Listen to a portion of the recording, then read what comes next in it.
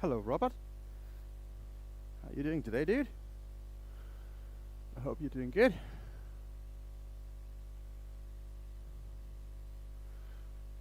Good morning, Billy. How is everybody doing? Are you ready to get set up for a long one?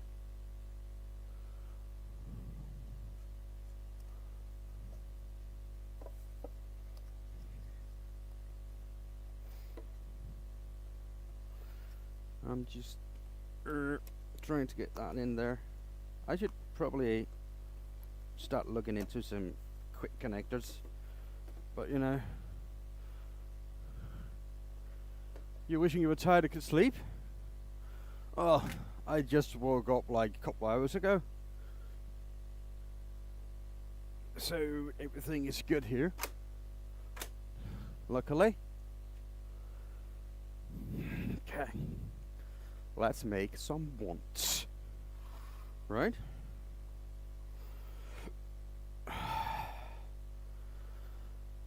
That's nice. Everything's set up. Hello, big dog. Right.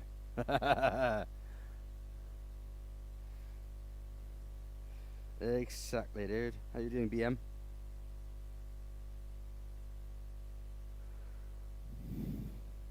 Everybody, right? Big Dog was formerly known as Big Mac Woodturning, right? He just lost his channel due to hacking.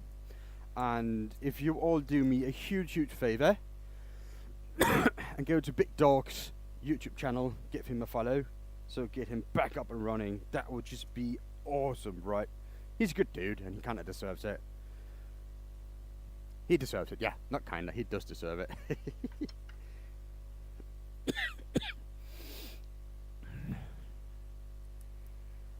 Yes, I need just to tape up my fingers because it's not going to take long for wear and tear on my fingers on the tool rest and the tools itself. So a little bit of tape gives me the ability to work for many hours, which is basically what I want to do. Right, so that is right there. That's charging. That's good. I tried with a glove, right? Instead of that. The problem with the glove being there's a good chance of it catching onto the piece and just grabbing it and destroying it. So, and also it leaves like a black mark on it. And I don't want that really, because that's going to be annoying. Then I have to sand them, and the customer's not really keen on me sanding them. So yeah.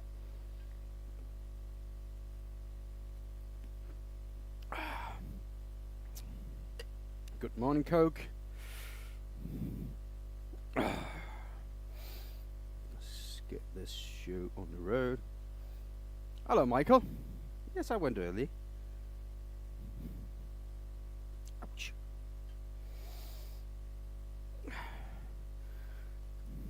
Because I want a double banjo now. Of course you do. Double banjo is really good when you do longer pieces, right, or have like a longer tool rest. It's not really needed for a tool rest this size, but it does help, and it's good to have the option. It's, for me, it's actually the best is when I do my staircase spindles and all that. Oh, you're not a mod anymore? I think we can remedy that. Just give me a sec here, dude.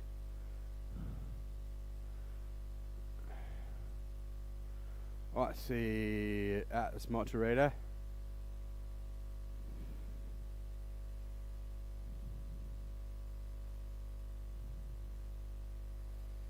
There you go.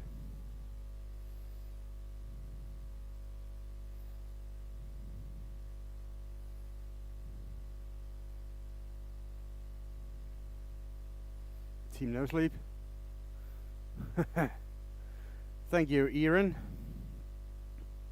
Yeah, I enjoyed it. I spent a little bit of time on it, so thank you for noticing. Also, yeah, the audio profile should be good, even though I mean, it's not going to be perfect, but it's going to be good, even though I'm wearing a helmet, my dust extractor and running and all that. So let's get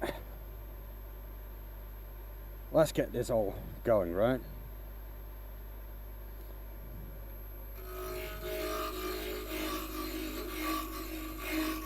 Let's make a few wants.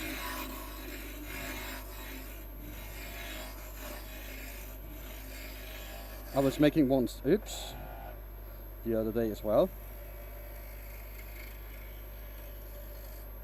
And I made 90 something in the span of a day, almost 100, which was good. Because now I need 40, then I have 250 to deliver, and I already delivered 20, so it's going to be like 270 for that order. This is alright though. And I see we got some morning jitters going. That's all good.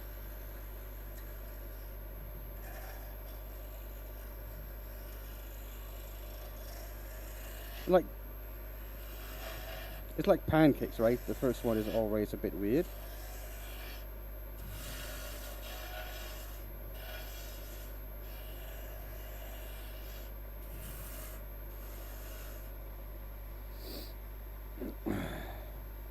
Thank you for that. Remember to hit the like button, peeps, if you want to help me do that.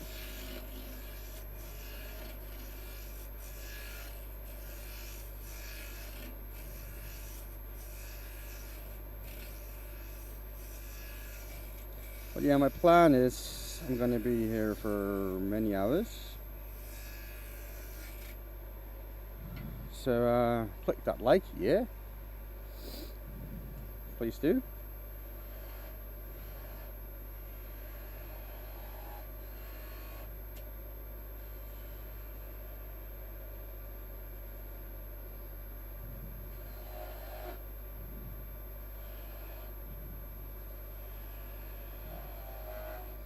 Ouch.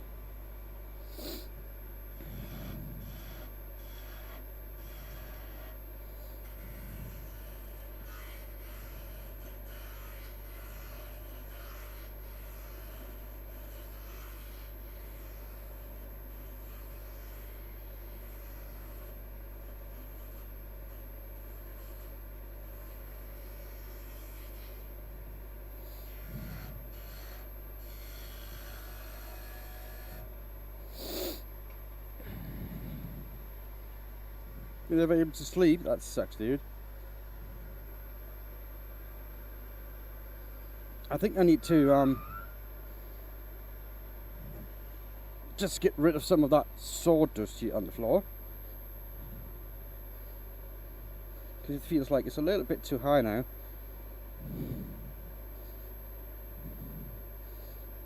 I just pile it up under the lathe.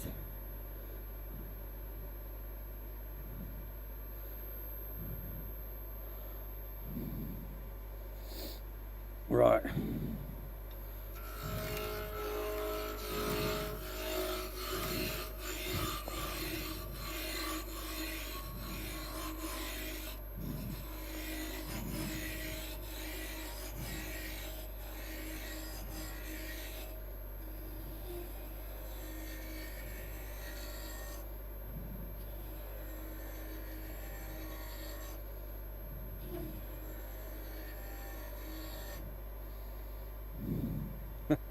Yeah, you know that feeling.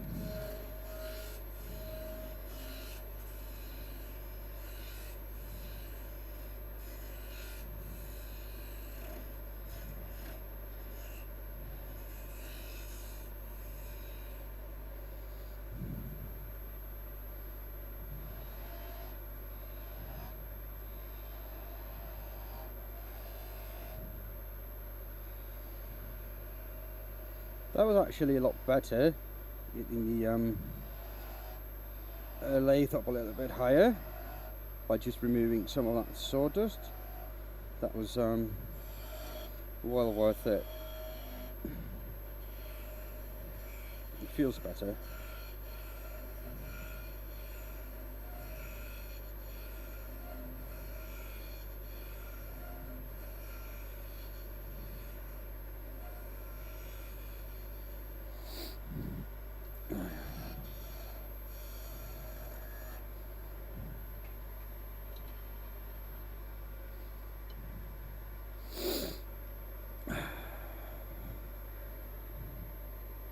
I think if all goes to plan, Sammy should get his package today. I'm looking forward to hearing what he thinks, because I sent him one of my really favourite pieces as a compensation for the one he let me keep.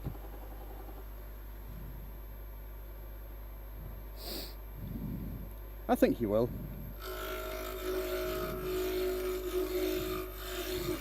It's a really big live edge ball, right?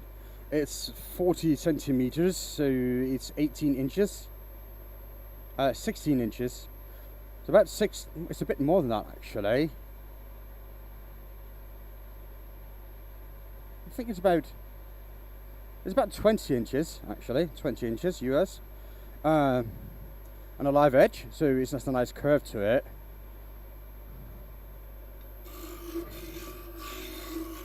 Made of oak that I cut down in my backyard before I started woodturning, so it also has like a special meaning.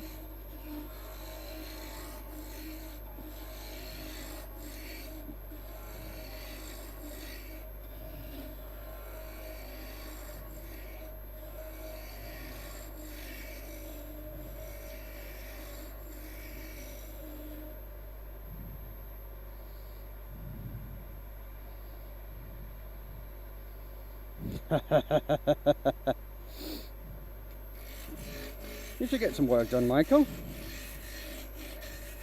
I mean, I wish I was able to have the Discord upright so we can just all hang out and talk at the same time. But unfortunately, I cannot get that to work properly.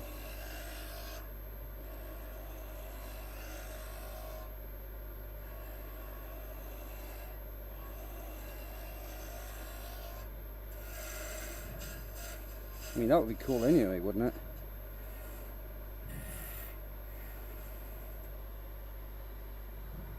Make baseball bat, or that wooden thing. No, it's a magic wand, really.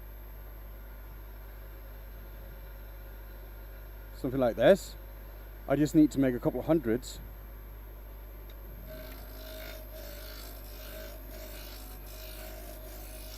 It's for children. So they can cut off the ends, right? They can sand it and decorate it and have fun with it. Like have a whole experience making their own wand.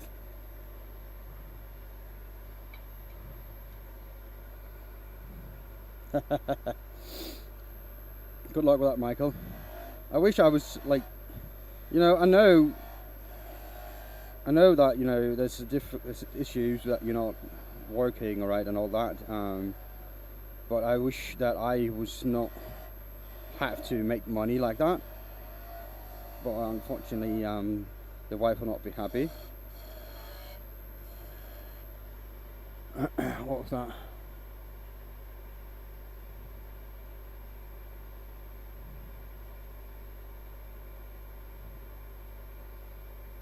That was nothing, right?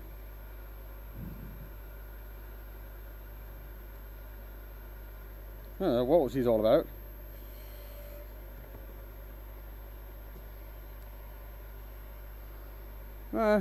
Thank you, dude. Just don't post gibberish. My mods doesn't like it.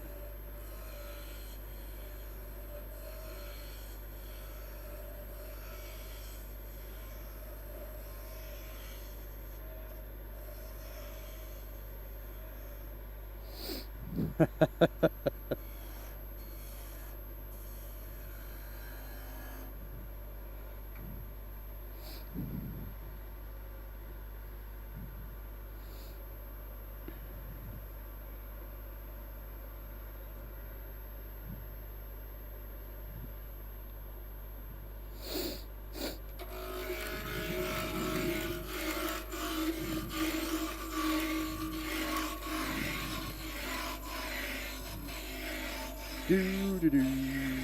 I wish that, you know, we were able to listen to music or something. You know, it's just YouTube is not allowing me to. Well, if they were allowing me to, I would not be able to monetize it.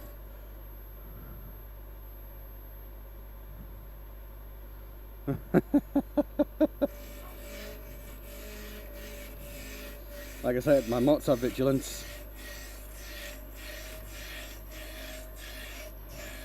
I really appreciate them. Oh, by the way, the mallet from Calvin. I think this is gonna go to shit now.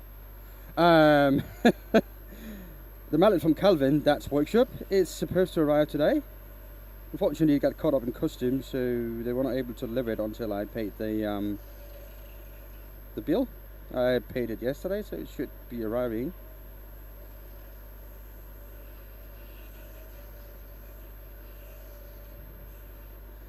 Yeah, I think I'm able to buy and stuff. No, that's alright, dude.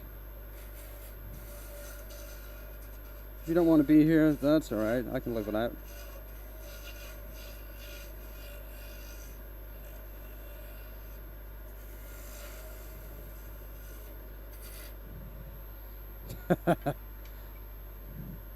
Normally, I have an audiobook going. So I listen to audiobooks while I work. It's really nice. I mean, it's either audiobooks or having the chat going, because I need my my mind to be occupied while my hands are working. Because, you know, it just doesn't satisfy all my needs if I'm just having the lathe there.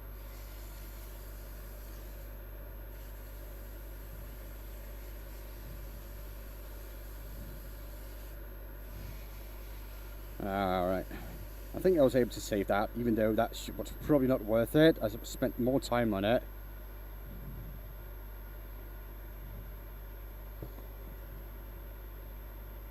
They are, it's just that I had, it started wobbling and I had it uneven, so it's either like I sanded a little bit and you see, like that, and try to get it to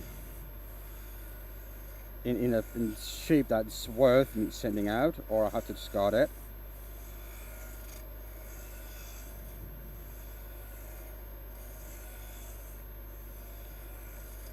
Some timber is just like got a lot of tension in it, so it doesn't take much. It doesn't take much to get it off balance and wobbling when it's like this thin.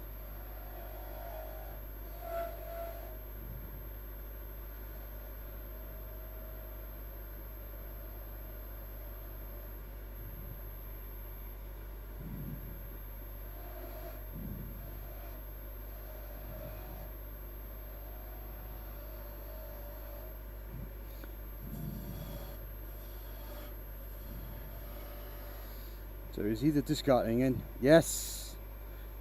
Yeah, I am a human and I make mistakes, and I make a lot of them. There's nothing wrong with that.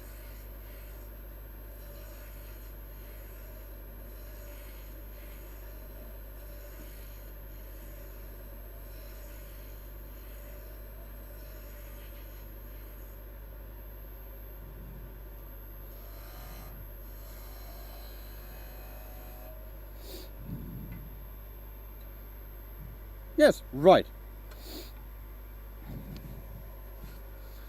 So let's see, maybe that is... Where's that remote?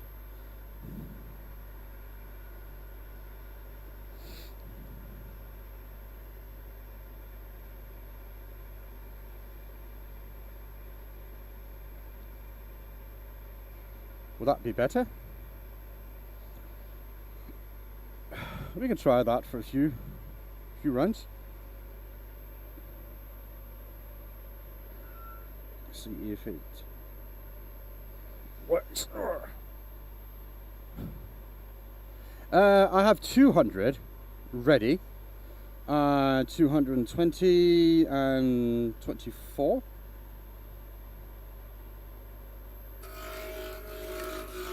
So that's where I am right now. And I just need, the customer said 250 to 300. And I already delivered the 21st of them. So 20 units have gone out. So actually I'm already, like, they already have enough when they come pick this order up here. I'm just gonna make it a little bit more because then I'm ahead for the next order that they're gonna make. Hello, Rackle.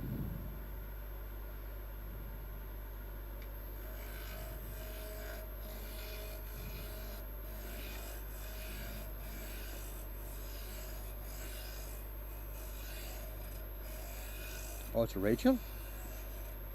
I'm not really good at all that stuff. I apologize if I made. Now let me know, is it the first Rackle or Rachel?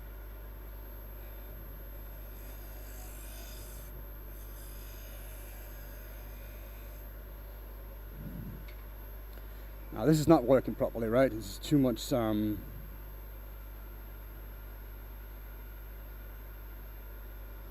yeah.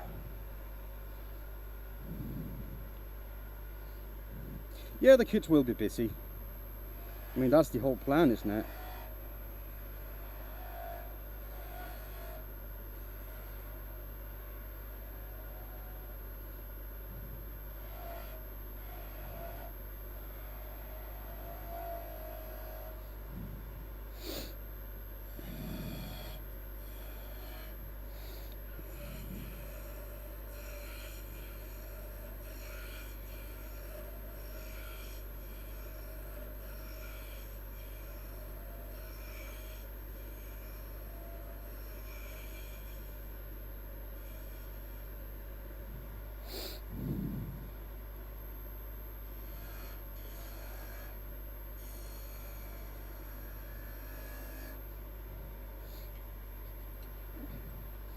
Yeah, thank you. The like button would be appreciated.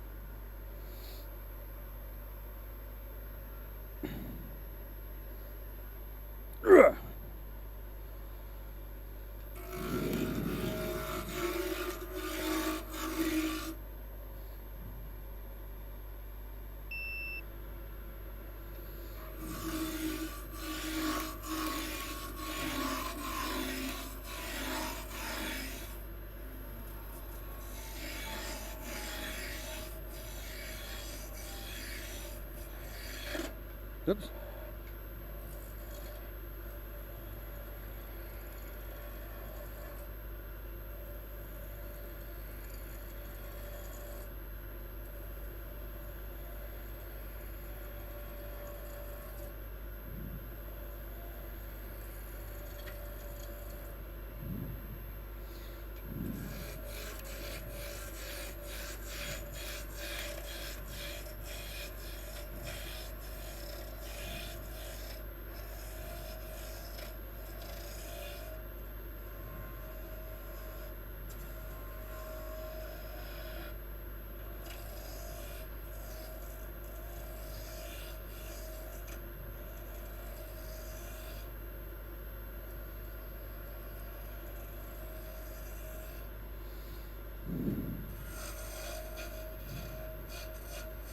Oh yeah, by the way,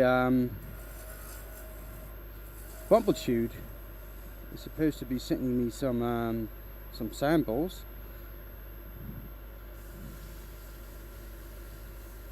So I'm looking forward to trying their stuff.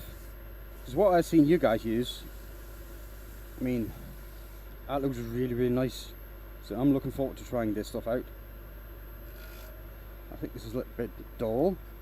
Oh, I need to sharpen my gadget soon because I'm running out.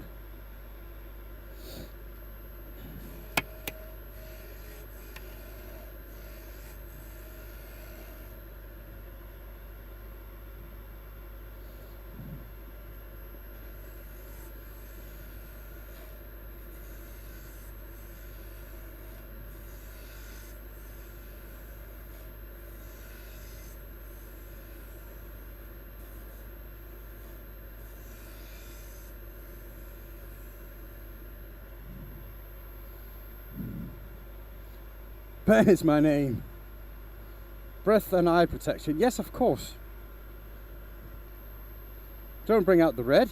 The red is really nice, but for stuff like this, the red is a little bit too heavy.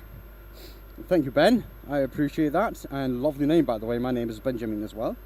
My name is Benjamin, and people call me Ben. So yeah, that's a cool name you got there, dude.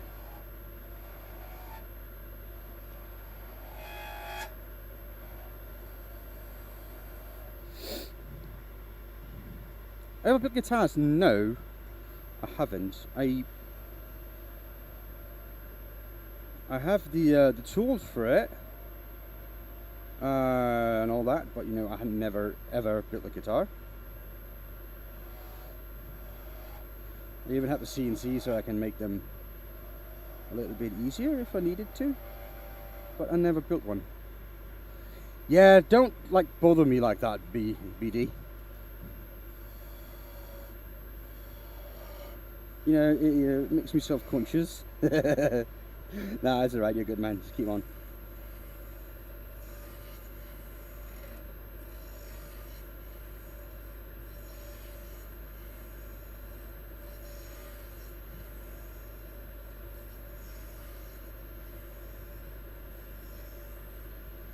Hopefully we're going to have a lot of bends in the channel, because we got all the mics.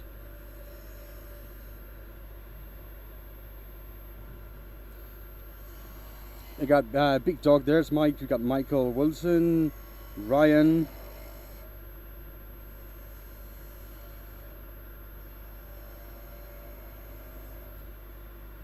Not Ryan, sorry. Yeah, we got Mikey, we've got all of them. Too many mics.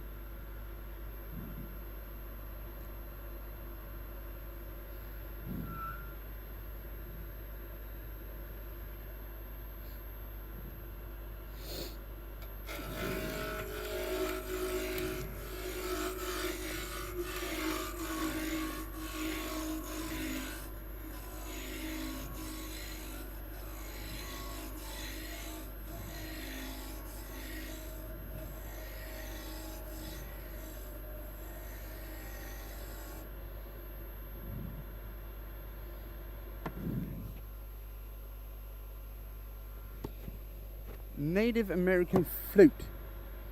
Built a guitar. To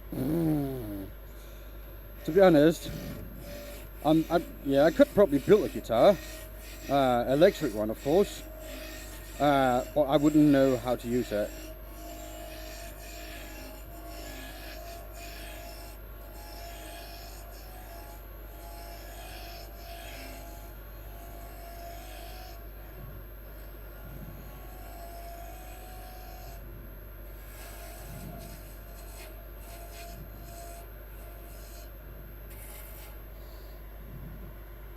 A great challenge. Well, basically it would just be drawing out the 3D model on it and put a piece of timber in my CNC and press play, really.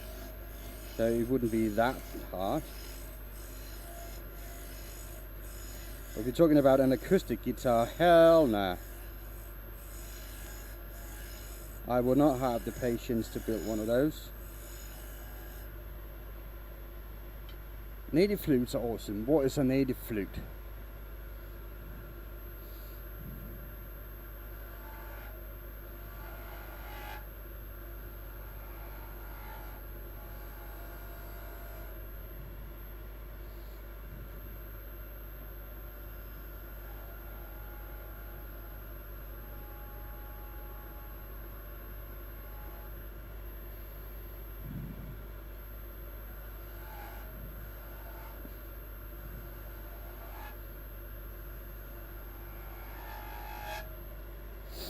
Instrument, yes, I get that.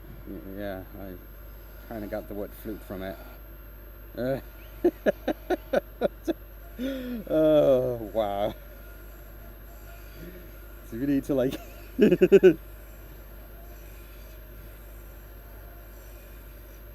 take this all down a couple of notches to my level.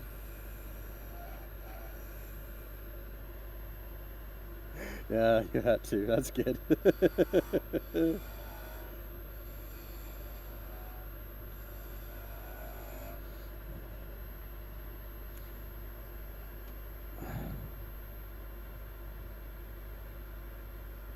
It's like the calculus of guitar making.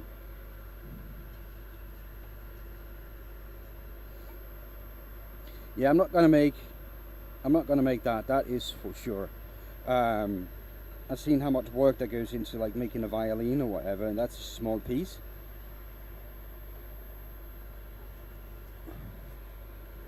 I mean, an acoustic guitar, I wouldn't even.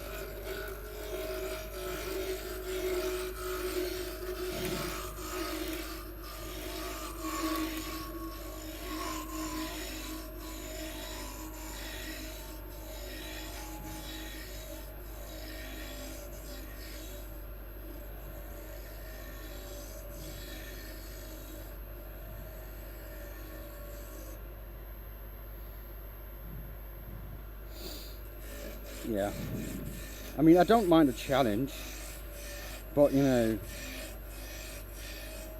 it's like asking me to build a space rocket.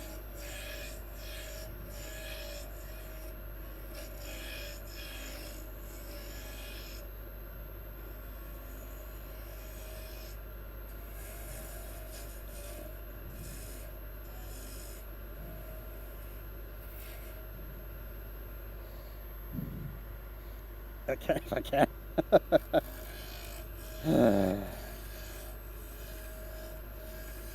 Well, chances are I would be able to make an acoustic guitar. It would just take a really long time. And I mean, most things out of wood I think I will be able to do. It would just take a really, really long time. And probably the result is not going to be the best. But it would be something that you could call a guitar, and that would actually kind of work. If it would be good, probably not. Good serious dude. Well, if I ever quit my job and go on making content full time, yes, we can make a guitar.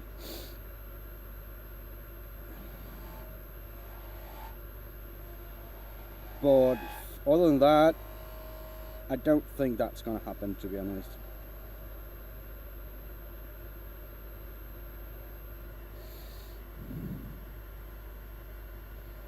Just cutting out the shape of the guitar would be cool. And now you're all getting me starting down the line, right? Now you already cut out the shape, right? You might as well make the rest.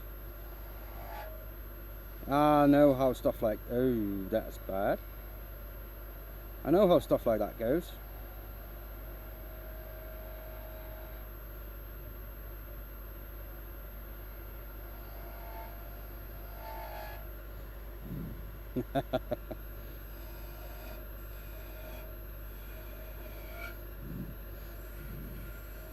It's like whenever I'm in the kitchen trying to make dinner and asking my wife, wifey, how would you do this? And she just come out and I'll just do it myself. It's going to be a lot easier, isn't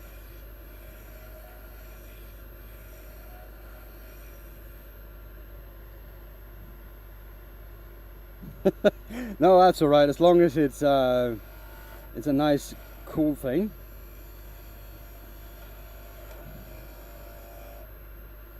I don't mind.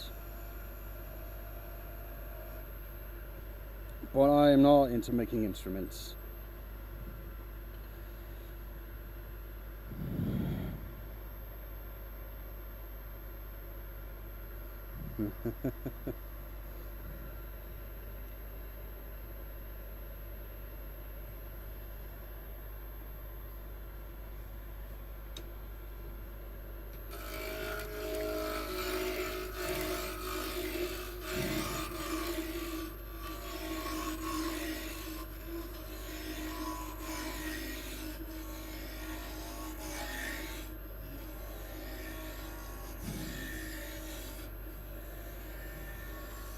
I could make a set of clavers, whatever, like the wooden sticks that you hit together. That should be easy enough. It's just a round piece of timber, isn't it? What speed you at? Maximum 3200.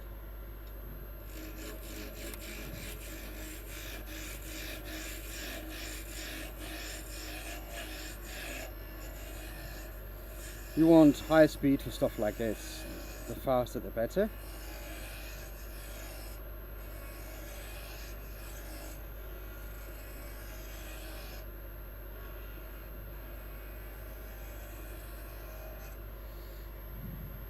Mark Jesus, yes sir.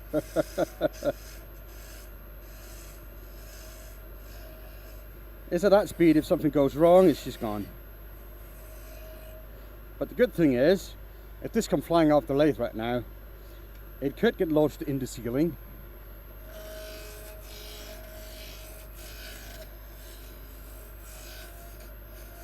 And that'll be fun.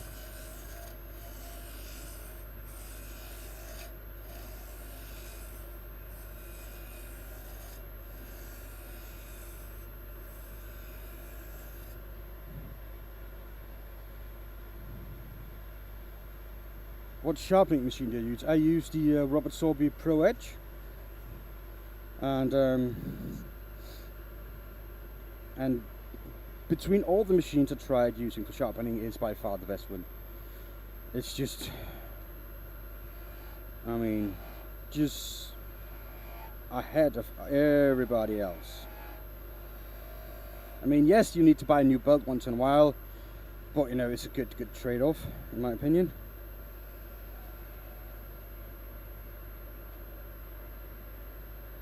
And it's well worth it. Sorby, yeah, Robert Sorby.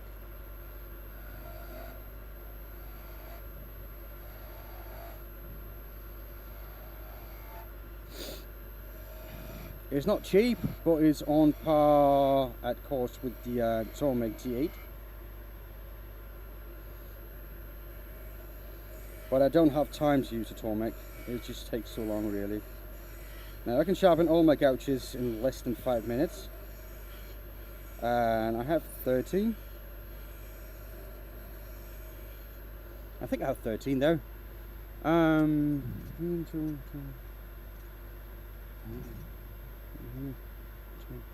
Well, I have 12 plus my 2 sprinkled gouges.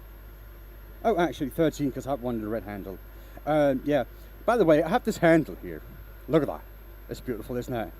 I mean, if you don't have a handle like that and you call yourself big dog, you're not really big dog, are you?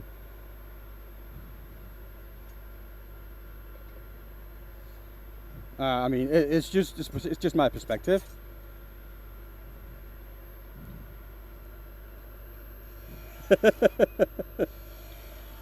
The story is actually Big Dog's been after a handle like that for ever since he knew me the first time. Yeah, so, and I promise I will ship him one as soon as they're back in stock, like end of this year, beginning next year, because that's how long it's going to take. I had to do it, dude. I had to.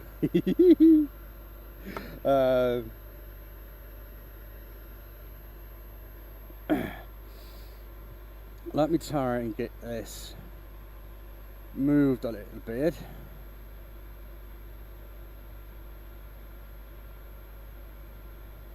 I know it's supposed to be an overhead camera, but it's actually, ouch! That's, you're not supposed to do that. I mean, that's not even good. That's not a good angle, is it? I mean, it has to be here somewhere, right?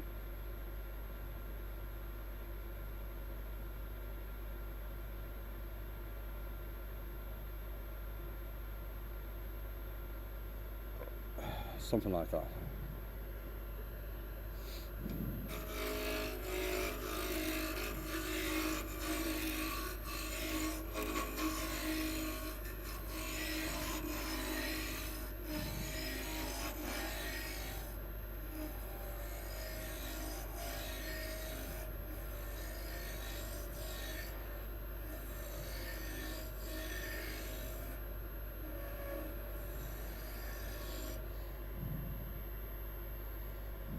Yeah, it's nice there, right?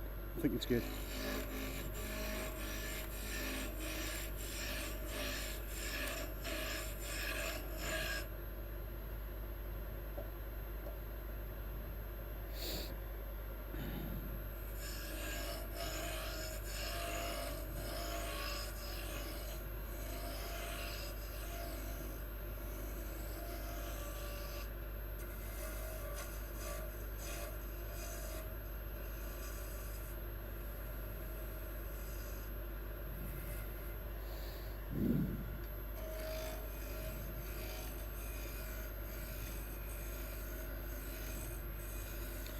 But yeah, talking about gouges, what would be your favourite gouges and why? I haven't even, you know, to be honest, I haven't tried that many different brand of gouges, but so far the M42 Cryo is the one that holds the edge the longest. Good morning, Sammy. Got a package yet? Package?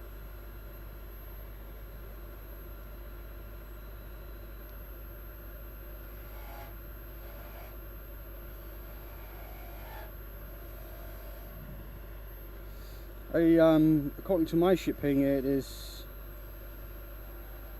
just started to move over there. Not yet. Oh, you got the tracking for it, right?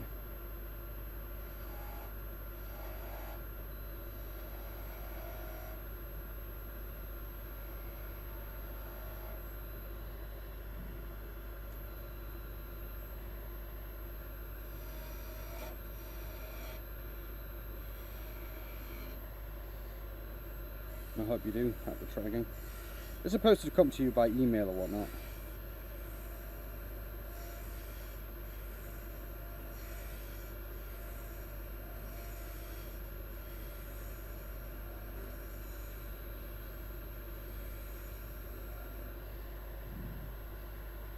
Okay.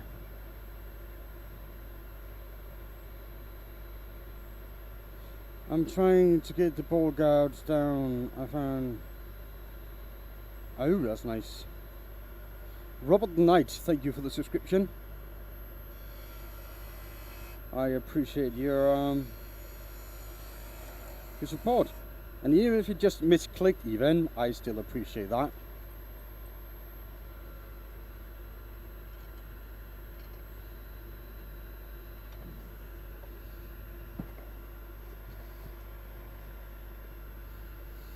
Okay. So that's the first 10 of today.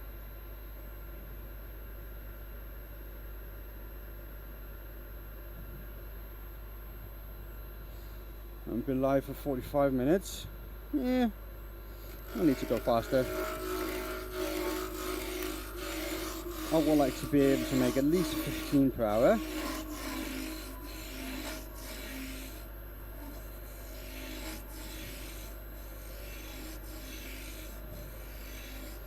So I'm close.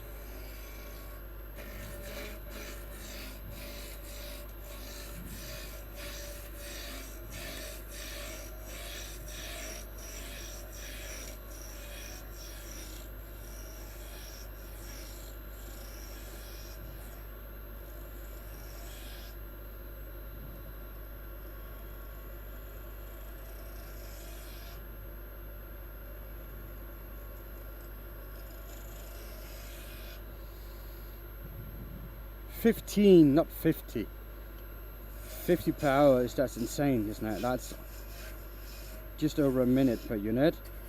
And I mean, I can move fast, but not that fast. But if I were able to make 50 per hour, it would yeah, that would be a really, really good payday, wouldn't it? Now, full disclosure, they're paying me 45 Danish kroners per unit. I pay 10 Danish kroners for the timber, which leaves me 35 Danish kroners per one that I make if I don't mess up any of the timber, which is €5 per in profit.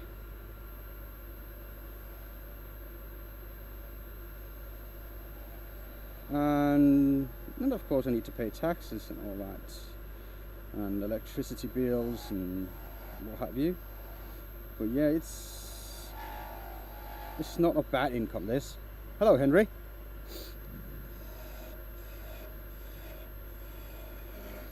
And I mean, if I was able to have the CNC running at the same time, it would be really nice.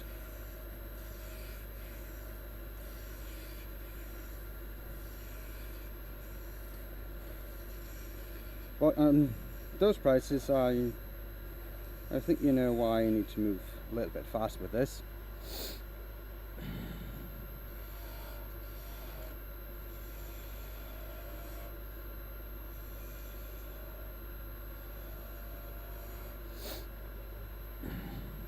You can do it. Yeah, I can. So we got 30 there. So now actually the order is fulfilled as a minimum.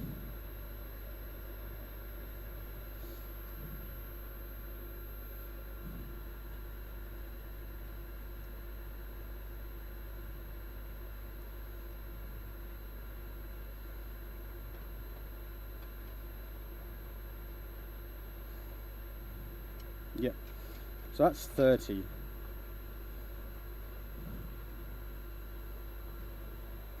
Good morning, Nikolai. How are you today? I saw the pen you made for your sister. That looks really nice. Well, that should not be like a 200 krona pen or 300 krona pen. It should be a 500, dude. Don't sell yourself too short. I mean, the kit is expensive. The timber you use is expensive. Your craftsmanship is really good.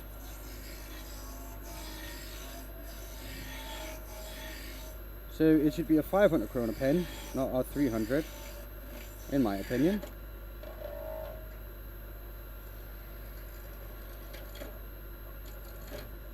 Yeah. That one's gone. I didn't want to spend time on it. Sometimes it's just too wobbling. It's not worth it.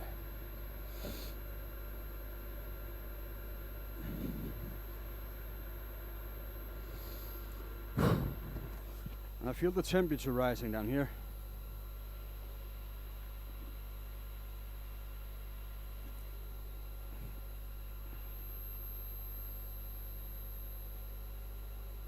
No, I destroyed that on purpose, dude. Didn't see that I put my gouge under it and just twisted it.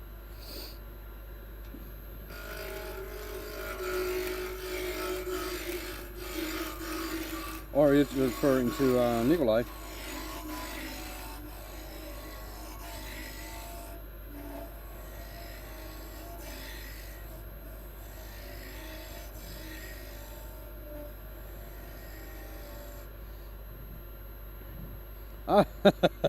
Yeah, no, it was wobbling too much, so I just put the gouge under it like that and cracked it, so saving time taking it off the lathe and having a little bit of fun as well, because you know, you gotta have a little bit of fun sometimes.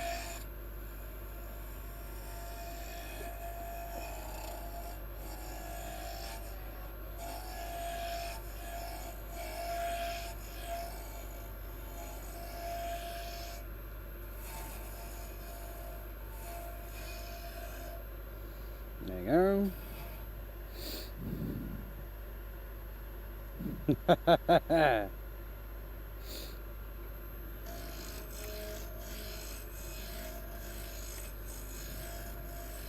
Yeah, Michael, the package is supposed to arrive at Sammy today, maybe tomorrow, but hopefully today. So you guys need to talk with each other about shipping your part over, right?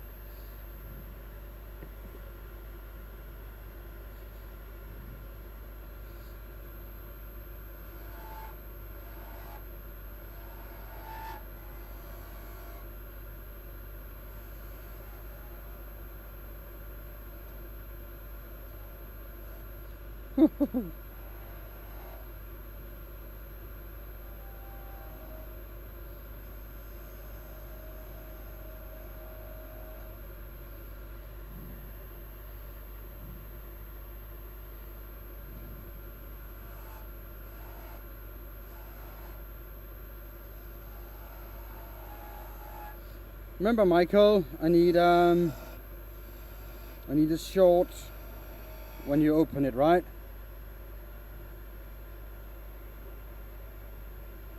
Nicholas says he's good, and he heard what I told his sister about the pen he made.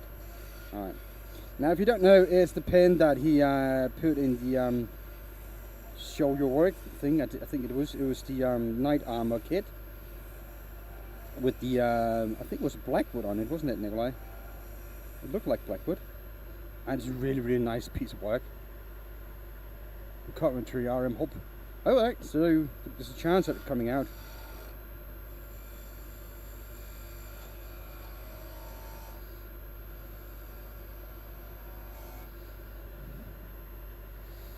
Did they impose any toll on it? Do you know what you're doing? I mean, you're making a mess. Yes, Peepo. I am making a mess, and I love it.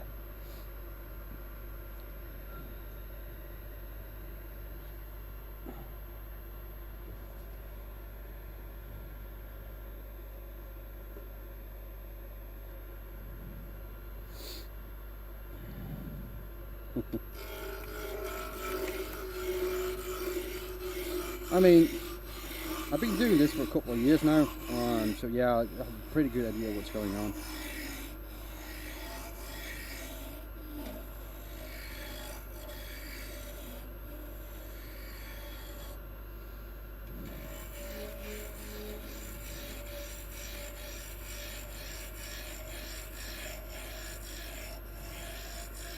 And if you're not into wood turning and don't know much about it, making something this long and thin, it's not for a beginner.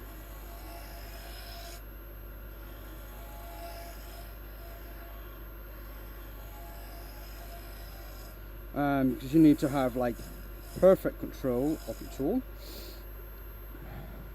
I think it's black ebony, huh? So you need to have perfect control of your tool. If you don't, you will have it catch just a little bit, and it will wobble off or fly off, or you'll break the piece.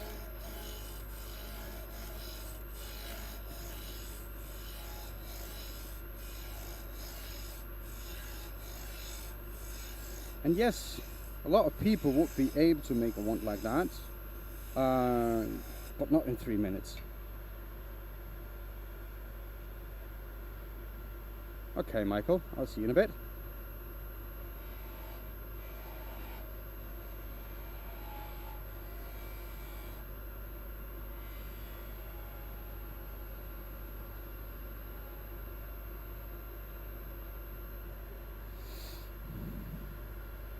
Yeah, the ribbons are they're nice to stand on, really, to be honest. It's a good cushion.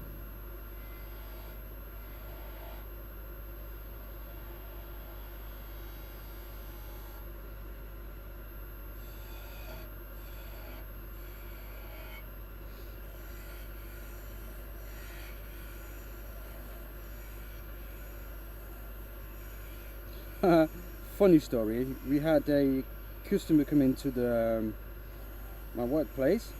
For you who don't know, we sell wood turning equipment, so everything wood turning related. And he bought a dust extractor, right, and a bit of hose for it as well. And he came back with it like a couple of days later and said it didn't work. He'd still had to sweep up quite a bit of dust or sand, like wood chips off the floor. So the dust extractor didn't work. He was expecting it to pick up all the shavings when it's like flying off the lathe, right? So like that all the time, and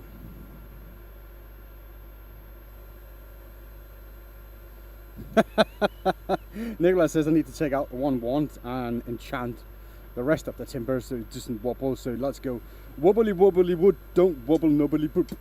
Something like that, I don't know. I made that up and I thought it was funny. Someone clip that.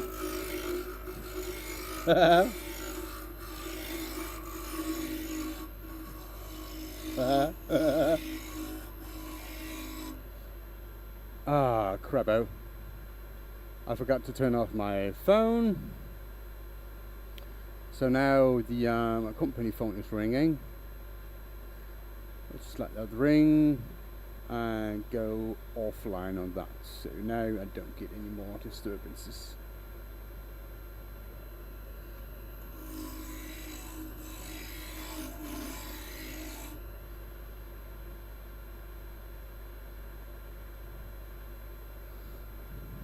Oh. It is a messy business, this.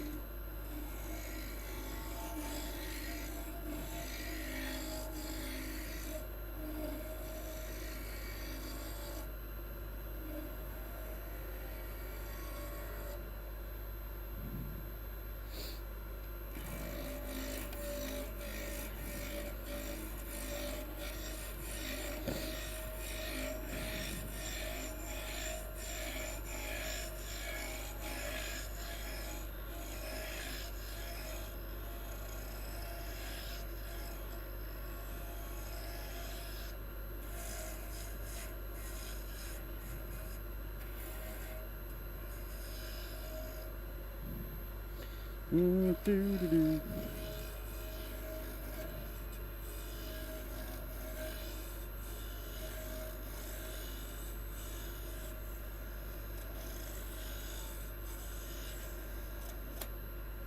Huh.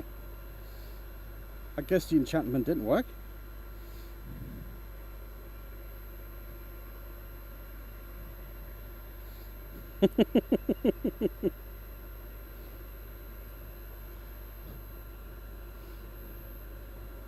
That just broke straight up. And let's see, did I? Which one was it?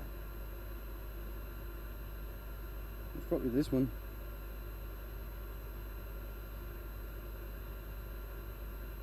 Nah, I don't know. Stuff happens. Okay, let's get back onto it. Right, big dog. Right.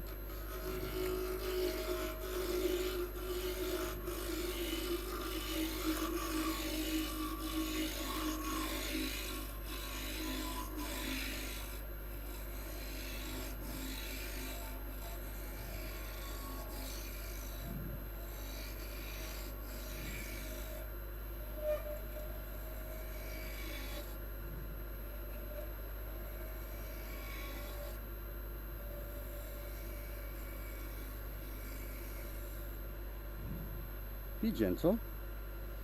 What the funny part is, right? See how much this piece can flex?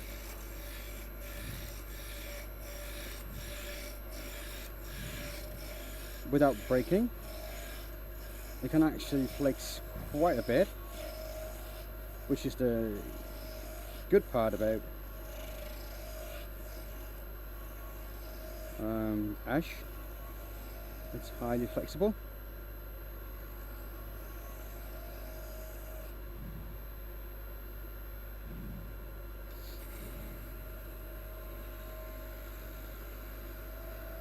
And yeah, you can make a nice cut.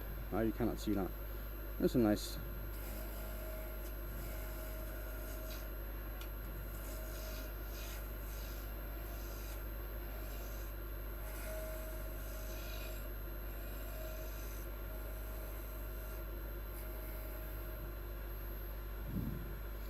We can see. Oh, you can? Oh, yeah, you can. The colors on my main monitor up there is not the best. That's probably why I am.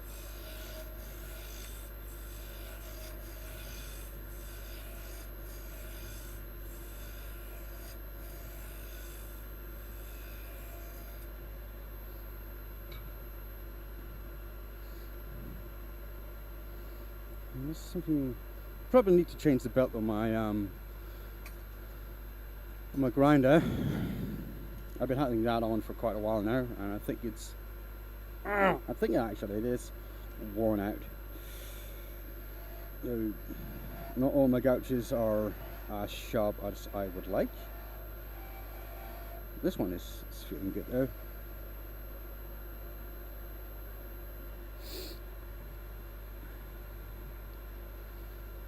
Yeah, it's like 3, 4 in the morning, isn't it, there, BM?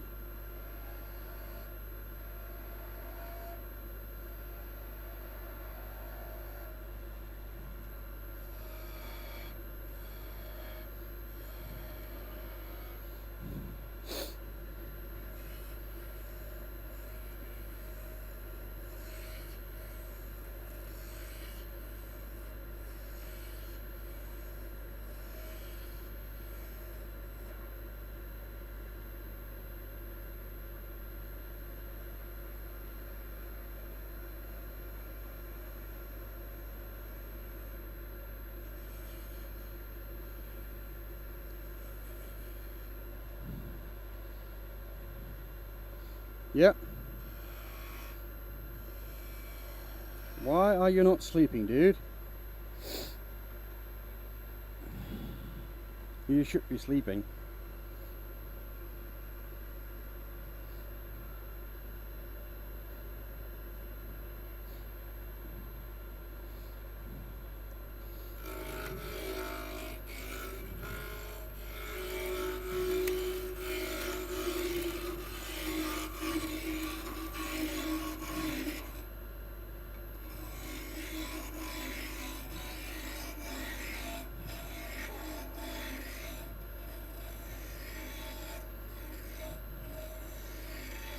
I'm guessing you're nice and cozy in your office there with a little bit of coffee, right, Sammy? I mean, that's what I would be doing right now, if I were you.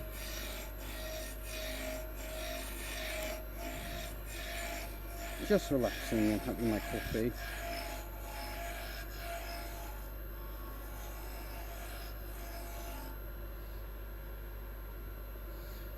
Coffee. That's not a bad thing. But it reminds me, I only had 1.5 cup today. The half cup being my wife's leftover. Probably should have more.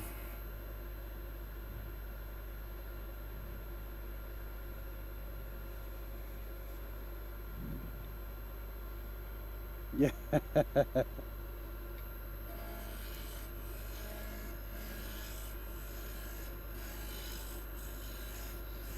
My alarm goes up off at 7, and my first cup of coffee is ready 7:10. I wouldn't have it any other way.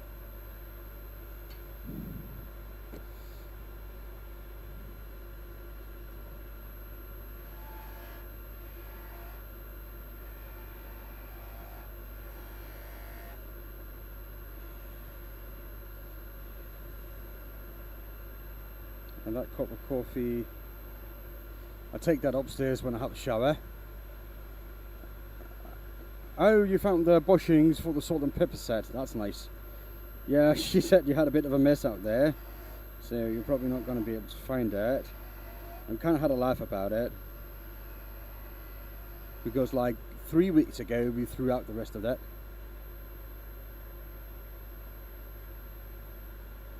Hello, Pilado. Welcome in, mate. Good to see you. Hope you're doing well.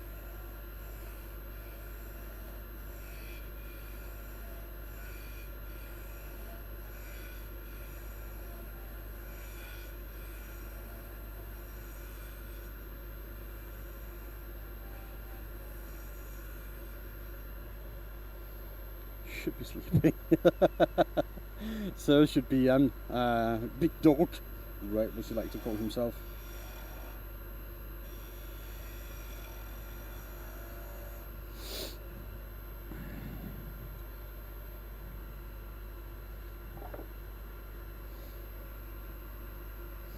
We're just whittling away at the wood pile in the background. That little pile. So in every stack here, that's 10. We got 1, 2, 3, 4, 5, 6, 7, 120 plus the 4 here, and these are extras. So when I break, I can just take one, so I can still keep count.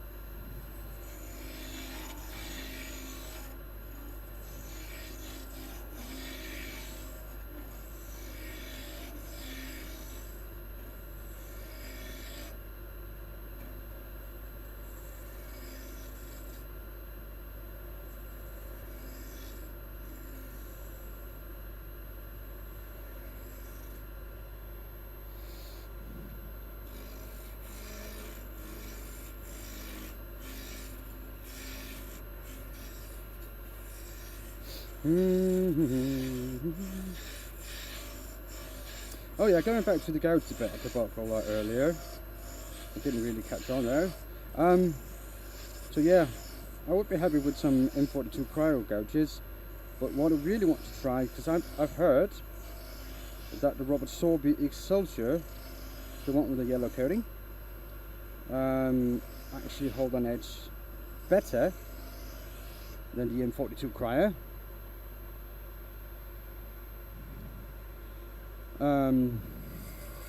So I really want to try those. They're just a little bit expensive, and Robert Sorby is not returning my messages for some reason.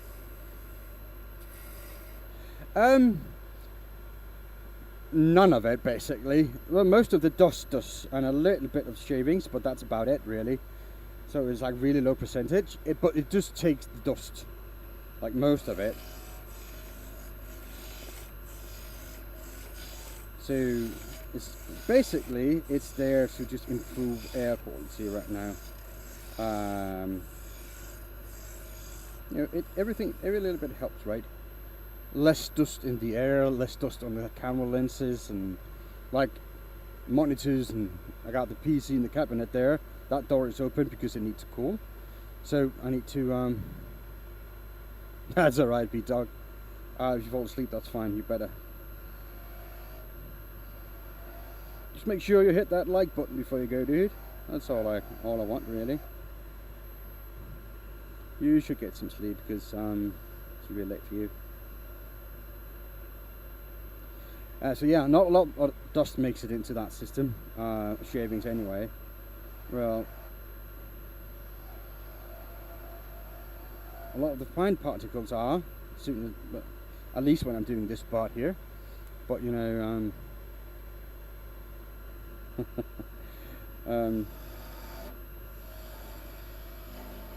but that's it really. It's just to improve air quality basically. And if that is not running, I'm certain, and I know this because I tried it, the air in the workshop will get filled with dust particles really quick. So it's quite helpful.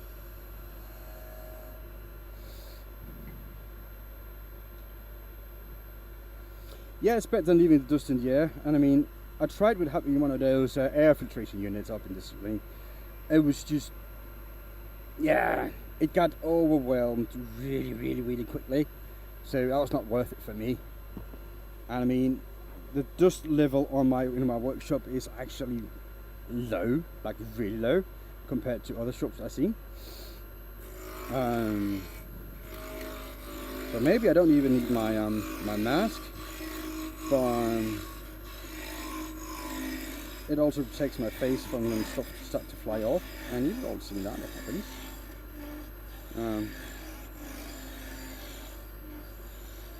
In my opinion, you would always need a mask when you do woodturning. Yeah, I would really recommend it.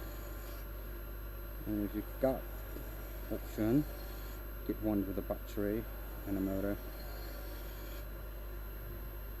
Just make sure if you're buying one, you get one with a proper filter on it.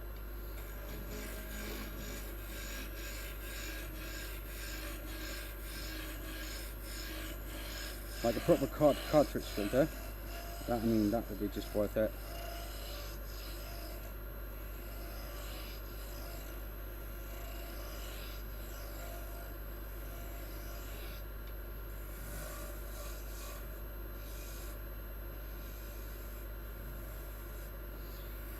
That would be worth it.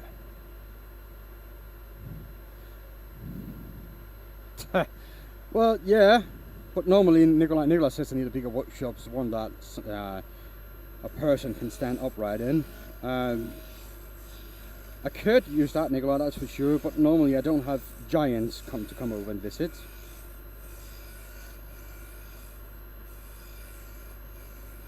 Yeah, well, a table saw, if you got like good extraction on it, is not the worst really. The same as the bandsaw and everything else. Like if you got like a good extraction system and it's hooked up properly, it's not too bad with those machines.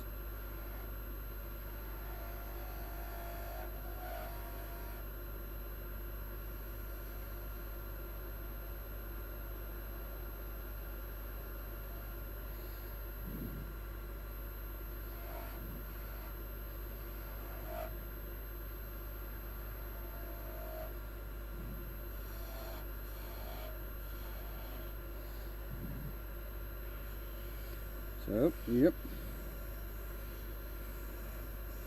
It's all a matter of having a good system for dust extracting. I noticed that after I put in my duct system, it had improved quite a bit because of the airflow to the extractor is so much better.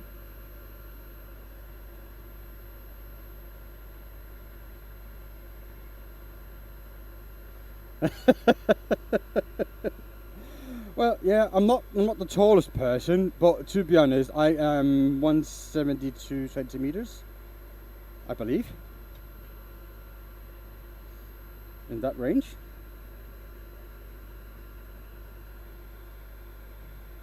Yeah, about 172. I don't know what that is in inches, or feet, or whatever you guys do.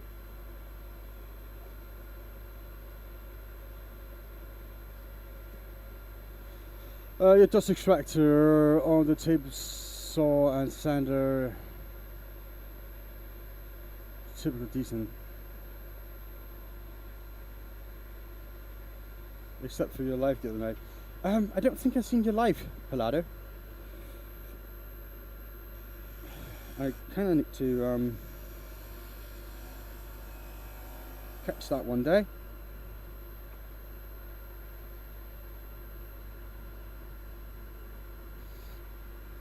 Could it be that I am stupid enough to have not subscribed to you? I mean, that would not be nice, would it? So let me just have a look at that.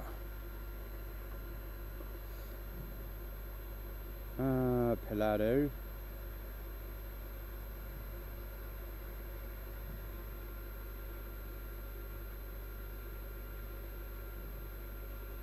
There it is. I wasn't, and I am sorry about that, mate. But I am now. Right.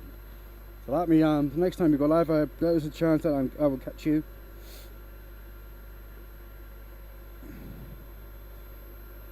Oh yeah, if you're not subscribed to Palado, go and have a look, peeps.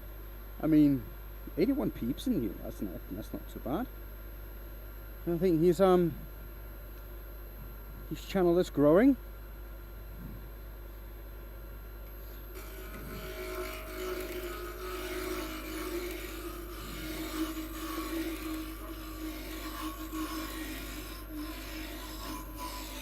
And also we need to get Michael Wilson off the out of the bushes and make sure that he starts posting soon. I mean, he's been putting that off way too long.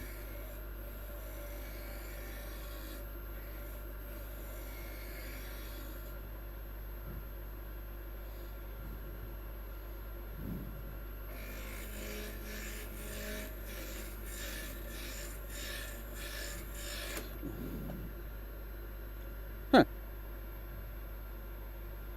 He's procrastinating, yeah.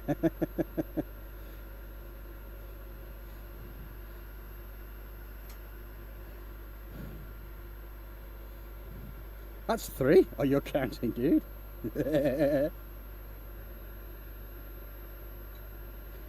That's good. Keeps me on my toes, right?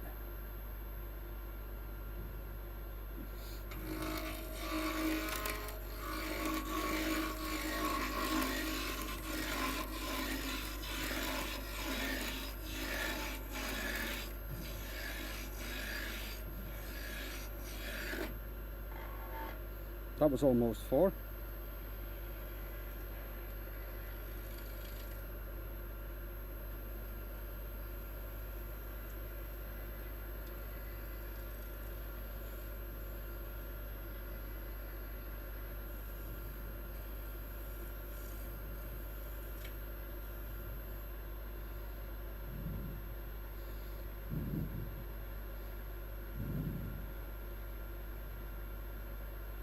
Issues about when I didn't realise. Oh. Do you get your money back? Tell them these broken knees money back. Nah. It is part of it, really.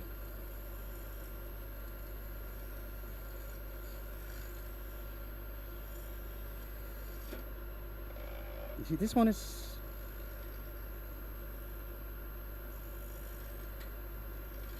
I mean, to be honest, I shouldn't do it, this.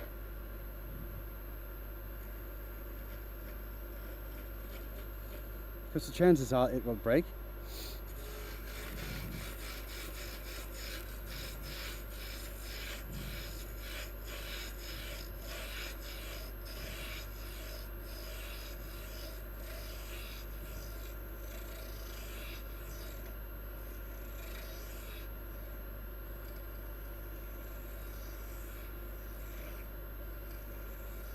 So I shouldn't spend my time on it. But since the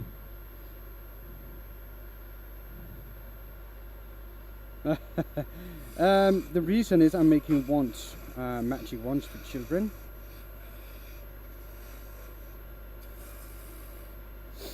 So that's the reason why I do this.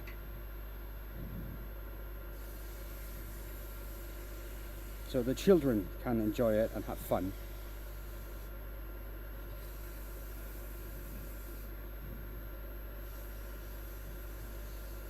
And also, this is kind of my job.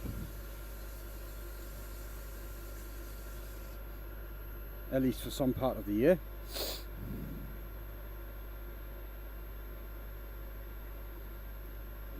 Got very dusty. Yeah, I can imagine that, Bellado. If your dust system's not working.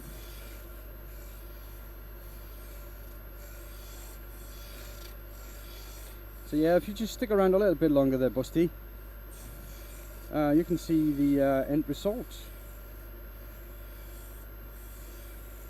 Normally it doesn't take this long to make one, but this one was a little bit feisty. So the plan is really, I make it into a wand, and then the children will cut off the ends, they will sand it, and they will decorate it, and they will use it to do math with, so to calculate the circular whatever it is, or they do a lot of math with it. Gives them a lot of opportunities to do math, and it's for children with some sort of diagnose normally that has difficulty staying in a normal school for some reason, or they just need like a little bit of time away and all that, you know. So they go to this place called Dragon Hair, sorry, in Denmark, and they spent a couple of weeks there doing all kind of things magic related and adventures and all that, and they combine it, hey Luke, they combine it with school and teaching and math and languages and all that, you know. And so yeah, it's a really, really nice course. Kids with diagnosed like special needs, yeah, probably. I would like to call them letter children because they got ADHD or all those kind of things. Like, you know, you can get diagnosed with any kind of letter on it. It's just letter children would be the right. Back in my day, that would just be called high energy children when I was growing up. So something like that is that.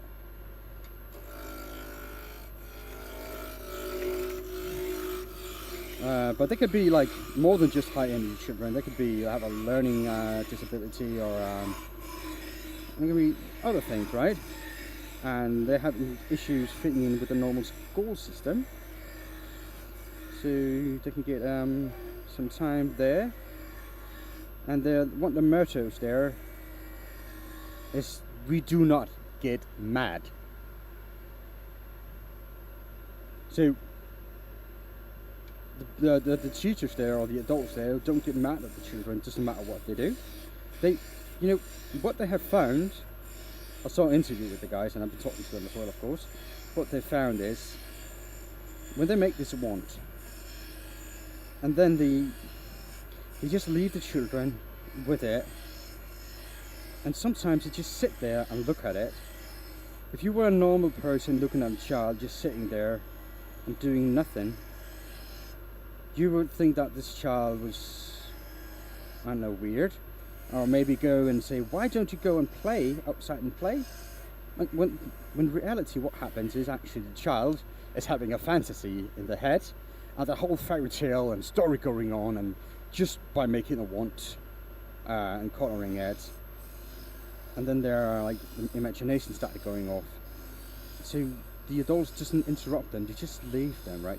They are there if they are needed, but they're just let them be. And sometimes the children just sit there for hours and hours, and maybe they talk a little bit and here and there, and but most of them just sit there and make the wands, colouring it, and having the brain just go out and make an adventure.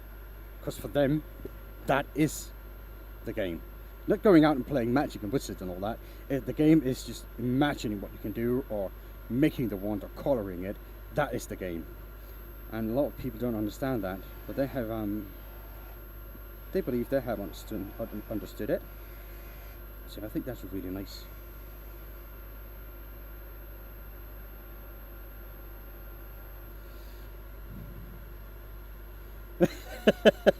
We label that as a mental disability. Yes, but it's not. The fun part is it's not really a disability, because they're just hyper focused on something else, and because we don't, as like the norm of the people, don't see that as an activity or a game. They are labeled as something's wrong with them, broken or whatever. Really, they're just hyper focused. And if we just learn to channel that into something, then that person will be lost for the society and be a burden. But instead, they are just, having the time of their life and developing the skills they need. And it maybe not be the skills that, the mainstream guy want. Hey, yes, you need to have an exam so you can become a doctor, or a scientist, or a professor, or go into finances and make a lot of money. Well, basically, concentrate and make up cool shit in my head. Yeah, there you go, Sammy. They're not much more different than you and I in some parts, right? Right, sometimes I have the same thing. That's why I need having an audiobook in my head. Because if I'm not having an audiobook when I work or talk to you guys, my brain just goes on adventure.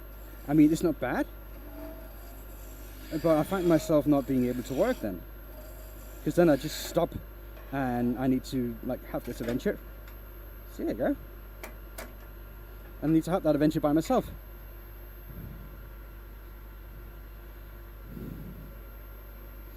So by having something to occupy my brain with while I work, which means that I'm way more efficient in anything.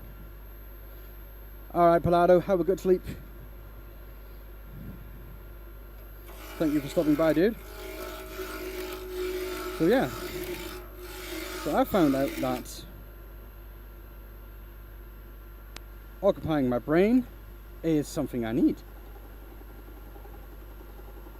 Then I can get all the tasks done that I want. And I thrive in work that's repetitive like this. I think this is, for me, this is great. I love this. I mean, many people wouldn't like to. You can go on and make 200-300 once in a week or two. People say, nah, I wouldn't. That would just be boring, right? Yeah, overactive children, yeah. But for me, this is my body is tired when I'm done with the day, but I feel really accomplished. And I'm happy. And a nice audiobook, or hanging out with you peeps.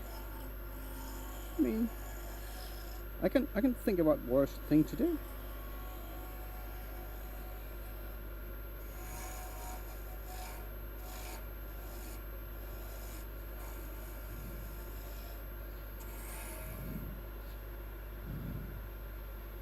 Yeah, thank you, Luke.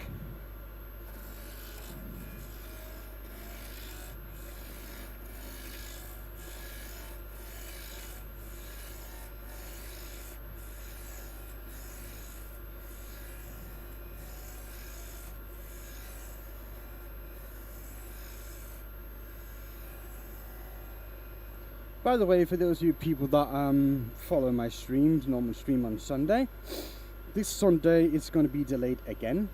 Sorry for that. We have a family thing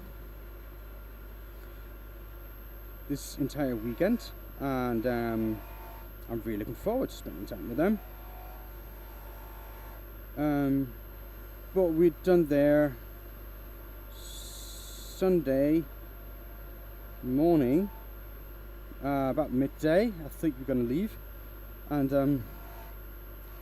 then I have a couple of hours drive home. I need to unpack a little, then I'm going to go stream. But yeah, it's going to be delayed a little bit, so I think like 3 hours probably is what I would expect.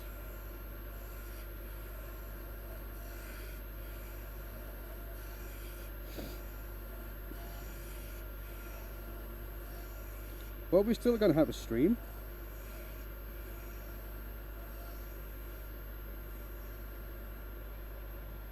Hello, Mohammed. Welcome in. Yes, tax? What do you mean tax, Nikolai?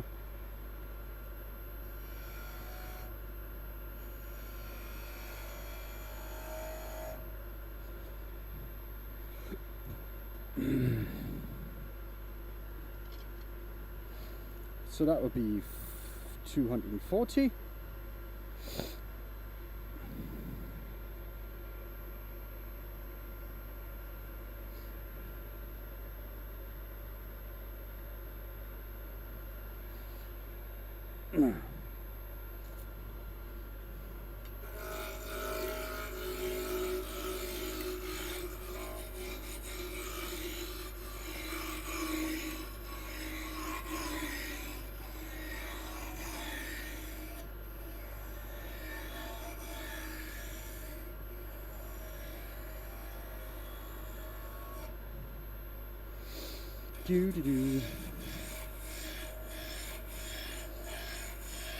I wonder about Judge, really. He was supposed to have an interview.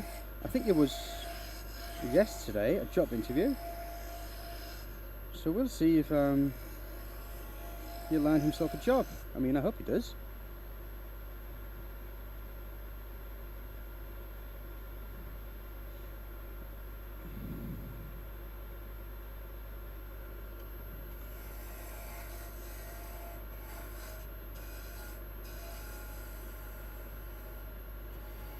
Yeah, I don't understand what you mean there.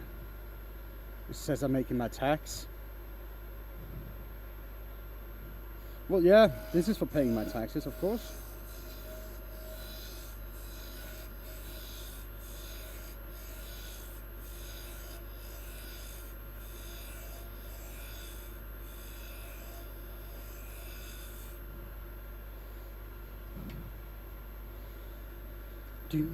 What time is it? 10:15 almost.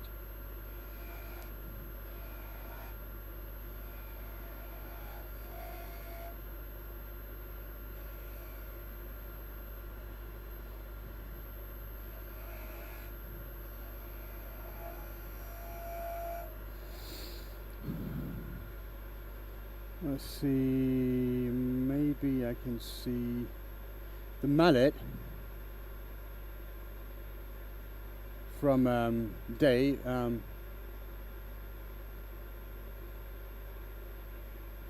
It should be en route, but the last thing it was between 10 and today's the 10th, right? Yeah. So between now and 2 o'clock it should be delivered. So I'm looking forward to hearing anything and receiving that mallet, because unfortunately that was picked up by customs.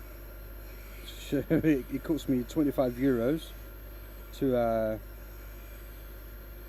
receive that one, even though it were a gift. But that's fine. I mean, it is what it is.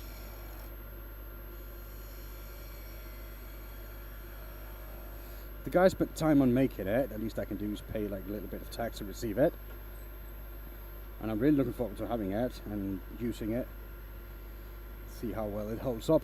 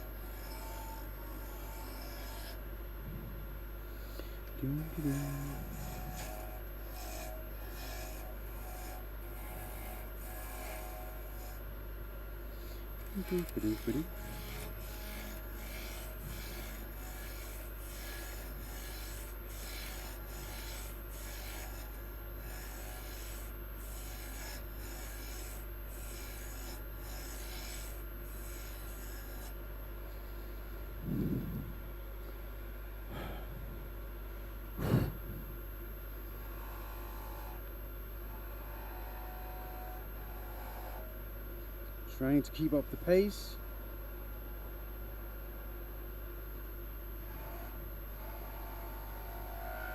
Ouch. Hello, plant. Dark plant.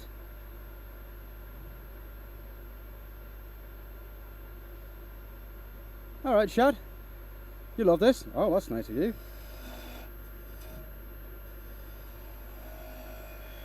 Yeah, I think changing the name there. You have a stupid question. Yes. What is the stupid question?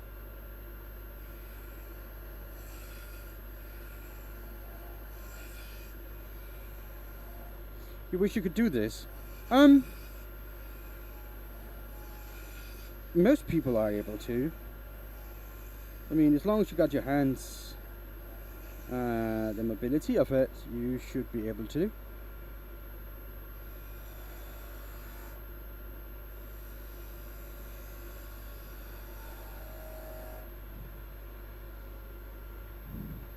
Just a little bit of practice, that's mostly what you need. I've been doing this for 10 years. So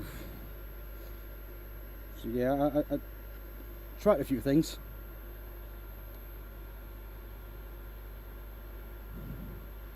So yeah. What if you reverse the rotation and held the tool upside down? Good question, Sammy. What will happen if I reverse the rotation? The tool would lift up off the tool rest, which means I will need to have the tool down here, and then I will hit the poles here on each side, and so it will not be that good. Some cubby lathes have that system, right? So they cut under it, which means the shaving go out and straight into a chute like that. But as a wood turner, we cannot do that if you're working. Oh, there's another one there. That's good. I just need a little bit of more. Ouch!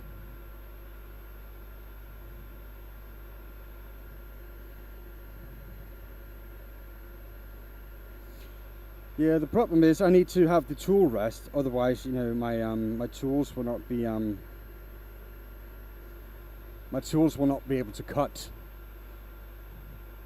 So really what's holding the tool is the tool rest, and I put a little bit of pressure onto it so it makes it firm and steady, and I slide it along, and that piece pushes it down into the tool rest, and depending on how hard I push, the bigger of a cut I will make. Basically what's going on.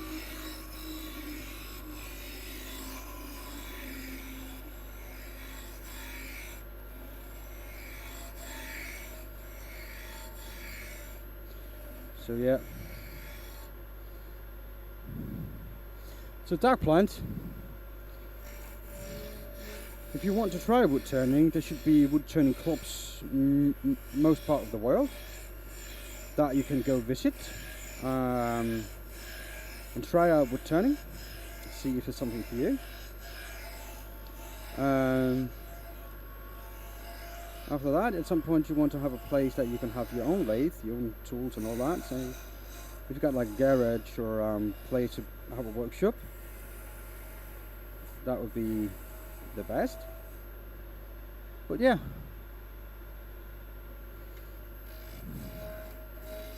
and if you want teaching, I do offer teaching on a virtual platform, which means that we have one-on-one time with the you and your lathe and me and my lathe, and we just talk and I guide you as best as I can. All you need is a phone, a way to hold your phone in a different position, and a headbutt so you can listen to what I say when you turn. And that's it really. Of course you need the lathe and the tools and all that. But a few members of my channel have given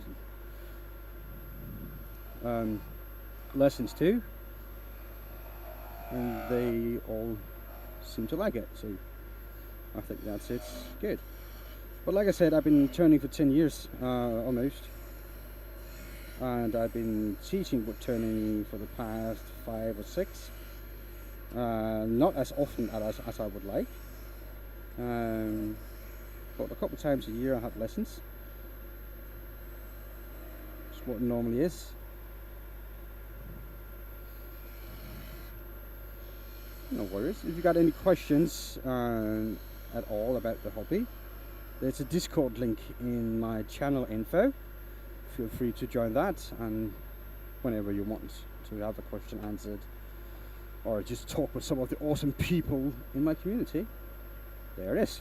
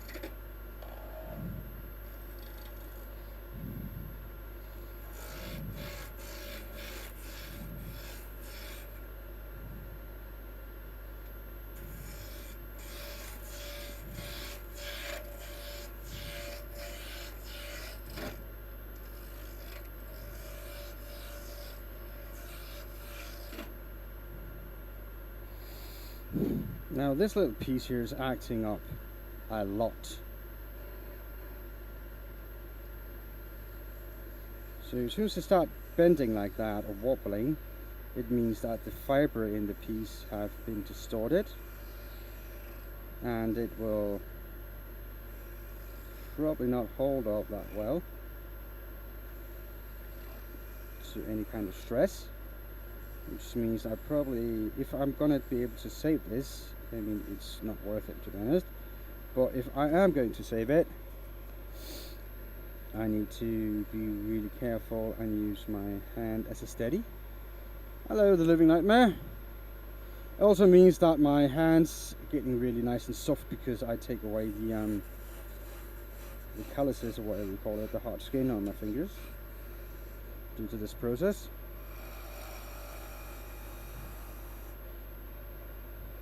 So wood turning is also a nice way of exfoliating your hands. Right.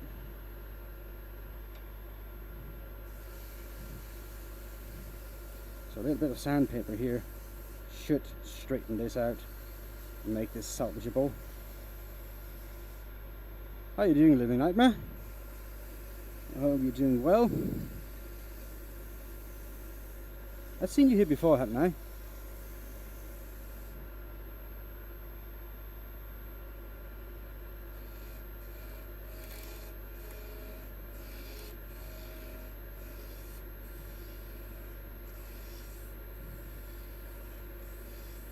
think I remember that name.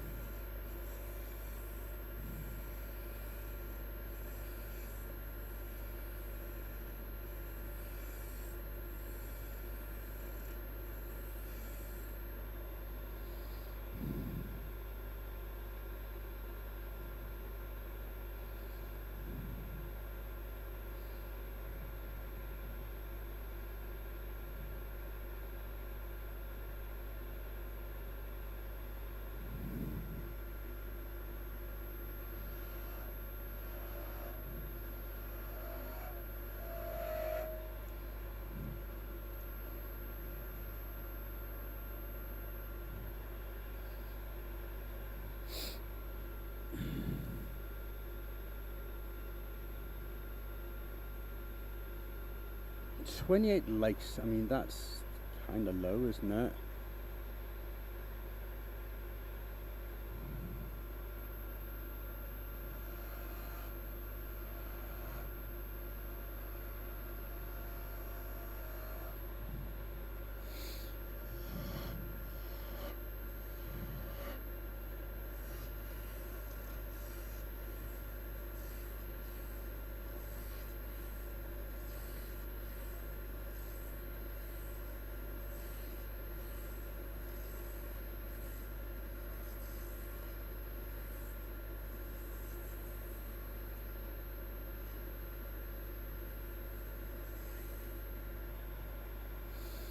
Doom, doo, doo.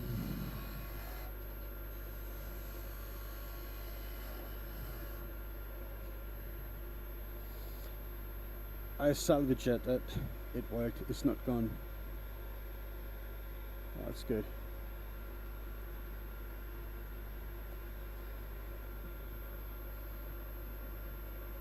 I mean, there was a good chance that would have broken. There really was.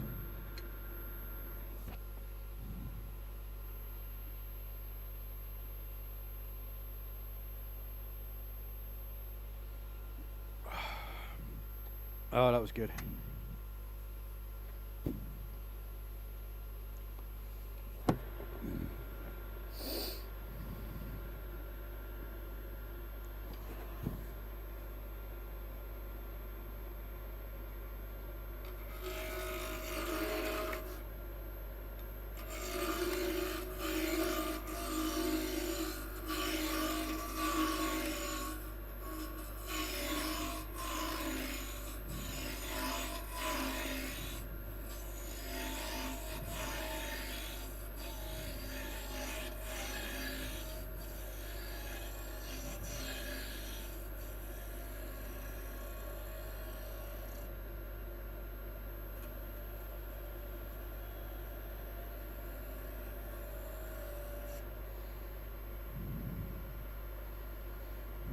You're driving back while listening. Alright. I'll come back in, Michael. I'm not talking much right now because not a lot of people are chatting. So it's nice to have you here.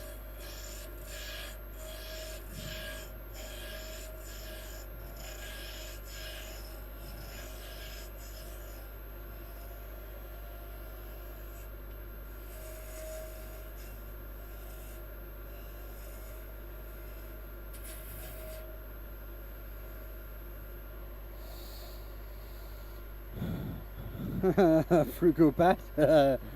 Trump is winning. He did win, didn't he? No, it's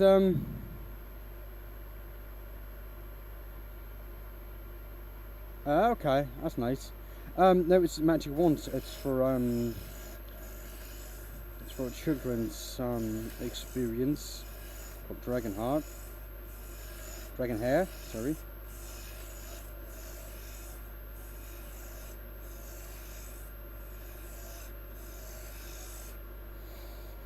So yeah,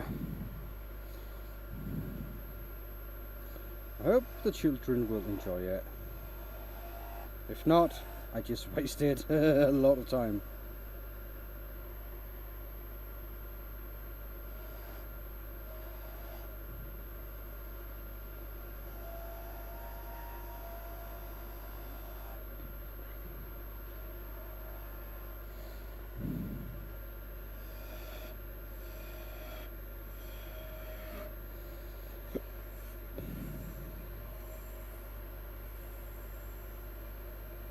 What you should do, Michael, when you go to a cafe like that, have some of your pen with the click mechanisms on it. Have them engraved with the cafe's name on it, and make them a really good deal and say, listen, I just want to give you this, and see if you're interested in having some for your cafe.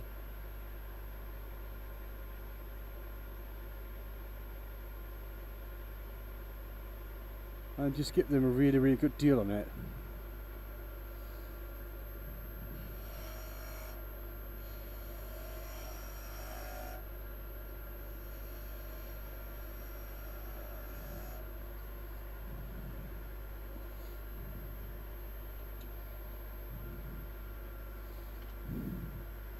Like the engraving is £1, the pen kit is a £2 thing that you buy. The timber, you can get that for free if you just use basically anything, oak or whatnot. It's basically free. You get a lot of pieces for very little money. You just crank them out really quickly. So all in all, you're being to about £3 or £4, I would say. And you offer them to them for over £10. So it's not a huge profit, but delivering 20 is a nice profit.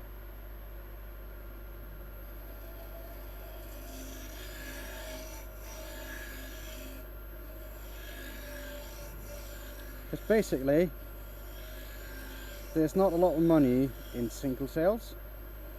It's difficult anyway. The money is in like bulk sales, send them like 20 pence. Listen, what? I'll send you 20 pence. I do them for 180. So it's £9 a piece. Made in oak. So then you can have it for your employees, for yourself, and maybe give it away for all your real loyal customers and what have you. So that's a nice little thing. And that way, you just made 120 quid for what would that be? 20 pence. That should be a couple of hours.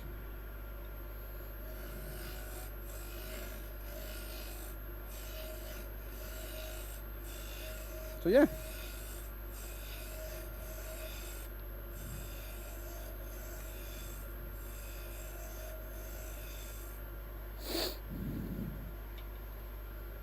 That's how I, make money on pens, to be honest. After a little while, I stopped selling to individual and just only did bulk. So if you didn't want 10 or 20, I wouldn't bother. I have like the same customer who comes back just about once a year and asks me to make one pen for him, one specific pen. And yeah, a lot of customers are nice. It's not like I'm making a lot of money on it, but you cannot say no to a client you had for many, many years, can you?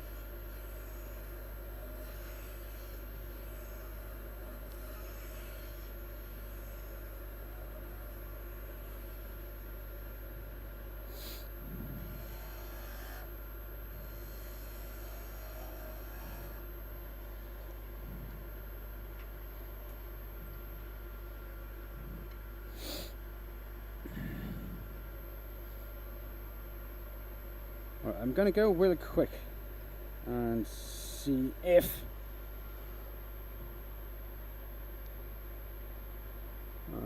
probably should be able to see. Come on.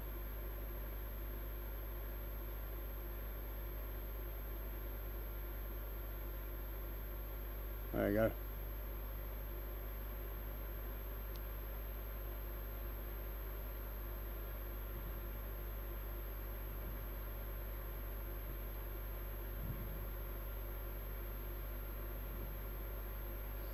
Yeah. They're not telling me if it has been delivered.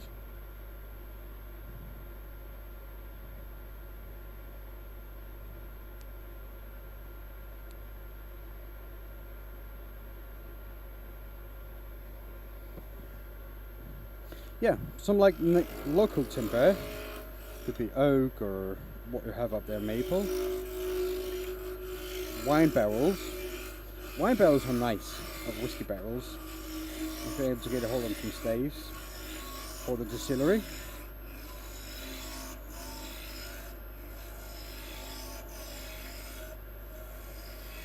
It smells really nice, certain those. So I mean, they are worth it just for the smell. But don't text and drive, dude. That's dangerous.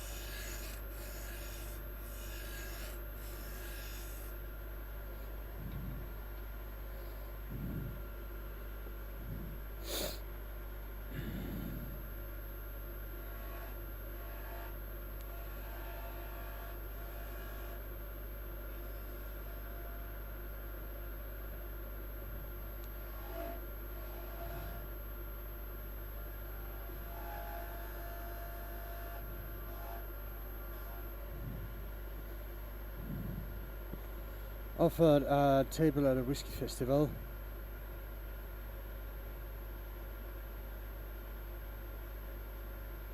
Okay.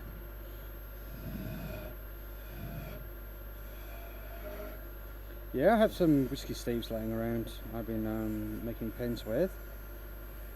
Like, some of them have really nice textures and grain into it because of the burning and the whiskey itself coloring the timber. It's really nice.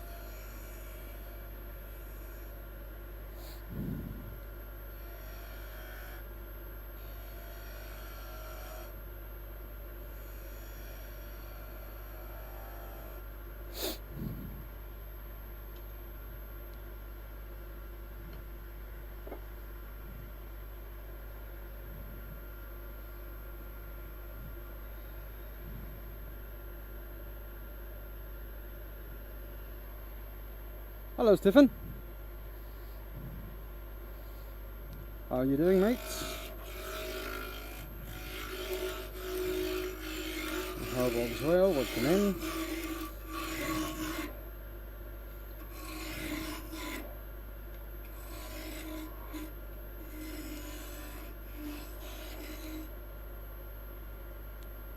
Alright, see you in a bit, Michael.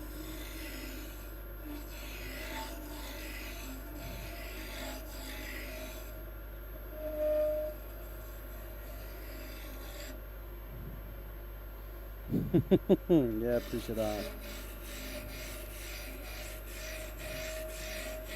I appreciate that.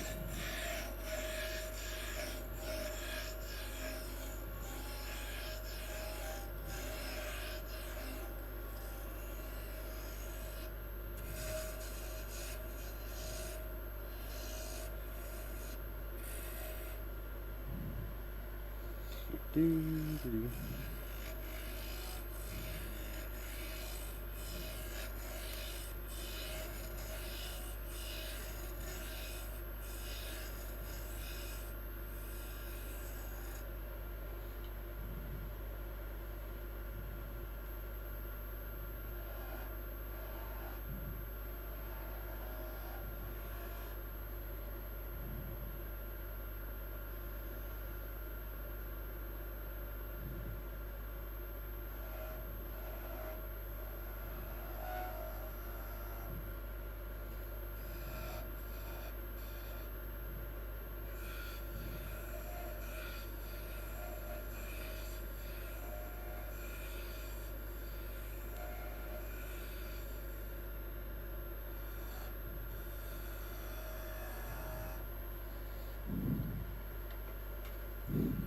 That was just over 2 minutes for that one. So 9:30.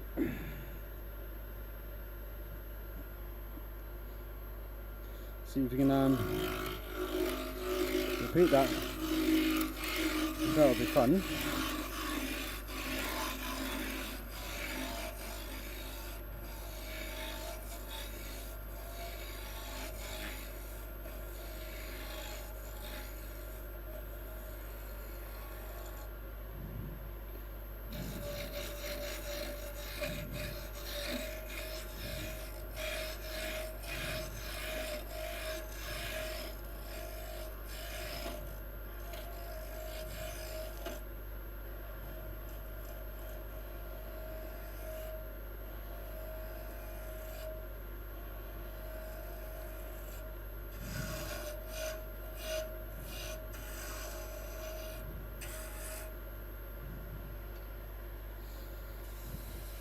Hello, Camo.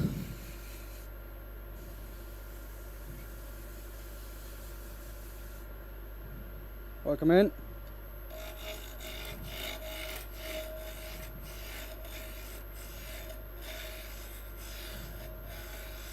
We are making wands for children, magic wands. So basically, we're gonna make magic. That's what we're doing. Making magic.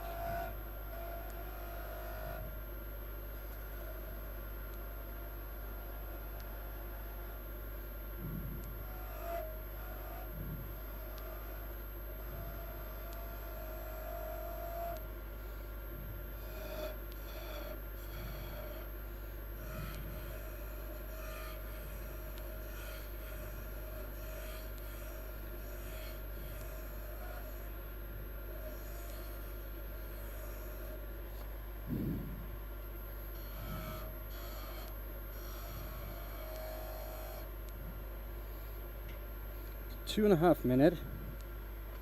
That's not too bad.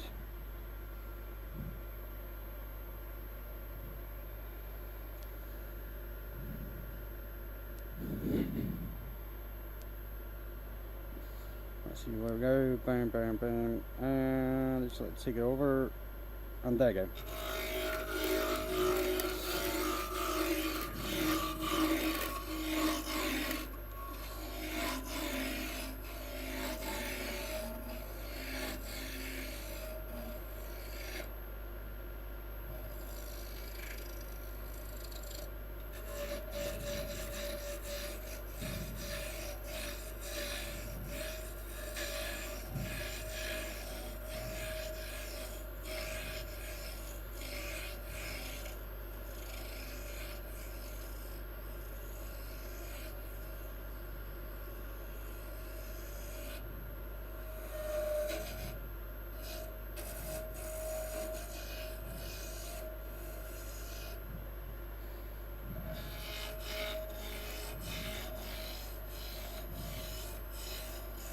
And there's the 1 minute mark, almost.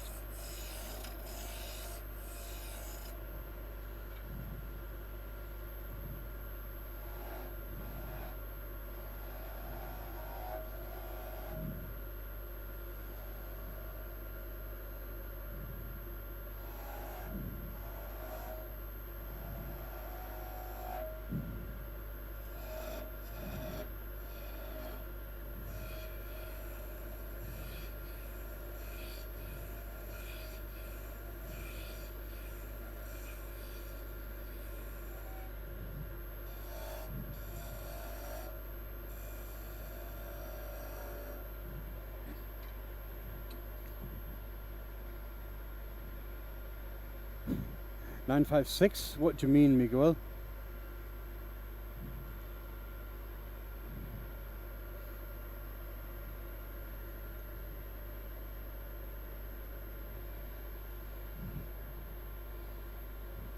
Love from the 956. What does 956 mean?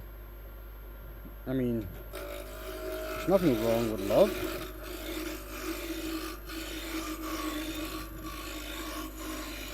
Texas Valley. Oh, nice. It's really early there, isn't it?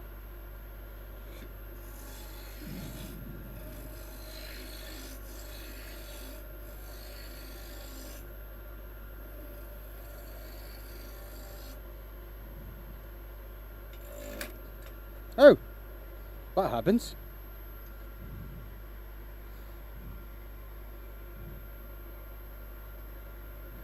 It is part of it. Germany. Oh, Denny's Carl. Hello. Where are you? I am at home in my basement in Denmark, Europe, Scandinavia. Yep. And it's currently 10:44 a.m.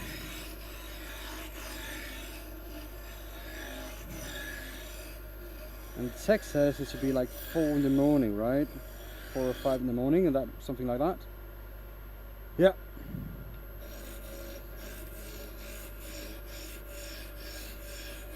I have quite a few Americans in here once in a while. Well, basically a lot of them most of the time. So I kind of have it in the back of my head about just about what the time zone are. I mean, it's not perfect, but it's a rough, good estimate of it. That's nice. What are you doing over there in Texas Valley?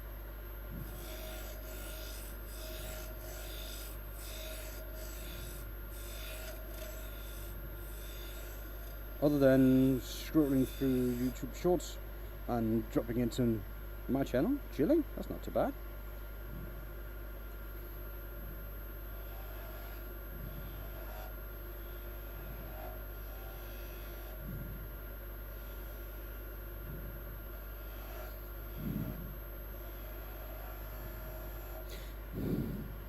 Thank you for that, sir.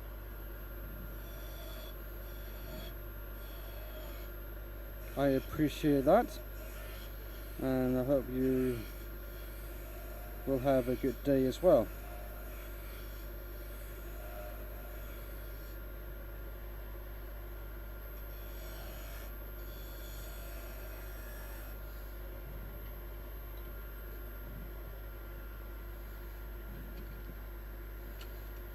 So that's 50.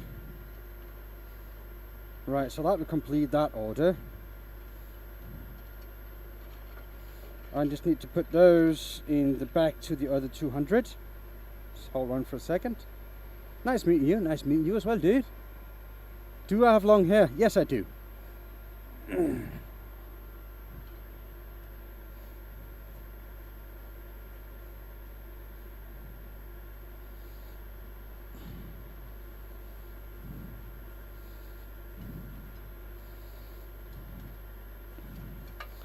But I have one of those weird where you cut the hair on the side and the back of your head, something on top, but like in a ponytail thingy. Nope, whatever. Bonjour.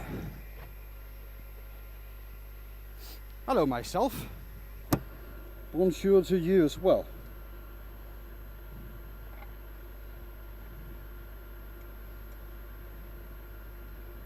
Huh, something's not right. Anyway, thank you, Sir Matthew of Over. Hope your day and work is coming along spectacularly. It is. It is. I am enjoying this. This is, for me, this is the best life. I really enjoy standing here and just wood turning. And for many people, something like this would be too boring. Just, oh, you're making the same thing over and over again. Yeah, I do. But at the same time, I can hang out with people from all over the world, or I can listen to an audiobook, or anything really that I want. And for me, what's not to love about that? I think it's great.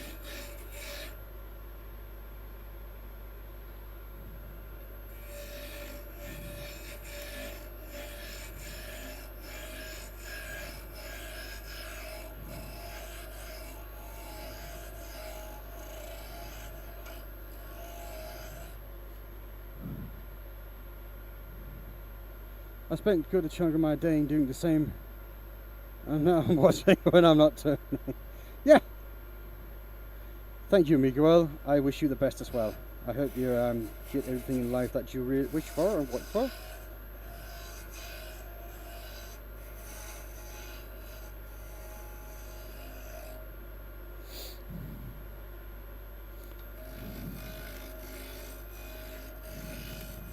So what do you do, Sir Matthew? You say you're turning. Are you a metal turner or a wood turner?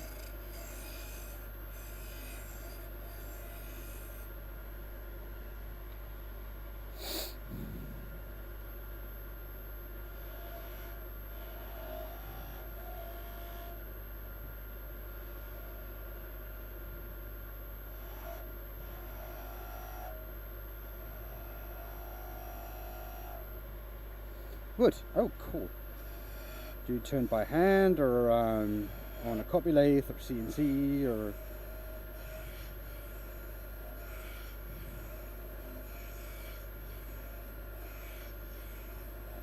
Now what do you make?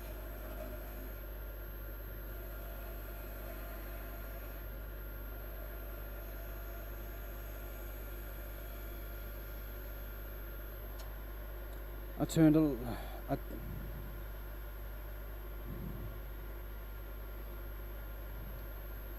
Turn my hand a lot of times, interior decoration, pens, etc.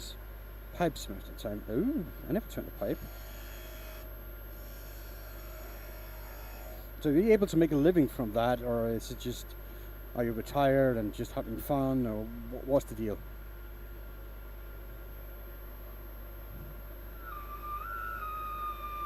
Oops, sorry about that. Because I heard that pipes can be like worth quite a bit of money if they're made right.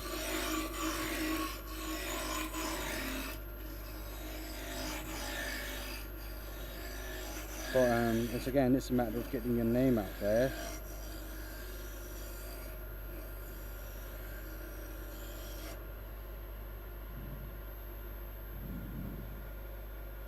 Well, that's nice. Yeah, I'm not able to make a living from this. I'm able to have an extra income, like a side hustle, but I cannot make a living from it. It's just a little bit of extra spending money. That's what I get from this. I wish, the thing is, there are not enough work here in Denmark for production wood turner, because there are a lot of people, hobbyists out there that do some of it, which is, you know, it's fine. I just wish they would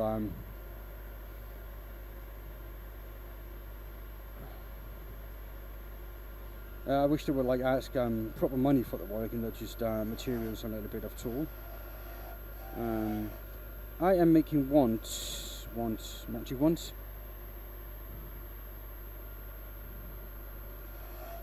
and I know I don't power whittle. Ouch. That was hot.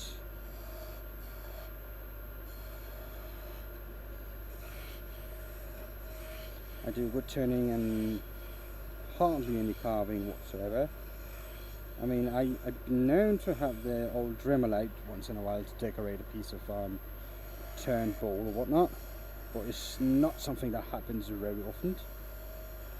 So I wouldn't call myself a carver, a power whittler, or whatever you want to call it.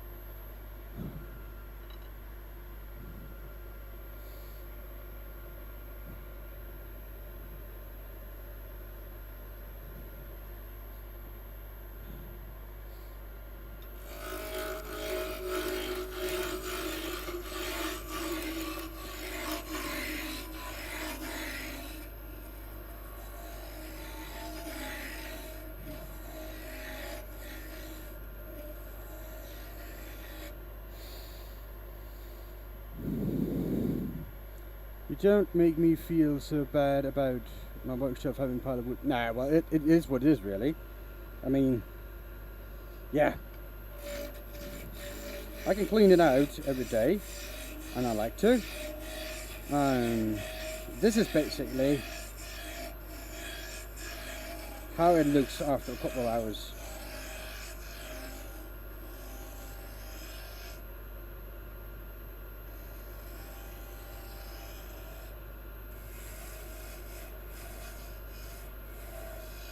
So I could clean the floor right now, and in a few hours it would look like this again.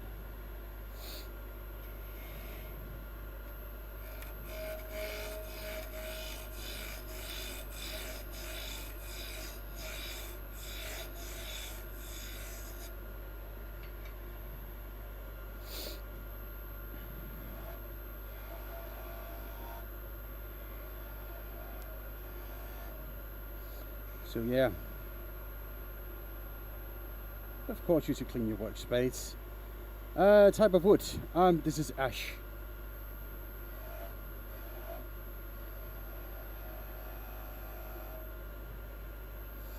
Ash is really nice for this because it's flexible and it cuts really well.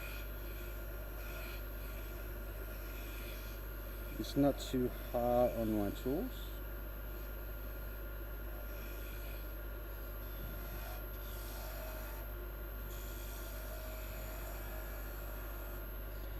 It's not too expensive.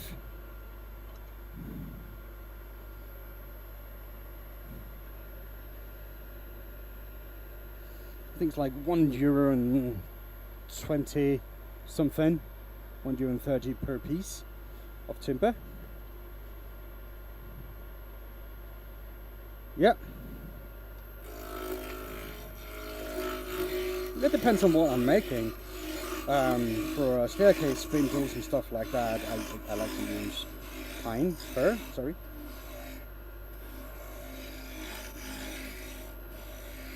For my salt and pepper grinders, I prefer, if it's a production setting, oak. If it's just for fun, then basically ash is my favorite for that, because it's easier to decorate.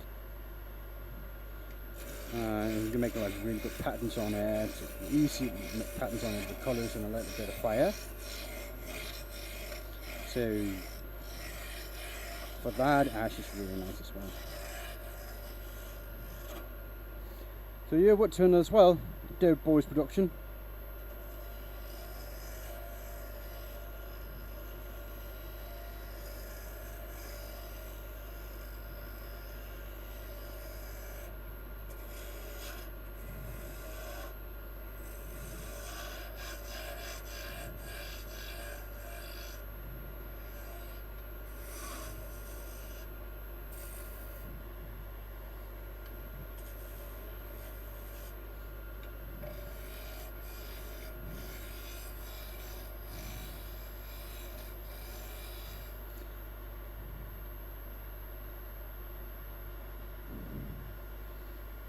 Yeah, I think I might have to go at other woods. 11 months woodworking. No. Oh, Richard. Yeah, I don't have a wood pile like that. I buy my timber kiln dried, either cut for the project that I need, like in this case, or buy slabs of wood that I cut off for what I need. Because I need kiln dry timber, because when it's a production setting, you cannot have timber that's not dry properly. I mean, if that goes out to the customer and start cracking or changing shapes, it's not going to be a good look for your company, is it? So I only have kiln dried timber. And I have a dehumidifier in my workshop running at all time. Not like a small in-house unit, but like an industrial unit. So yes, it takes a lot of power, but I need it. I cannot have my timber to get into moist. Imagine sending out 100 pepper grinders, or like a 50 set, 100 set to a restaurant. And within a week they were not able to use them anymore because the timber has moved on the mechanism, so they bind. I mean, that's not a good look for me, is it? Thank you, Fred. I do have like 10 years of experience, so that helps quite a bit.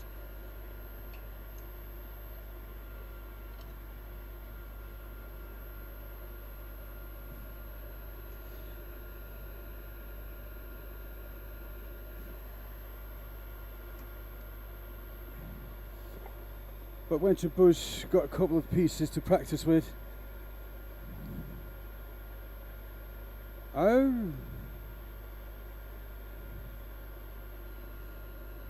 So you're new into wood turning. That's nice. Yeah, for practice timber, anything will work really. Just, you know, depending on what you want to make. If you just want to have fun, yeah, anything will work.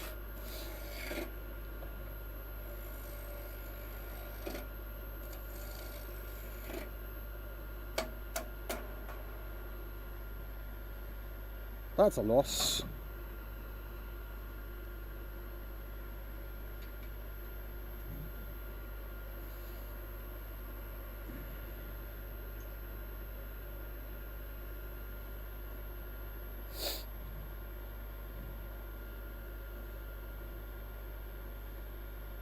She's still sharp.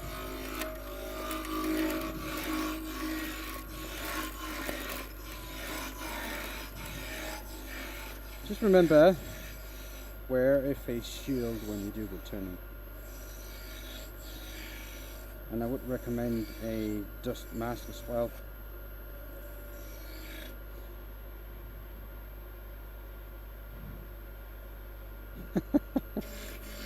You know, sometimes when the piece just, yeah, like that. Why did that happen to me? Right, I could get that back into shape, but now it's probably gonna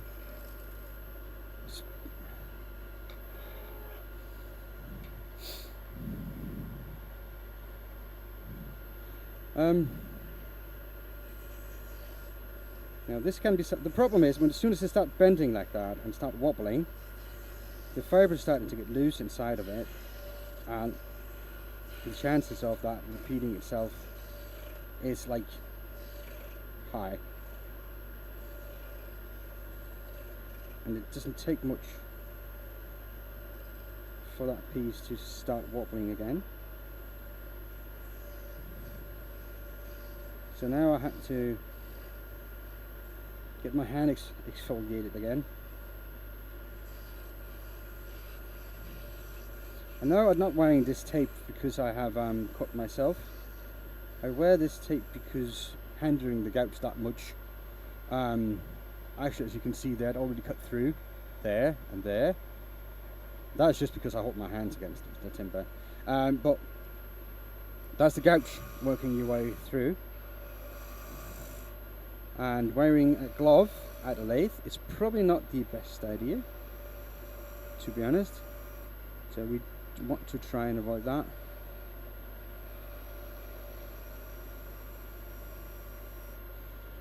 I think I saved this. What time will tell?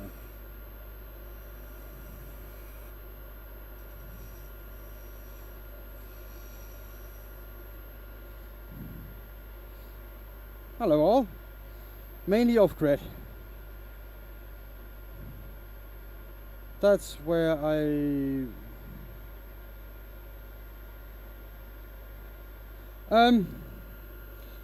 yeah, probably, but it should be stable with the pressure I have on my tailstock at the moment, so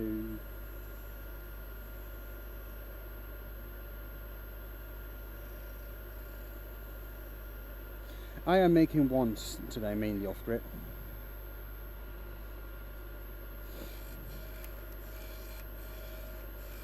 And right now I'm having a piece that is not doing me any favors. So I need to work slow. It's annoying. But I mean, I could chuck this away, but it's going to be like money out the window every time. Thank you, man. Yeah, I think it's a great little thing to be able to have a couple of cameras. Ouch.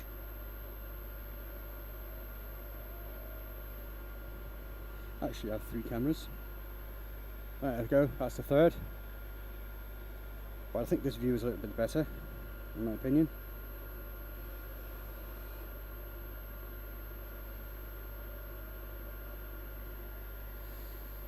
Have a great day.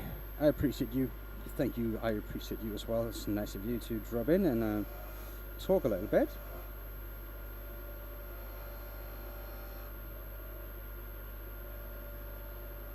That's cool of you. Thank you for that.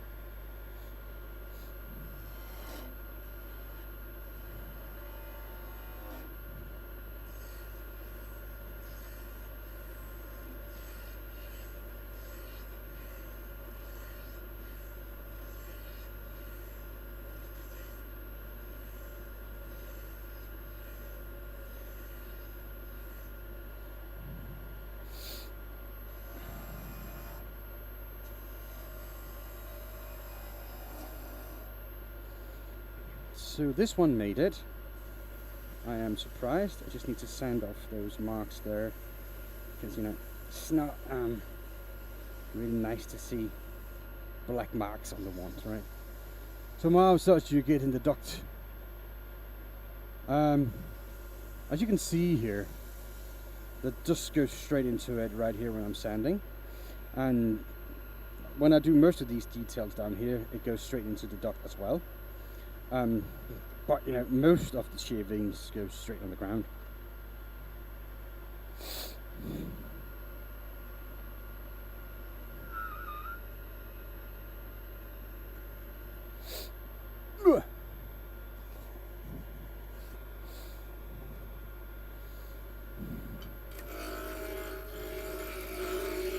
Yeah, most of the wood shaving just falls straight into the ground like that. It is just what it is, really.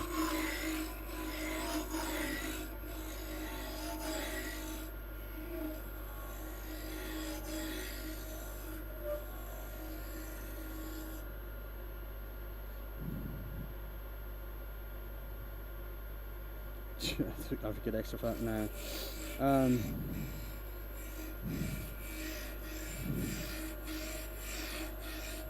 It's just going to save me on cleaning afterwards. That's all that is, really.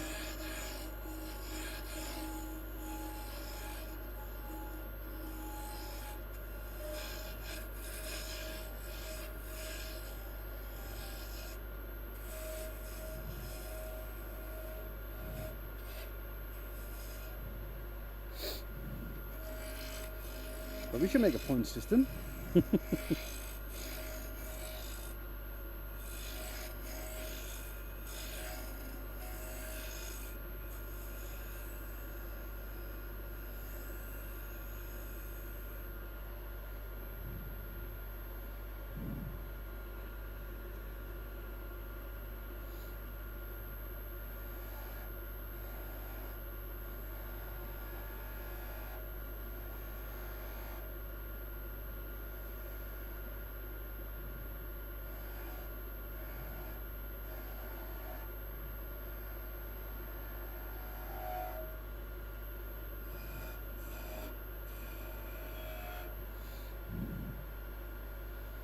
Thank you for that, Dope. I appreciate you.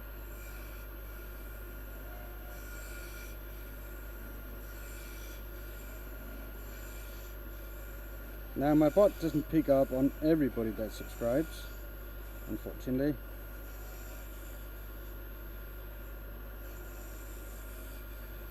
But some of them they do, and I'd like to acknowledge that. Hello, Nikolai.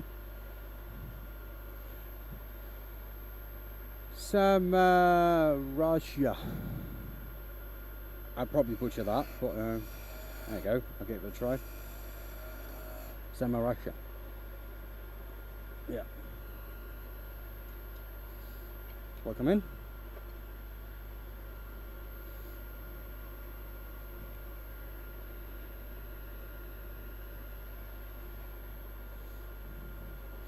So right now I'm just onto the next order. If they say they were going to need 250 to 300 once a couple times a year, 2, 3, 4 times a year, depending on how many children they get through the school. So I already made enough for the first order, so might as well just see how many more I can make before I get really tired of it.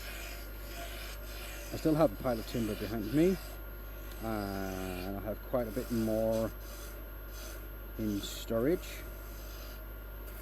So actually I can do this for a couple of days if I wanted, really. I just don't, you know. Shouldn't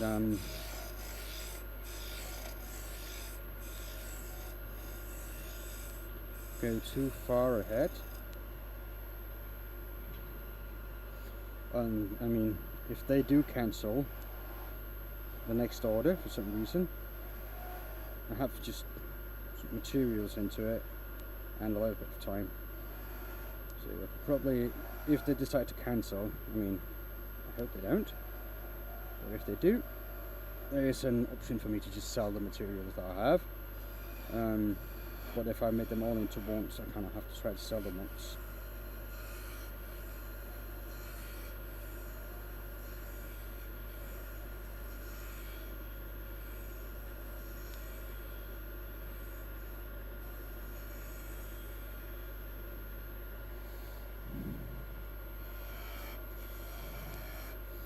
There's always a risk with everything.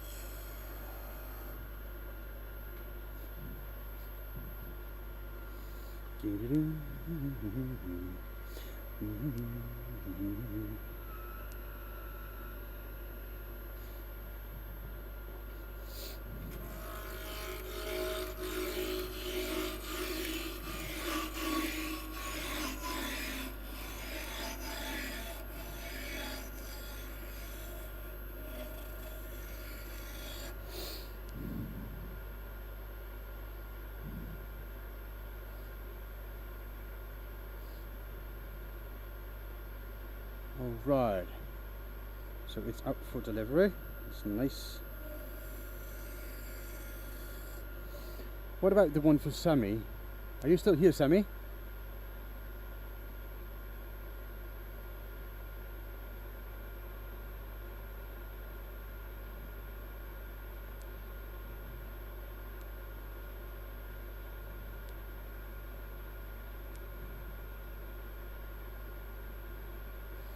It should be at the distribution terminal somewhere. It's not out for delivery yet.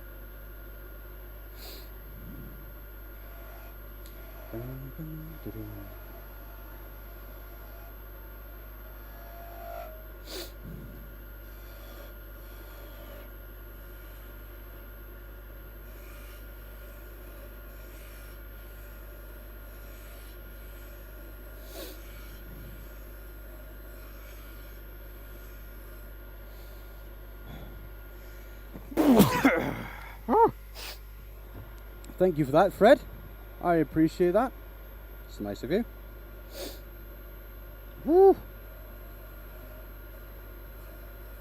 Sneezing inside a helmet is not something that you want to do. You need to open that face shield. They are 40 centimeters. 40 centimeters is just about 16 inches. That is the about 16 inches, 40 centimeters. That's the length from end to end.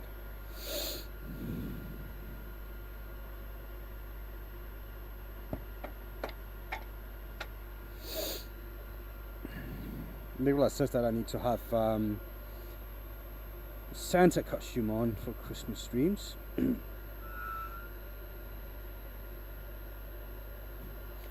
Only if you're gonna dress up as my Santa's little helper and come help me out, dude.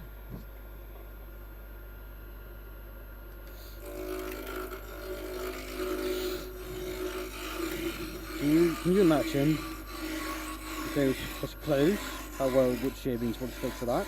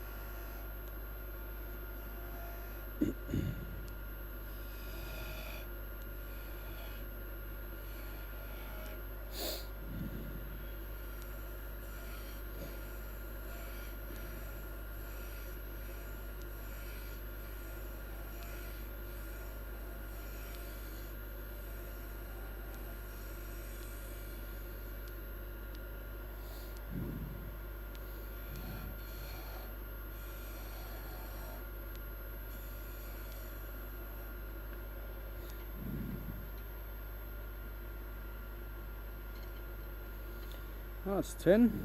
Time for a drink. We can turn the lathe off for a little bit. And just give me a little while. I need to go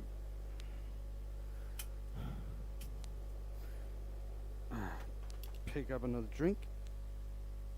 That is cold. Gonna put this in the fridge. What do you do with all the shavings? Well, Fred, I burned them in a wood burning stove, along with some other briquettes or firewood. Just in a meeting, No worries, Sammy.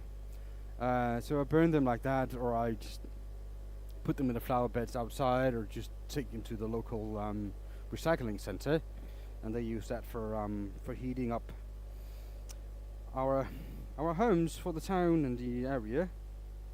But we've got central heating. When I mean central heating, it basically is central heating, because you got one big plant that sends out hot water for everybody. So yeah. So yeah, I'll be right back. You just need to get another cold drink. And really quick, just look at this here.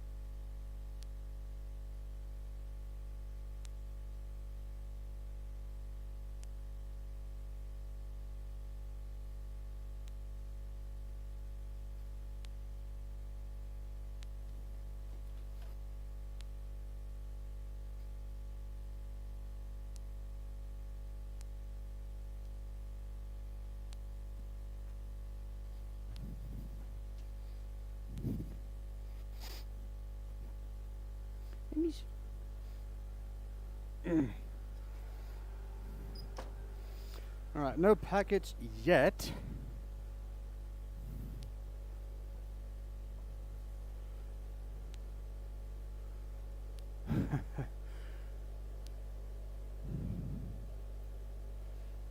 Got rid of 7 slimline kits on commission sale. Oh, also found me another good music shop needs to try and get some music kits.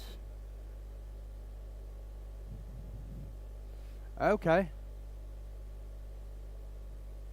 Yeah, like a gramophone recorder with notches in it. Yes, yeah, I do when I get out of range for my microphone. I can understand that, Nikolai.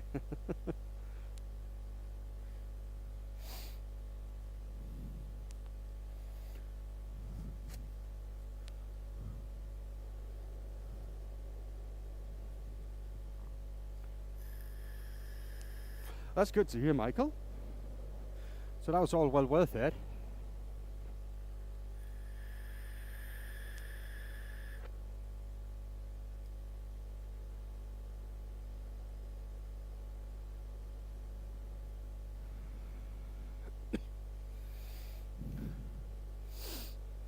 So, been streaming for 2 hours and 45 minutes now. I think I'm deserving of a little break.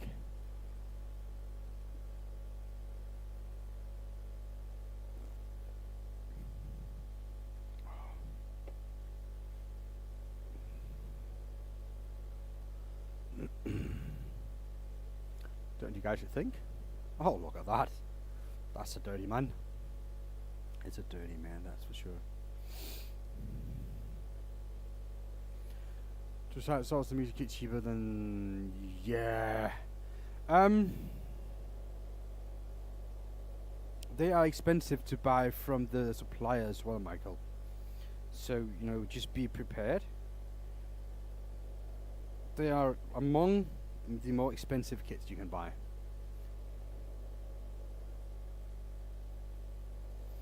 But there's a couple of music kits out there. That's really nice. Chop chop. Come on, Nikolai. I am deserving of a break. At least once in a while, right? I know the one you mean, yeah. It got like a guitar clip, and the top of it's like a drum, and the center band got notes around it all around, and the tip of it has like a piano thingy running around. So I think I know which one you mean, the like nice and hefty.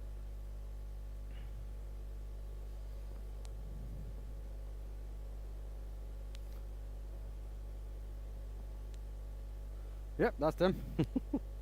Yeah. You can also get for these slimline and fancy pin kits. You can get like the clip, just as a G note, whatever it is. Yep, you know what that one. So that's one way you can make them cheaper if they're into that stuff. If they want something for themselves, because the actual music pin is like really hefty and heavy. Well, they can probably do you a deal, but you know, yeah, we do have them. There's all sorts of clips you can get for fancy and slim lines that are like really, really well available. So you can replace the clips, and you should be good to go.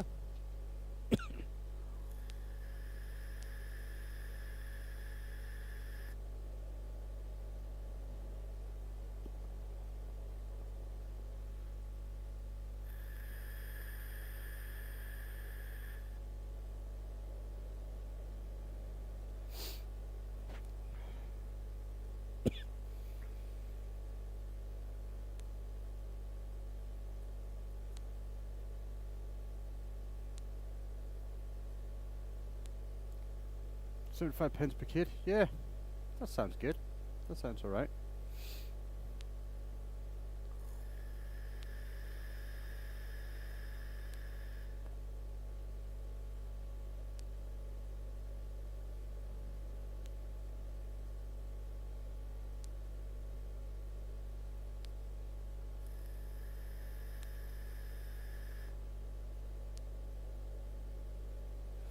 Yeah, and the clip should be. Yeah, you don't mind ordering 50 if you make a lot of them, really. And you get better deals than Temu, what have you, right?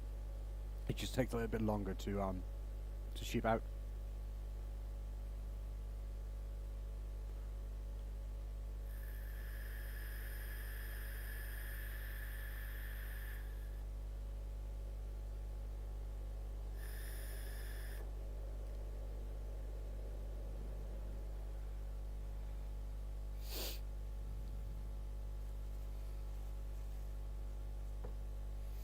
Now my dust protector works pretty well. I mean, I can just put it up here also. That would probably help quite a bit. That's out of the way. Alright, let's get back to work.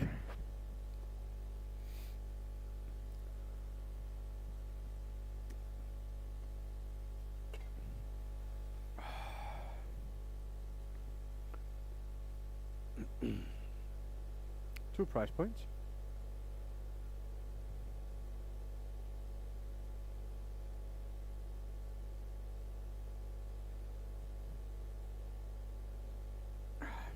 Yep.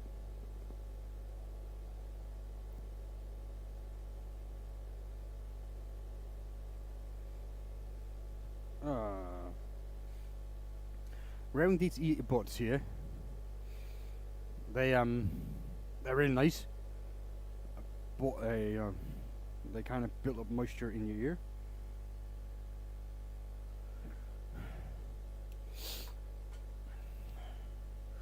Let's see if we can get people back in here for a turning.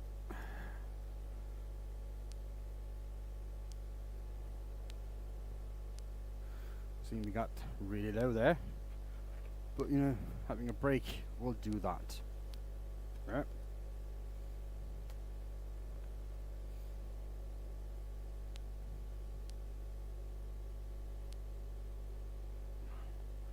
Wires in the back of my.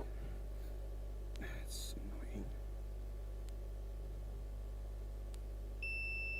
Yeah, I just had a little break because I needed a break.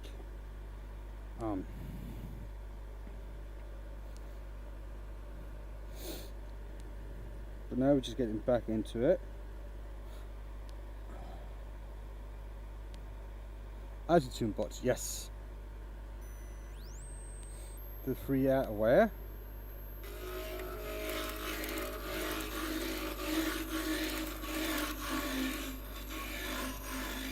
They're really nice.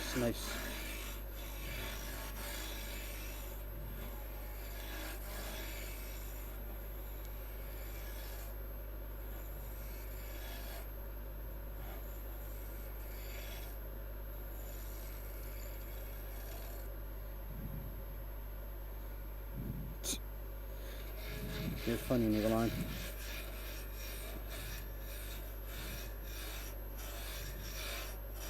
He says that at least there's something up there. I think that's what he meant. If I got what I need is.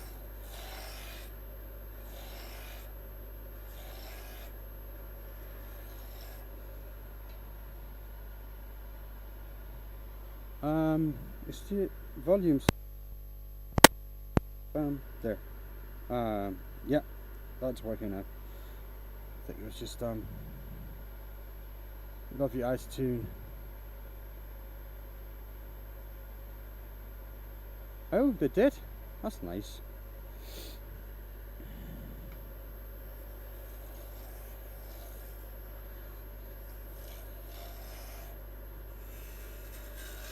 I have 2 sets.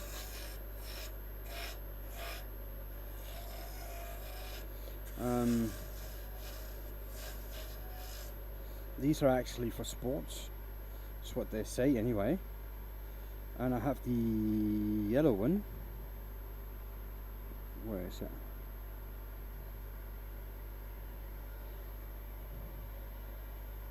Yeah, and I have those as well. They are actually for industrial work.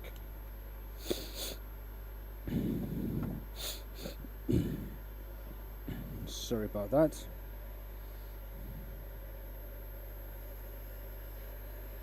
So I should probably be wearing those. I just think the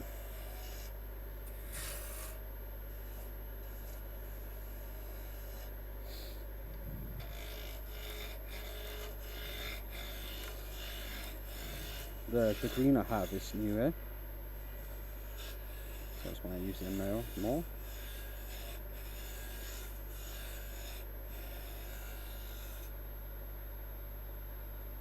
Big boxes here. Ooh! Looking forward to hearing what you think about it.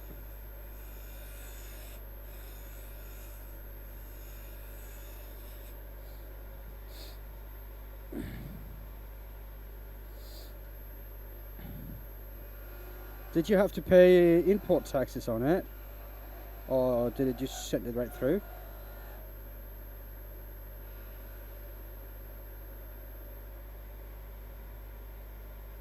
Feels like Christmas. Oh, I wish you could no taxes. Oh, that's good, man. I wish you could share it with us so we can see what's going on.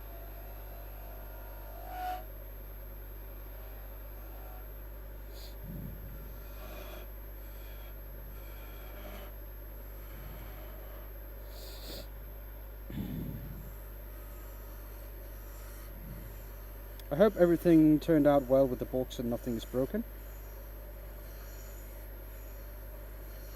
I mean, if they broke the RC car, I'd be very surprised because that is packed in a box in a box.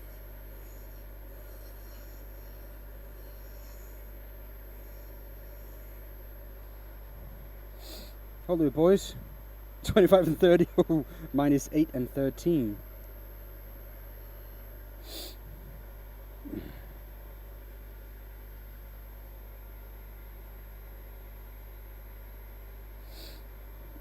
We'll send a picture in Discord.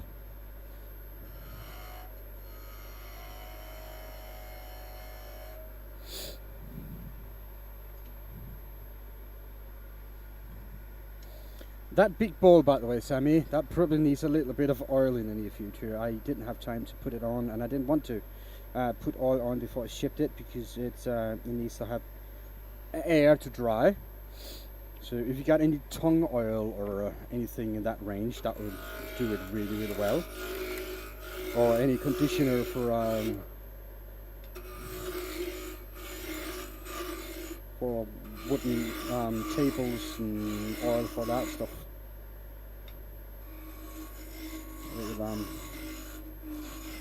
It'll probably do it well with a little bit of oil. Also, there should be some vaping juice in there for you, dude. I think I sent you a whole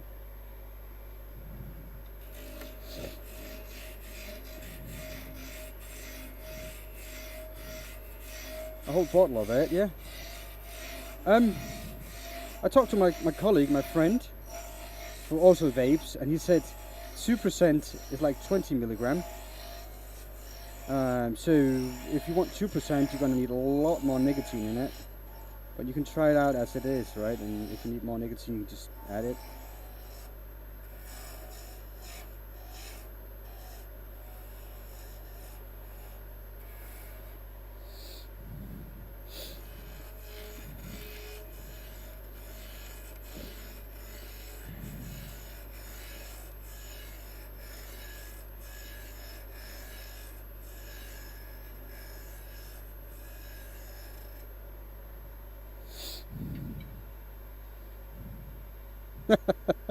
Well, yeah, I am enjoying them as much as I can.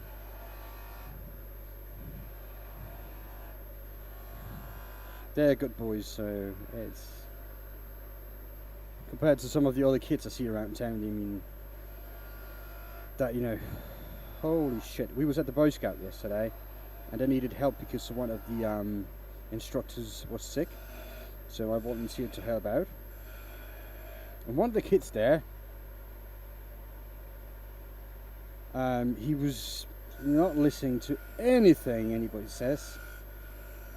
He was just like having his own show, and like there's a person make pancake over the fire, and he was trying to put stuff into the pancake batter for everybody else to, I was just really like stupid little kid, and he doesn't, just everything opposite of what he was told. I mean, if it was my kid, I know you're not supposed to, but I would have been really close to smacking him across the face, or like his bottom, because bam, he could use a little good spanking. You're not supposed to do that anymore, and I never hit my children, but that guy, he could use a slap, that's for sure. I don't think you should hit your children, but he definitely deserved it. Holy shit, I've never seen anything like that.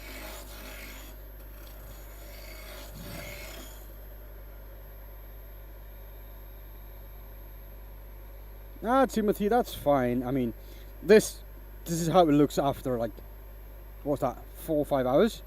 So it is standard.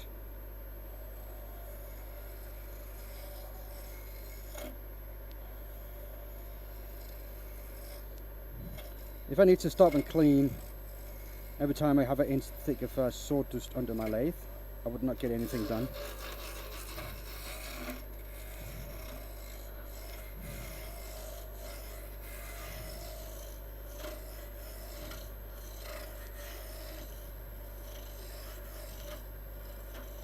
Well, thank you for your concern. Hello, Kello. Colo. We've all been there as parents, mate, yeah.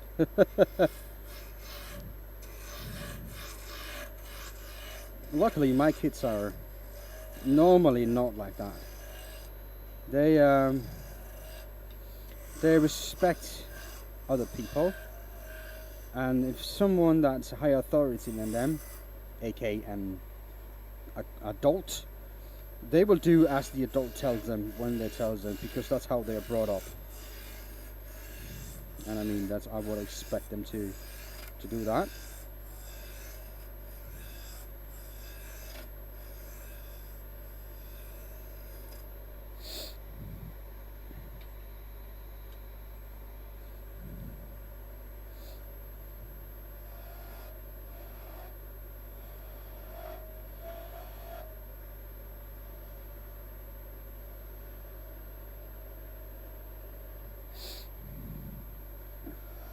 Yeah. I don't believe in what they call, was it gentle parenting? That, when the kid's starting to act up, just take the kid and just talk to them. Why are you doing like that? How would you act like that? No, hell no, dude.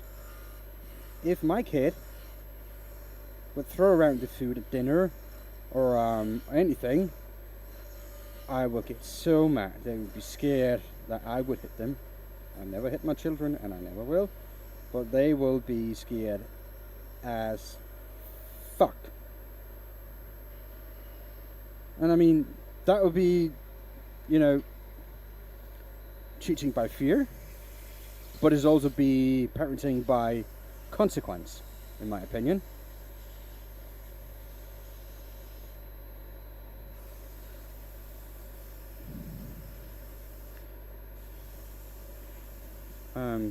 So yeah, I mean, they respect the elders as they should.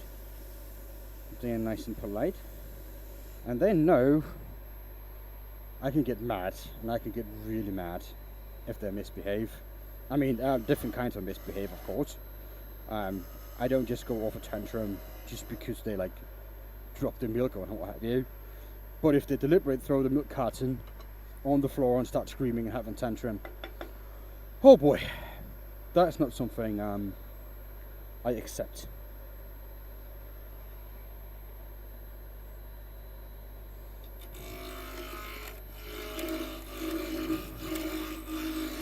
So yeah.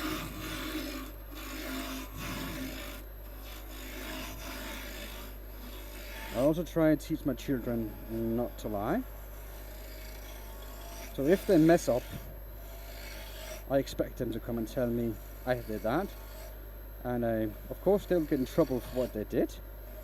But if they try to lie about it, it's going to be a whole lot worse.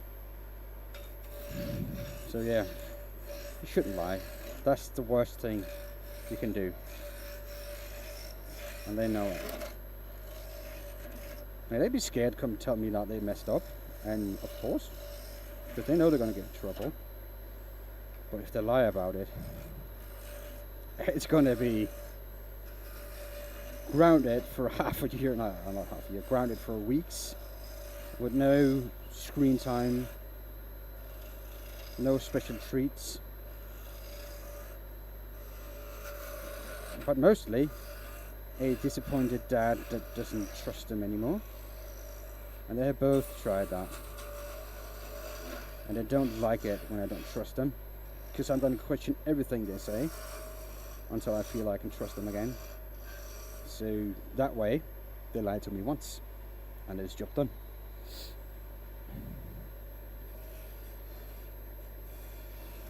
But yeah, I know that style of parenting is not for everybody. But I don't have children that goes off a tantrum when we're out shopping, or don't do what they're told when they're at Boy Scouts or in class or stuff like that. So I think that's worth it.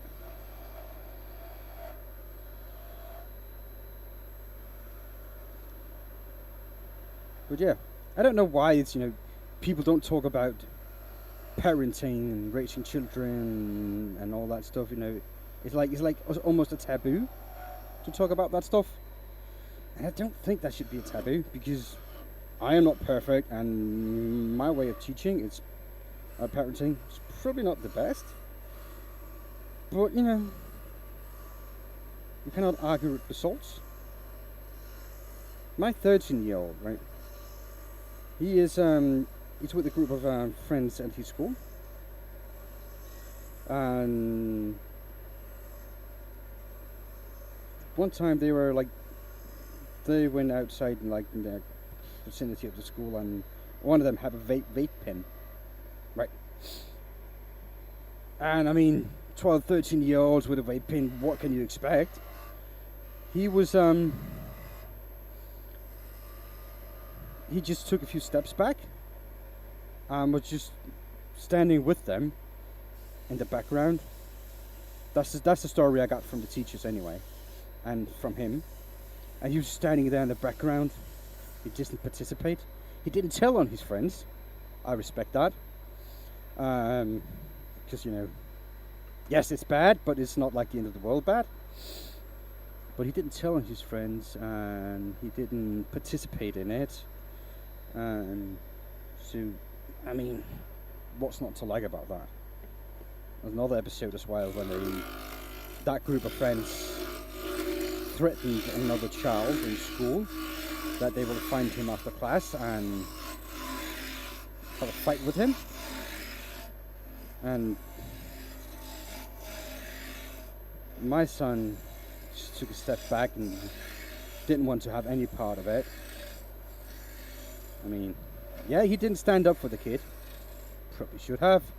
But again, who as a 13 or 12-year-old would stand up for the bully victim if you are in the group, if your group of friends are the bullies? But he just took distance from it, and that made me happy,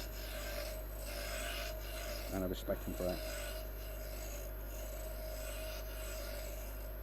So yeah, I think I have good results. Yeah, he makes mistakes and he fucks up, and he's not always an angel. Nobody is. But you know, when it comes down to it, when he needs to show his character, he has been doing that. So I'm proud of him for that.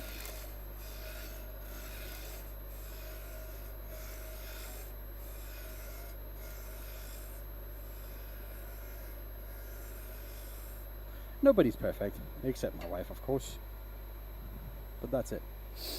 Yeah.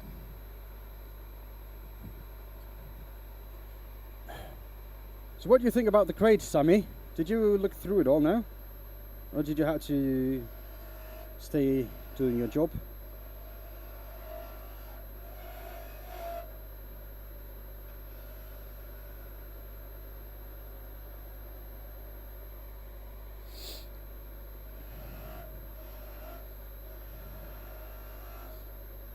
Yeah, sorry for the topic change. I think I've been rambling.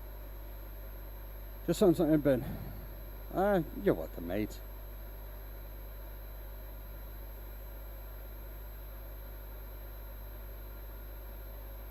Yeah, I think so too, Carlo. You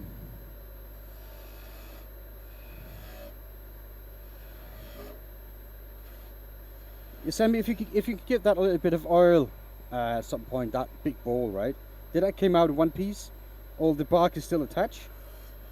I hope it is.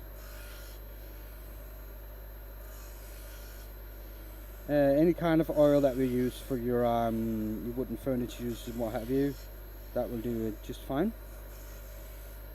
Just a thin coat, and you should be good to go for a couple of years more. Oh, that's good. Hey, Timber, what's up, dude? How are you today? Good morning to you. Ooh. Oh, that's great. Welcome in, man. I am making wands for children. So yeah, I need to make quite a few wands actually. Well, the order is done, but I'm just making extra for the next one so I can get ahead. Probably need to sharpen that. Yeah, I am done with them. I finished. I have 250 in the back over there, and already sent them 20, so that's 270s. That's what they want, really. I'm just making extras so I am ahead for the next order, because I took the day off anyway, so I might as well just keep making them.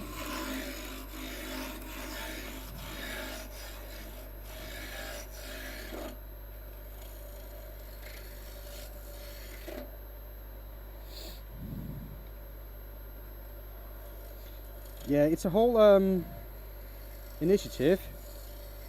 This school thing for the children there. I hate this.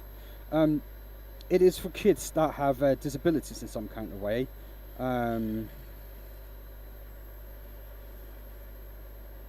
Children that have, ADHD or learning disabilities, or just too much energy, high energy children we will call them, or children with good imaginations, and what have you. Children that just hit the norm, right? So they made this initiative for them to go there for a couple of weeks. I think it is 3 weeks. And one of the things to do is they make a wand.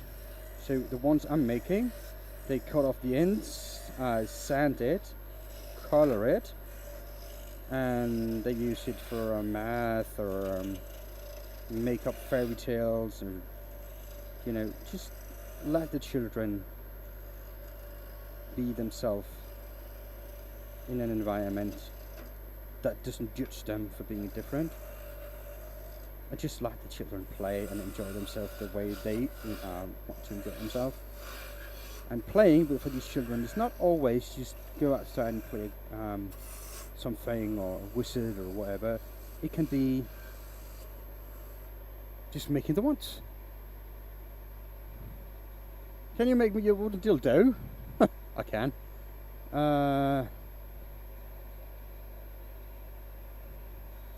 Oh, I appreciate that, Sammy.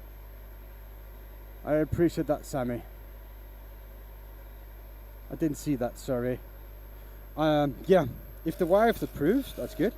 But like I said, if you can give it a bit of oil, you know, I think that will help it quite a bit, because it's been quite a few years. And I didn't want to give it any oil before I shipped it out, because it needs time to air dry. Any oil you will look for, use for wooden furnitures. Tongue oil would be the best, but if you don't have that, that's fine.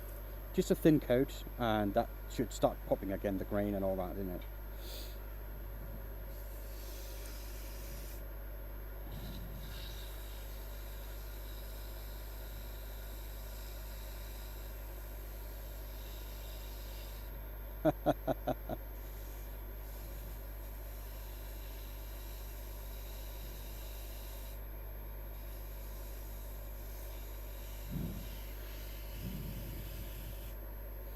Well, actually, just another day. I made those before. So if you're serious about it, I wouldn't mind. Send me an email, and we'll set it up, and I'll get it done. So there's nothing wrong with asking about that.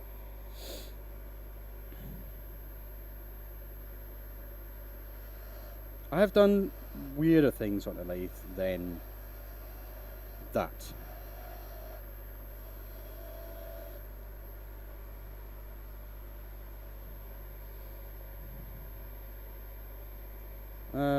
Wood chips for the smoker.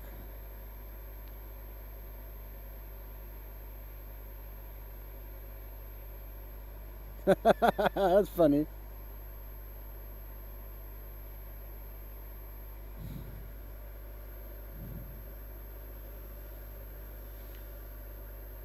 Yeah, it should be packed already there, Sammy, so it's just slap a label on it and off you go.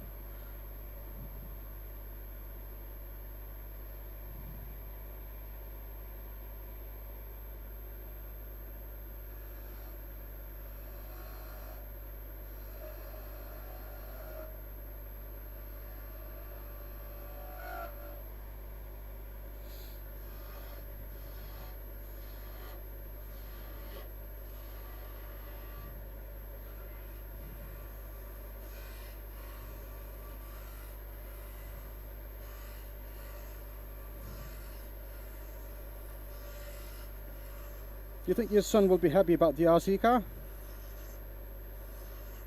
I think he will. We had fun with it though. There should be batteries in the remote anyway, so it's just pop the batteries in, the connectors.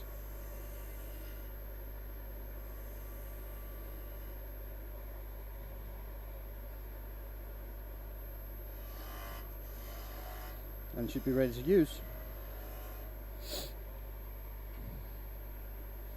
You might need to tighten up the suspension a little bit, because it seems like it's been slacking. I haven't looked at it, so you probably need to tighten that a little bit. But you know it, RC cars, so there it is. It's just been sitting there for 6 months and not been used, to be honest.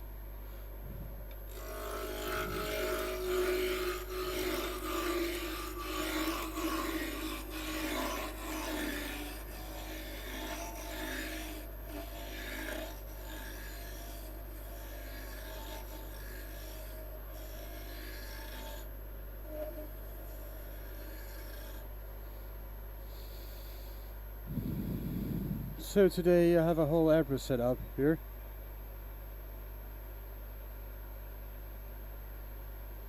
Oh, that's nice, dude. Did you get one with the top fill on it, or did you get one with the containers?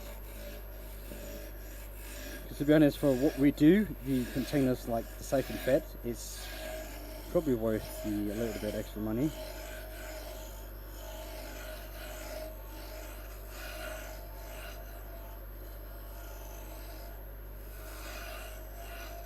But yeah, I'm looking forward to see what you do with it.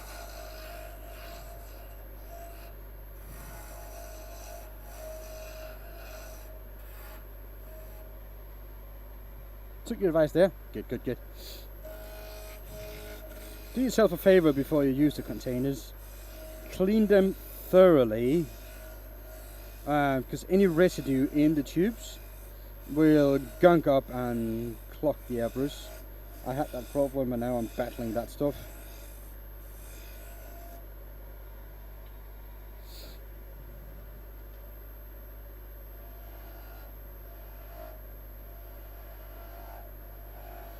Other than that, I think you should be happy.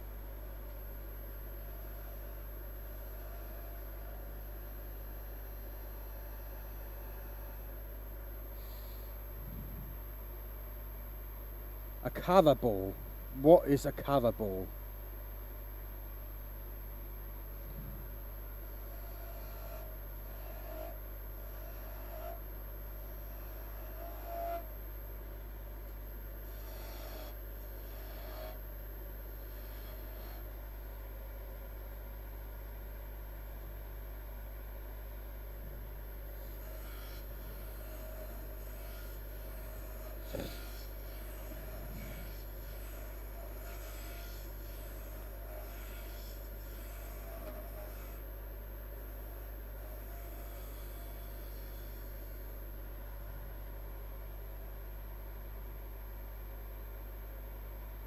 It was used 20 years ago, so we should see. Oh, did you get one of the compressor at it as well?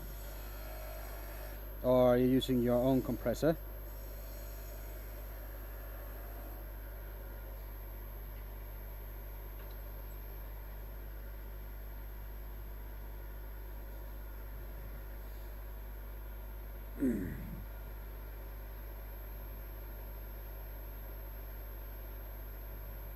Oh, that's good.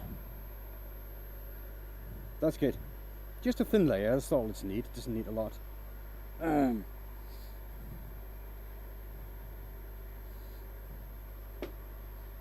think the last coat that ball had was 4 or 5 years ago, 4 years ago maybe.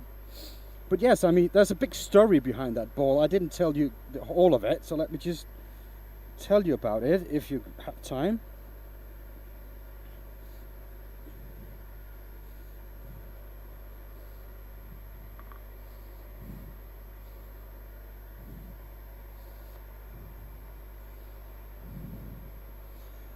Yes, I will, Fred.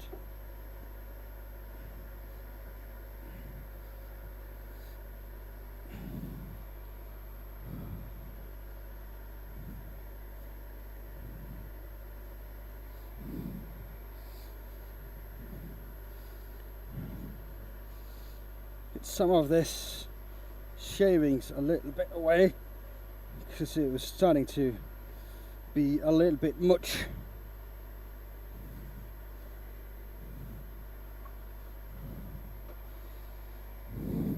Yeah.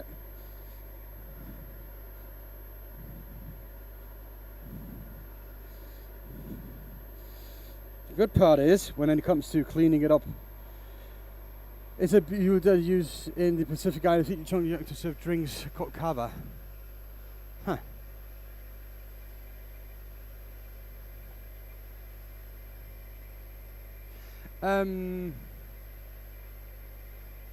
It helps me with the height, Nikolai. Yeah, thank you, dude. Yeah, I could donate it. But sometimes I have other stuff in it, like sandpaper and whatnot, so I'd rather just give it to someone that would burn it or use it for garden beddings.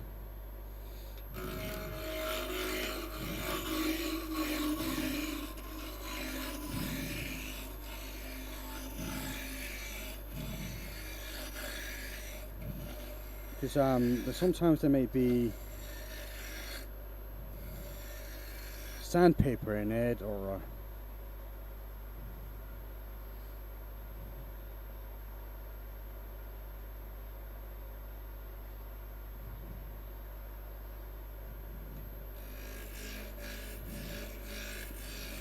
I mean, I could put up the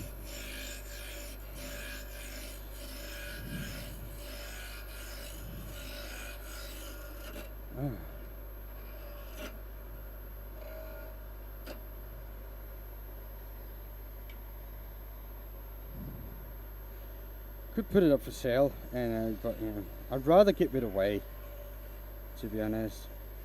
I use it, some of it, for burning during the winter, but I have so much I cannot burn it all, so I give it away to other people that want to burn it, or to the local recycling place for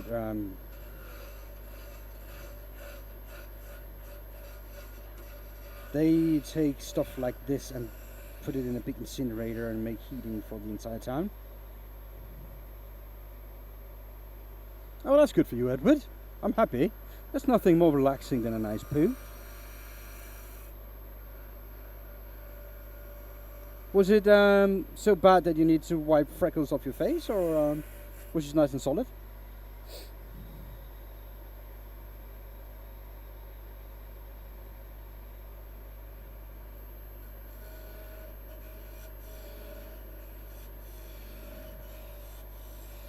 It was a war crime.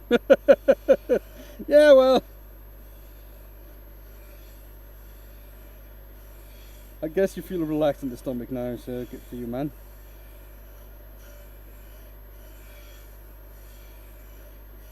Good for you, dude. What kind of smoky chips?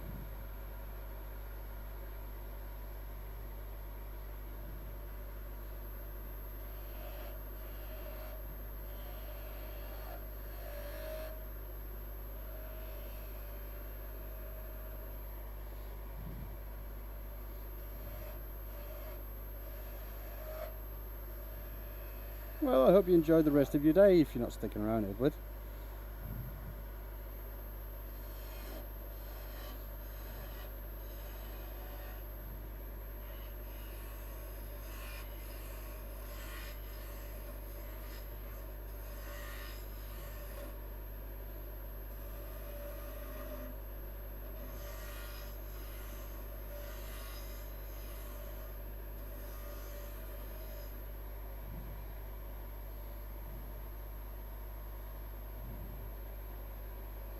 Alright, Timber, have a good day, mate. Thank you for stopping by. And I built a barn for a guy that grew his own potato. He said that he grew them in Hartley shavings. Okay. Well, yeah, it doesn't matter to me that much, really. If I can give them away to someone that needs them, I will. There was this guy who has an auto repair place, like a hobby place. He saw me down at the recycling center, and he asked if you can have a few bags. So I gave him my number and said, if you ever need more, just let me know. I'll make sure I'll have a couple of bags for you whenever.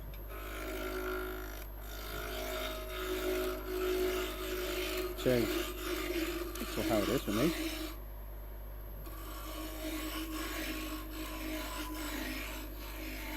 I mean, yeah, it would be nice making a few extra dollars on my savings, but I already made money on the products, so why not give a little bit back?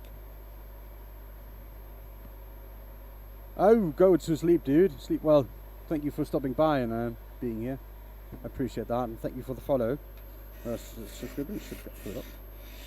Yeah, follow, subscription, whatever it is. Thank you for that. I appreciate it.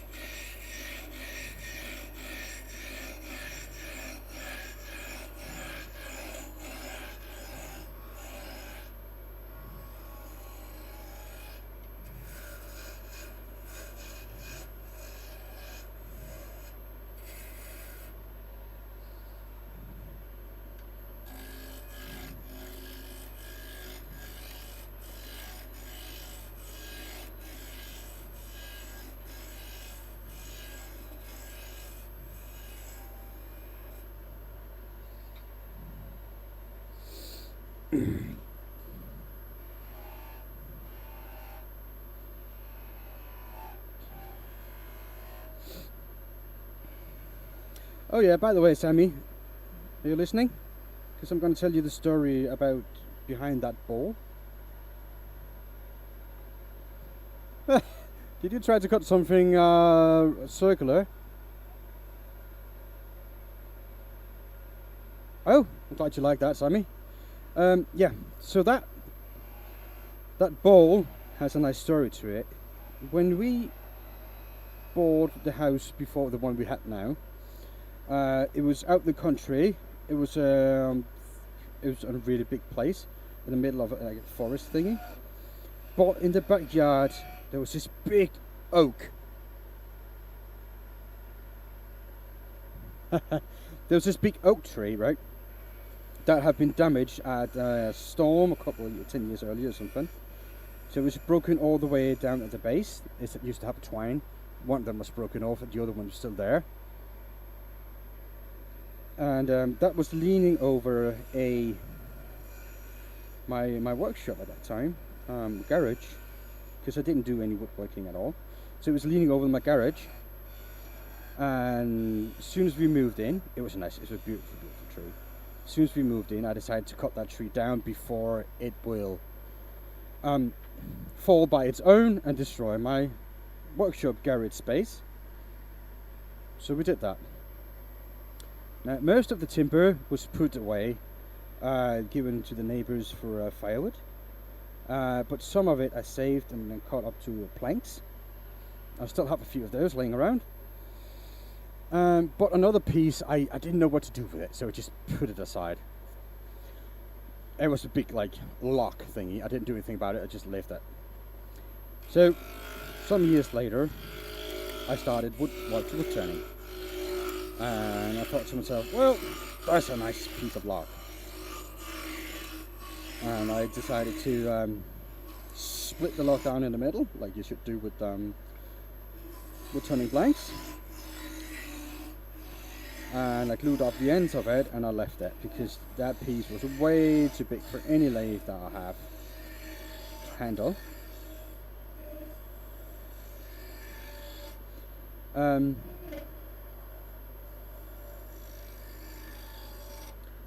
So it was just there for some years, and at some point I got this lathe here I have now,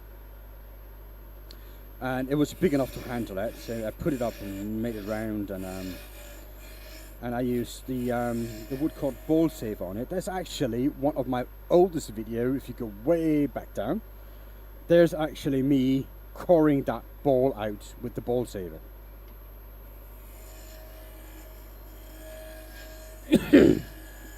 So that was cored and left to dry for a few years, and then I was able to turn it finally, and I made that ball with it.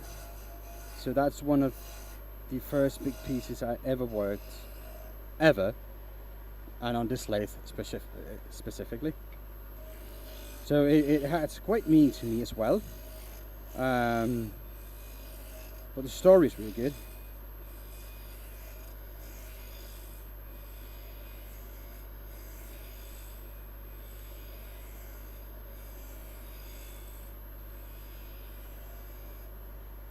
And it's just been sitting there at the shop that I work at for exhibit for that long, ever since I made it. Actually for sale, because I thought might as well try to sell it, but nobody wants to buy it. It's fine though. I put the price on it that I thought it was worth, but you know, nobody comes to that shop to buy wood turn stuff. They buy wood turning stuff, but they don't buy a finished product. So there it is. Just not expecting it to sell at all really, but yeah. So it's been there at the exhibit for many years, and puzzle people because they didn't think it was round and all that because of the live edge and how big it is really.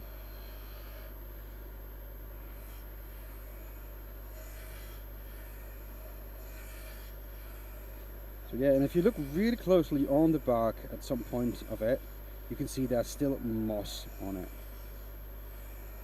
and that moss was green for a couple of years, to be honest, before it died away. but there's still moss on the bark, and I'm really, really happy that it held it up for that long. Kyle, I'm making wands, magic wands for children to play with. So they're going to finish it, sand it, cut off the ends and decorate it, and they're going to use it for a school project.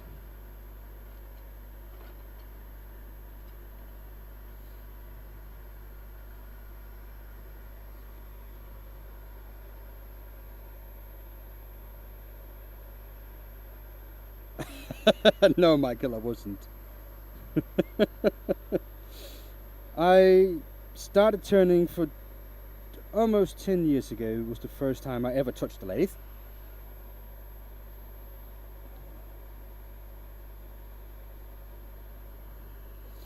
It's when my grandfather gave me my first lathe, and I was really enthusiastic about it. So I started using it and got into a lot of trouble, made a lot of mistakes, and I really didn't have it, really didn't work properly for me. So I just left it for a year maybe, but I was still interested in it. So I was watching a lot of YouTube videos.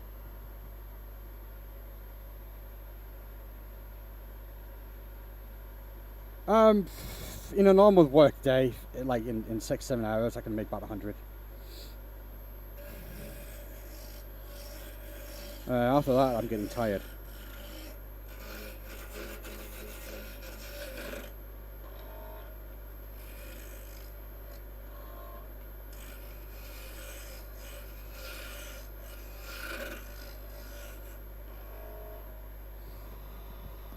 Hello, Johnny.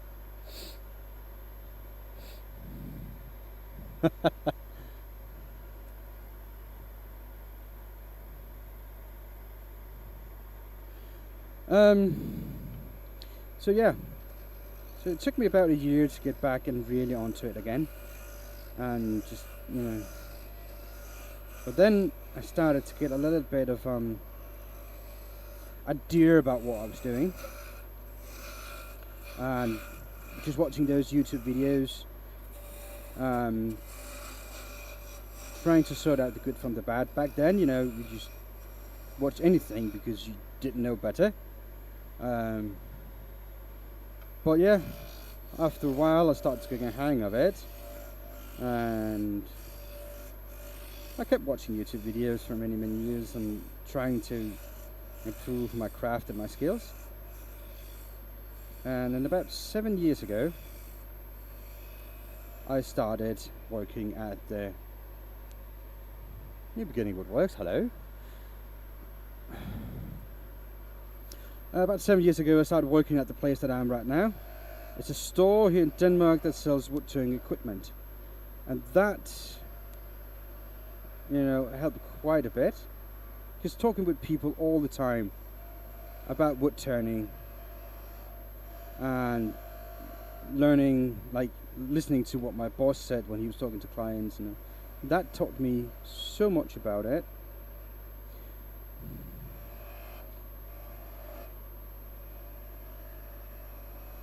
So, but yeah, that's the story about me about woodturning. So I am self-taught, never had a lesson in my life. I think I'm doing all right.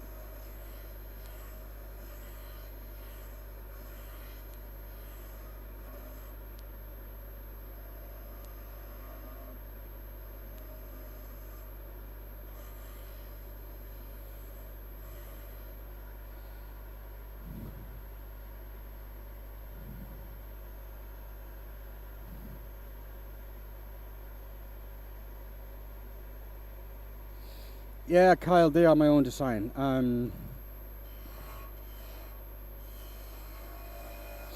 Let's just, come natural with that shape. I mean, the wand they gave me first, right? This is the wand they gave me that they've been using so far. And just look at how boring that is, made out of mahogany. I mean, it's these two little balls there, and the children will cut off the ends and finish and sand it and paint it. It's like, that is just freaking boring. I can do better. So I came up with this because I thought that was fun. And there you go.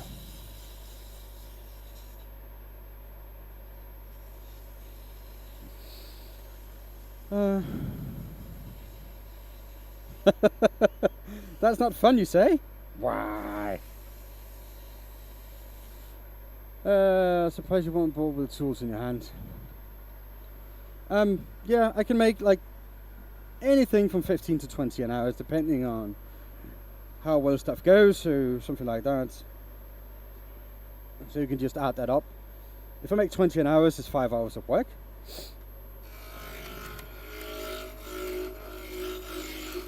And 20 an hour is 1 every 3 minutes. Today I measure it, and at one point I was down to about 2 minutes per wand. So 100 days possible.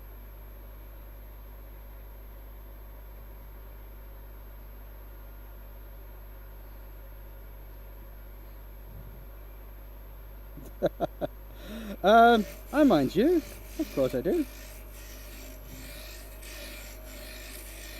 I mean, 10 years of woodturning will make most people adequate at it. If you turn enough hours, of course. But I turn many hours.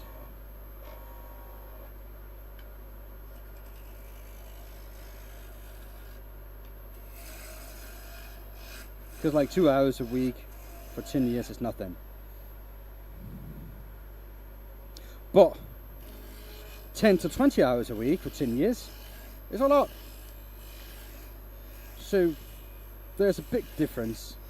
Like, we have clients that come into the shop. Yeah, I've been turning for 20, 30 years and I'm really, really good at it. And they don't even know the freaking basic because they turn like 2 hours a week.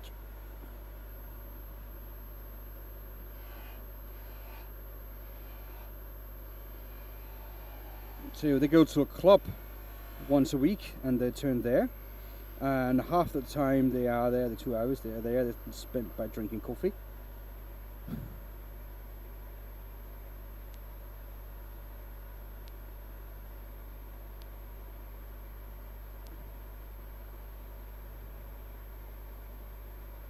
Well, congratulations, Michael. I think that's like conflict of interest, isn't it?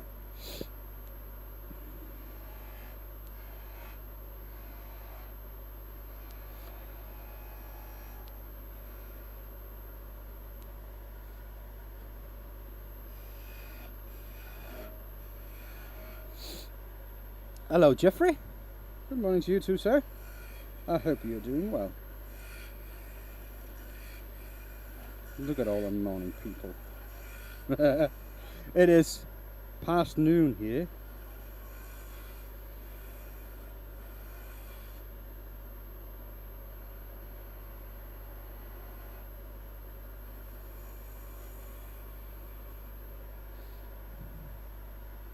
Send it. Sent what?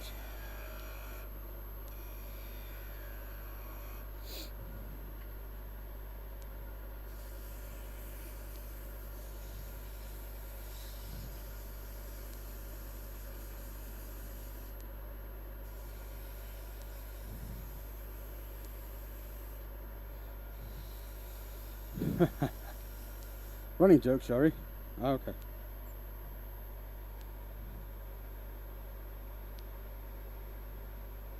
Yeah, one's in about 3 minutes.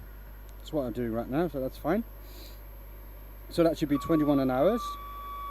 Oops, sorry about that, peeps.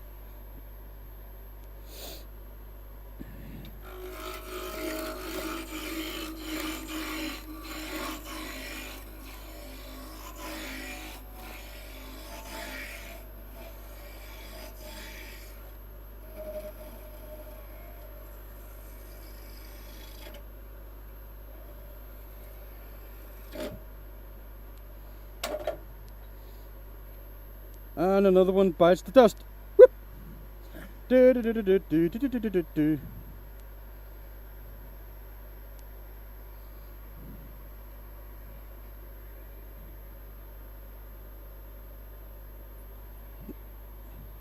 Straight down the pipe, yeah. That was kind of funny it went there. I need to pick it out later. I don't think I can I think the dust extractor can pull it all the way out. And I'll probably get in trouble with the impellers. No, because it's not going to do that because it's got a cyclone on it.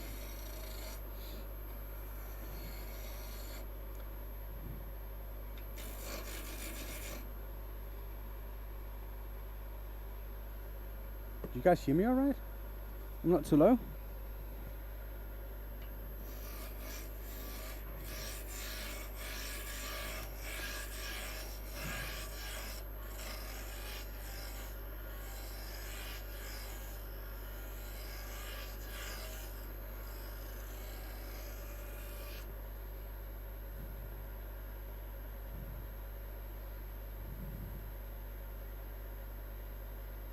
So when you push the block of the chisel into the wood, yes, there's a flex in the timber. There. So you can see when I do this, the camera doesn't pick it up, but the entire piece flexes. That's why you do it in stages. So you take the middle out first, and then you take the thin end, and without touching the other end, I take that end and I do that.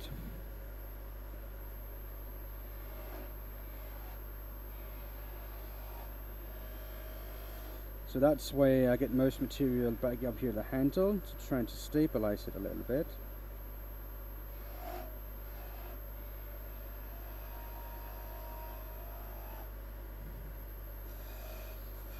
So it doesn't wobble too much. And also the way you use your tool has a huge impact on how it performs the timber. So I want to try to stabilize the timber with the tools that I'm using, so I don't have to use my hand that much.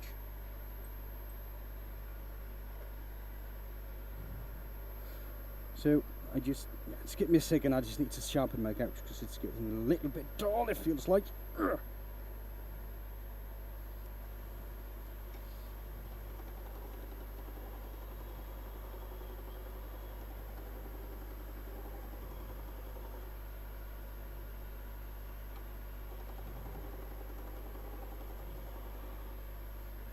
I think that should do it. That happens. Alright. So, try to leave as much material on as you can when you try to balance it off first. So that's the trick. So let me just talk about how to do this. Right here, right now, I am just angling the blade into the timber to remove as much material as I can. Now it's getting to the point where the piece is starting to get thin. So now instead of angling it the way I'm cutting, I am pulling it towards, which means I'm using the heel of the tool here to stabilize against the timber while I pull it and get a small shaving off.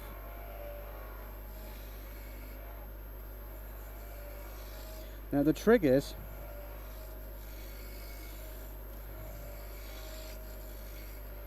to have it as a specific point on the material. If I go, I'm going really slow now trying to explain it. If I go too low on the timber, I like get off the cutting edge I'm using.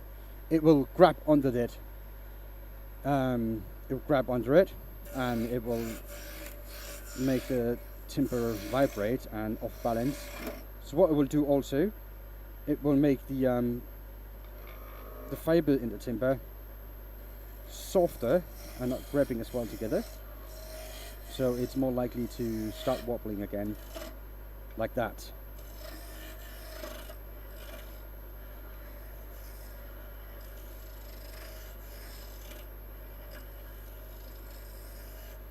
Because that's when you get to like this really, really thin here. This is about 1 centimeter, I reckon.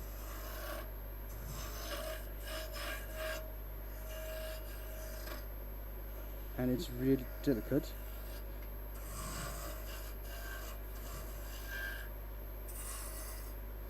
So that's how you can do it.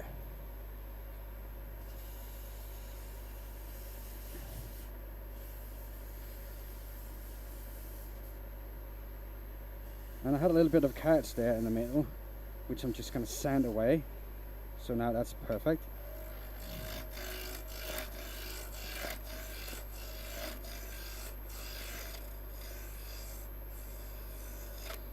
And making smaller thin cuts here when you get down to this part will stabilize the timber.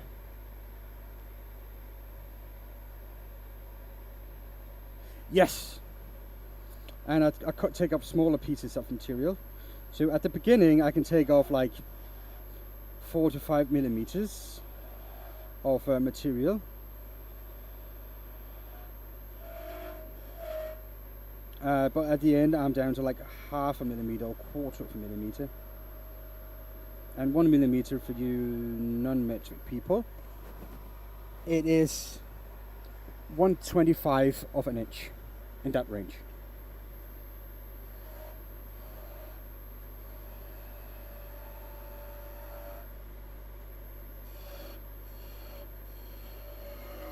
So that's how much it is really. It's the same with this here. The first couple of cuts I can take off kind of heavy, but the further I get down, the less I can take. And a cut like this, when I'm just skimming the tool over the surface and going that way, makes it more stable.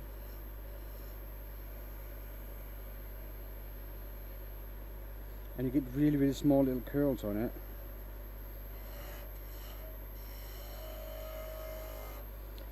So that way you get a nice surface. Or a ball hair. Yeah, something like that.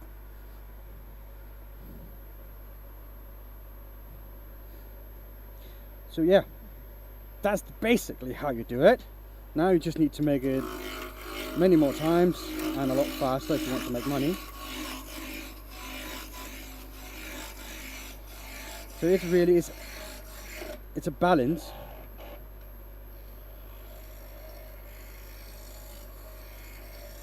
It's a balance. You want to move material nice and fast, but you don't want the piece to start wobbling, because then chances of it breaking are quite high.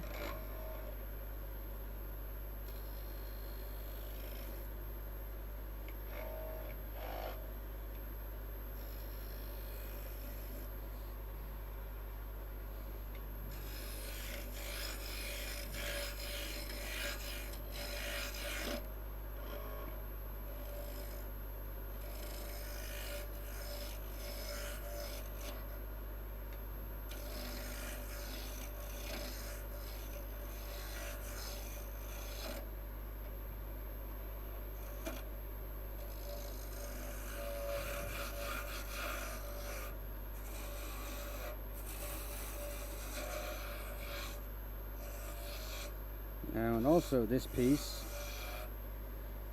start wobbling. What do you do?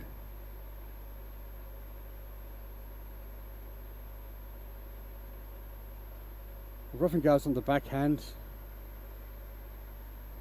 Backhand not fun? Oh. What's wrong with that, Michael?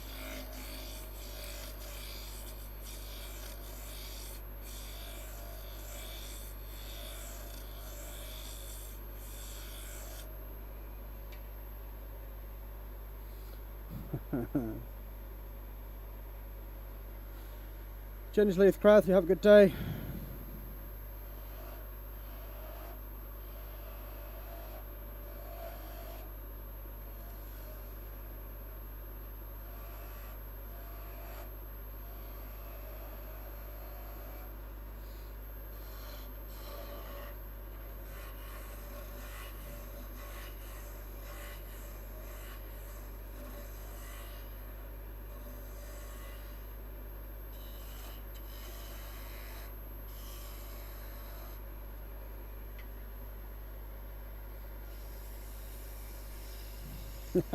Just make sure that it sits for at least 3 months, I would say.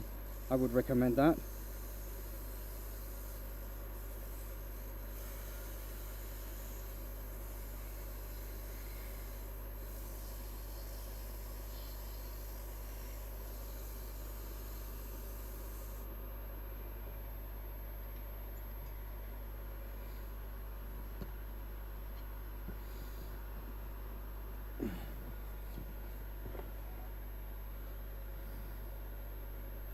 What about the nicotine content in it, Sammy? Is that alright for you?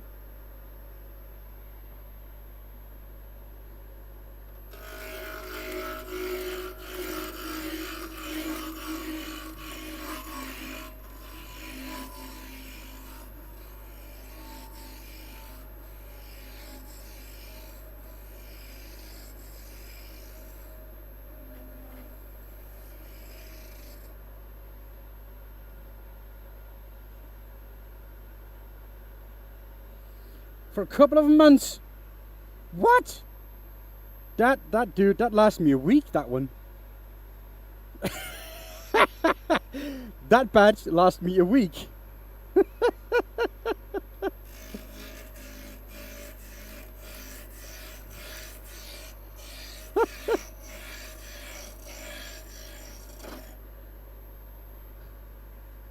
So what I do, I make 1.5 liter at a time. I sent him 100 milliliters or thereabout. I sent him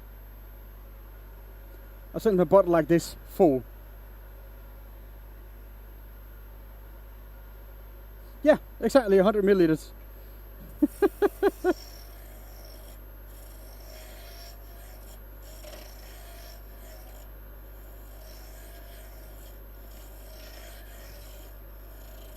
Man, I wish I could go like that.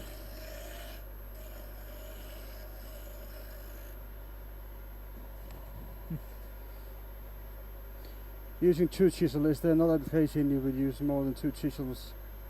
Yeah. Now the roughing gouge here is normally not something I use that much as I'm doing right now. But it just works really well for this. What I do mostly, I use my 1/2 inch ball gouge. I use my skew for like a specific detail work, and or sometimes I use my spindle gouge as well. So these are the most used tools I have. But this 1/2 inch ball gouge is what I use for 93% of the things I do. Except this one here, that's the first time I ever used a roughing gouge that much.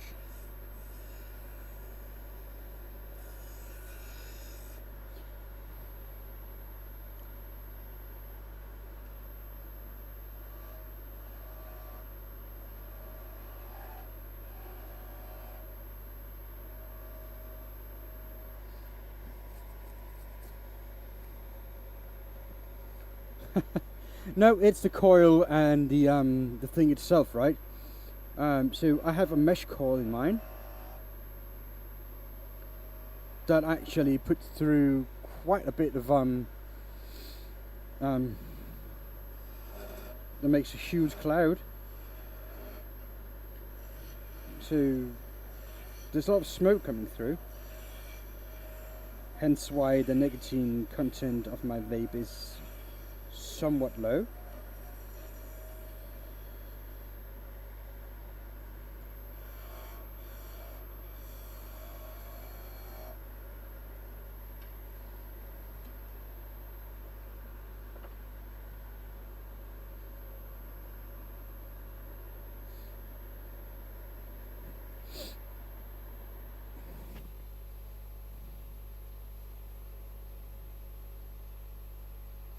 Nah, I just have that one flavour because I think it tastes good, and I've just been using that for quite a while.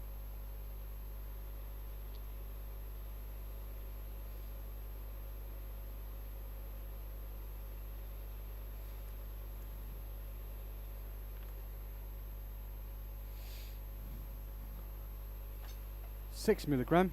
Dude, I am at 1.8 milligram of nicotine. 1.8 is what I have in mind.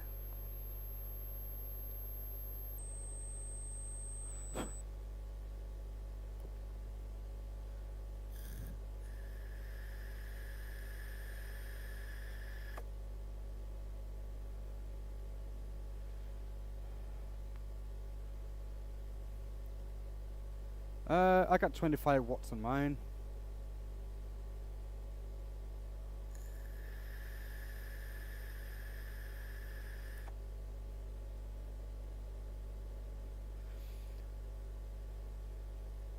Yeah.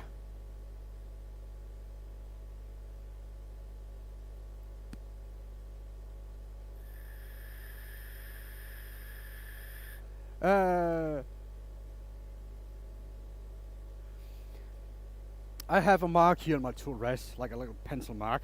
I know this is about where I should start making the handle and stop making the shaft. That's all. So that's fine, Kyle. You're gonna ask anything you want.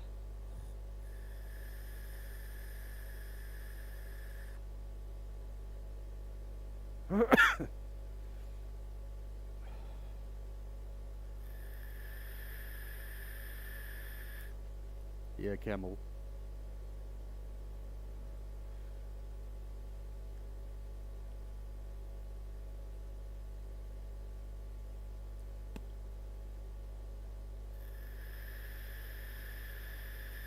You do that, Michael. You do. That's for sure. But that's alright.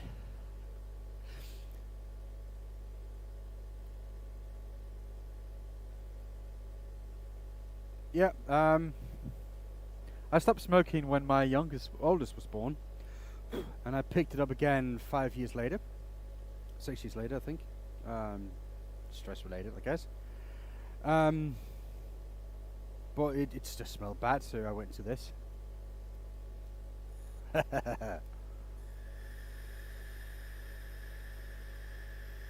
No, I don't. I don't even own one. But I really want to start playing with them.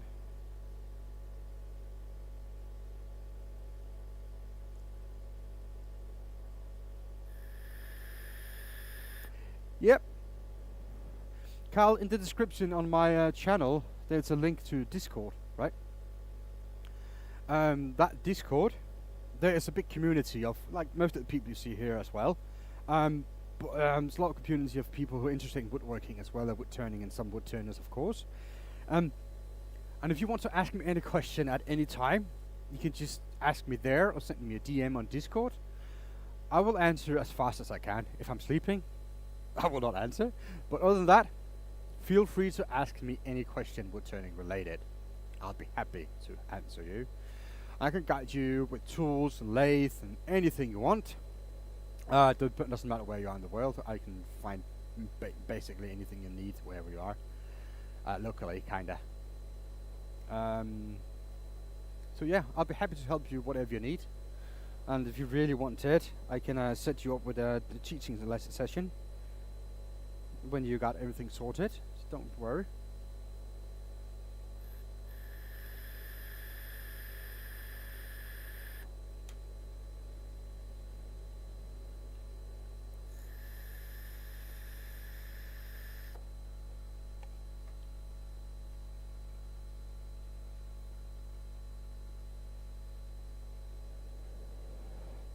But yeah, I sell wood turning equipment for a living. That's my normal job, so I know quite a bit about that stuff. And since I am in Denmark and shipping a lathe internationally will be too expensive, I cannot sell you anything. I can if you really want, but it would not be the best fit. So yeah, don't worry, I'm not gonna exploit it.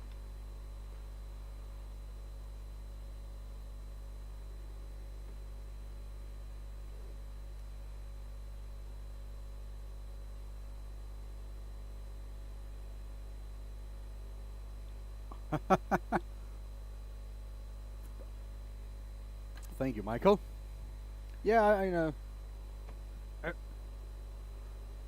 That's my big head hitting. There we go. Let's see. get that back on? Something like that. I think that's good. Okay, let's get back to it.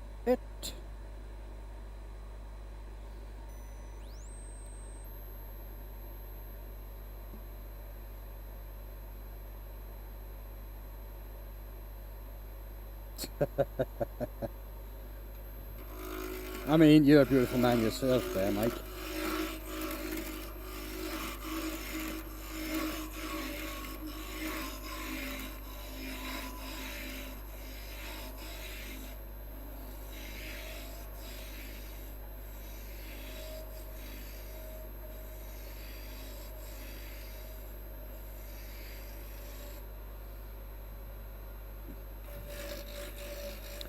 It is hot down here at the workshop, so that's why I'm wearing shorts and a t-shirt.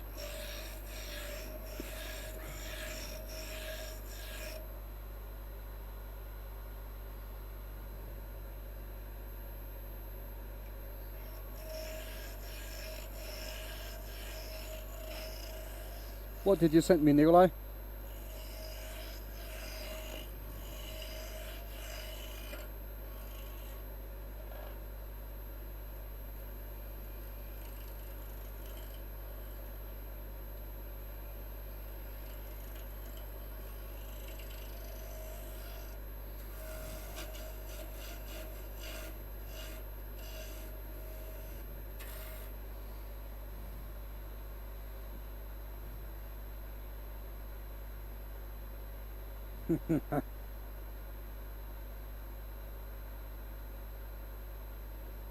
Alright, have fun with the banter, dude.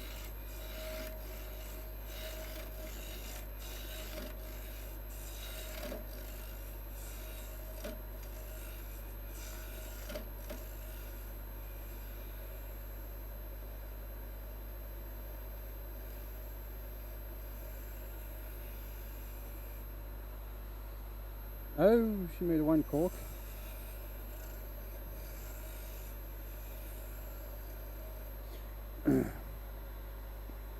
So yeah, Kyle, feel free to ask anything you want whenever. I'll try my best to help you out.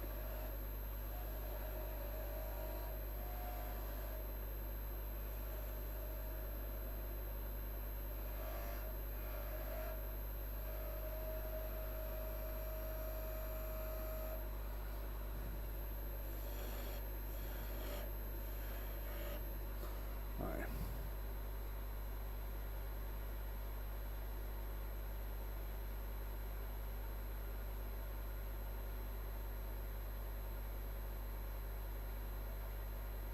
Oh, the mallet is there. I need to go pick that up.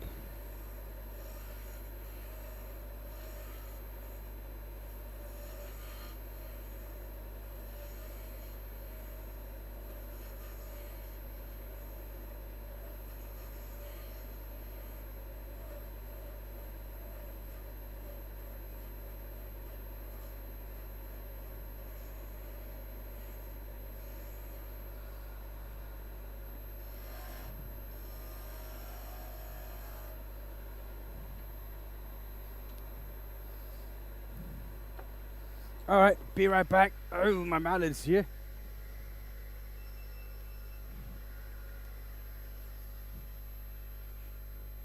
I'll be right back. I'm gonna cut out and everything. But it should be at the front door, it says.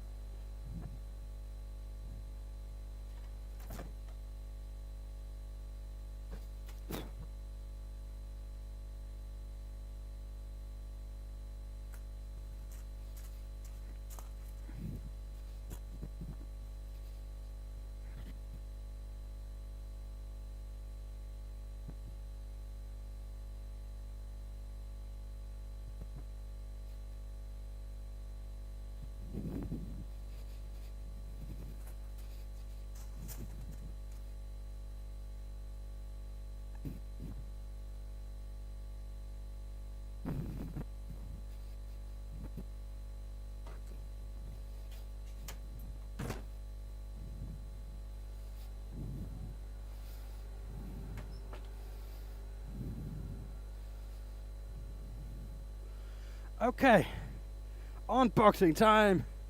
Unboxing time. Right, look at this. All the way from Calvin in America, Tarboro.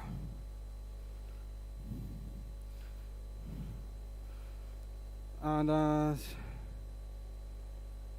ooh, wooden mallet, and you put the prices on it. Alright, so that's why.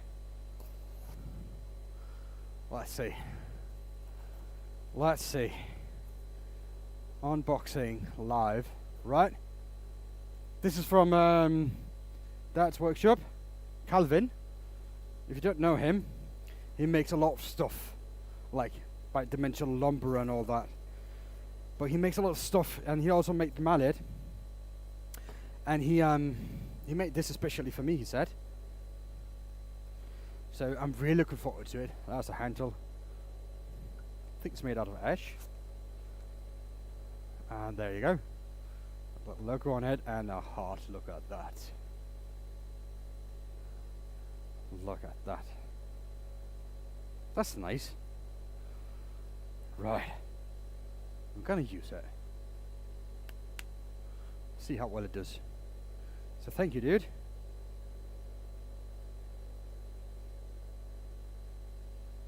Now I'm in Denmark, Lion. So that's gonna have a place up on my wall.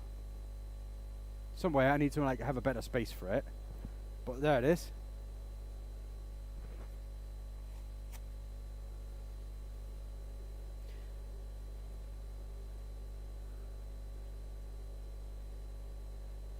Yeah, I think it's nice. It was raining outside, so I got a little bit wet. But that's it, really. That's good, man. Nice mallet. Gonna have fun with that one. Alright, back on making wands.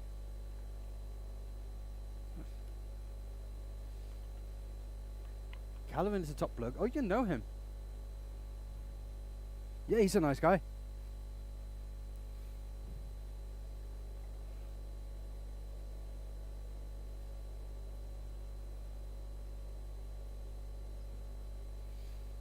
That's workshop exactly.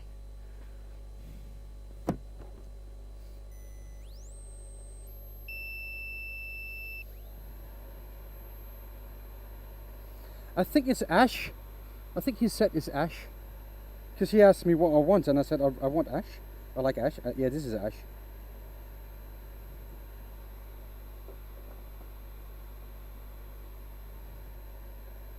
You make spoons?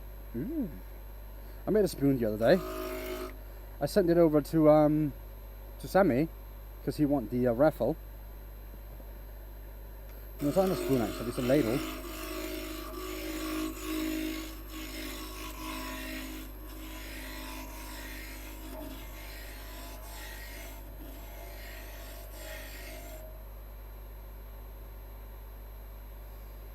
So all is well. Let's see, what did I spend money on now? Ah, dude, Sammy, I appreciate you, dude. Thank you, man. That's really nice of you.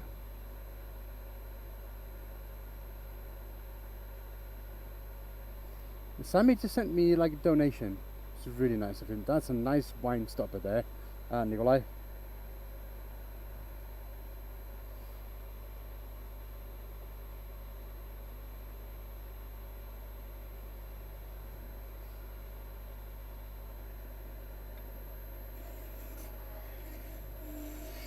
Thank you, Sammy, I appreciate you. You didn't have to do that, but it's welcome. It's welcome.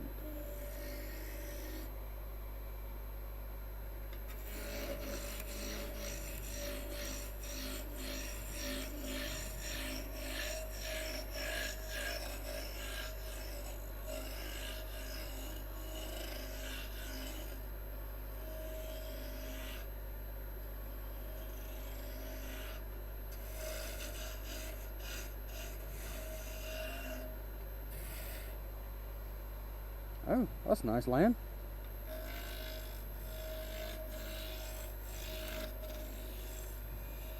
So you do anything other than carving?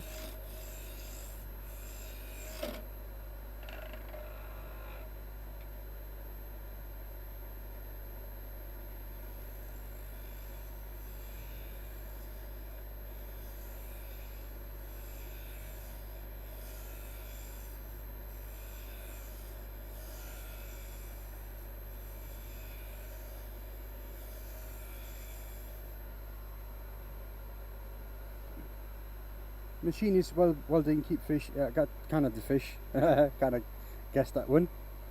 Oh, metalworking. I don't know shit about metalworking. I couldn't make it. Well, I could probably make a weld if my life depended on it, but I wouldn't trust it with my life. I think I tried welding 2 or 3 times and probably wasn't really good at it. So I respect people that, you know, does metalworking.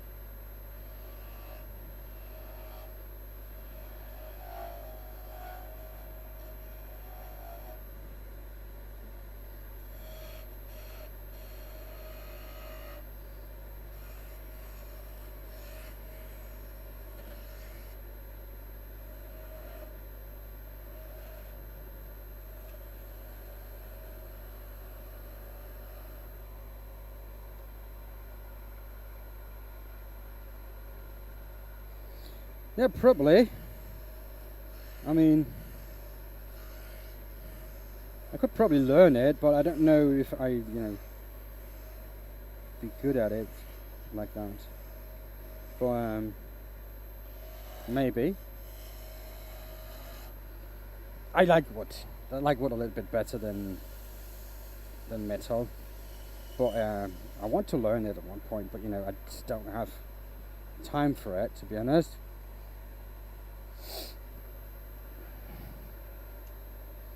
And I don't have room to like set up a metal. Yeah, but I don't have room to set up like a welder or anything, welding area down here.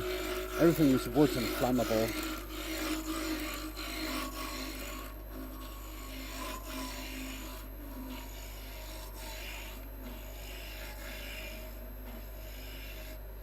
But I wouldn't mind having one. Yeah.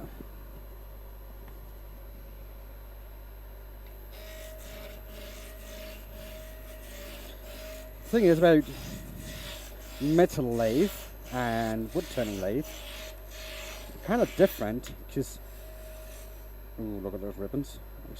Nice. Metal lathe, you know, it's all about hand cranking, and you got like everything there to steady you. But with wood turning, it's a little bit different. Because, you know, it's just your hands, and you cannot set up anything for it. Well, you can, but that would be a CNC or a copy lathe, something like that.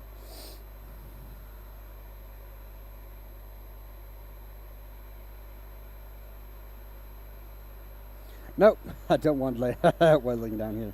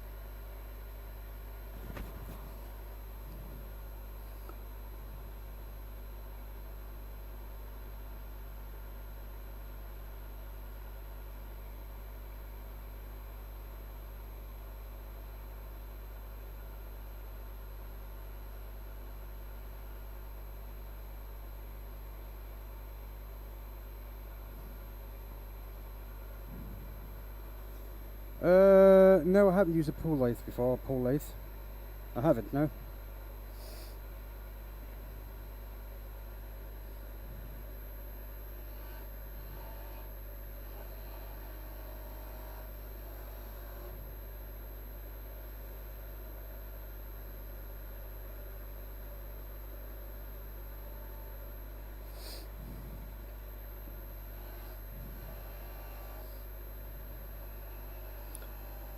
I like the old crafts and all that. I just like the modern versions of it.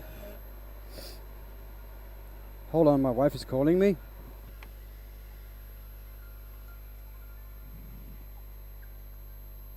Yeah.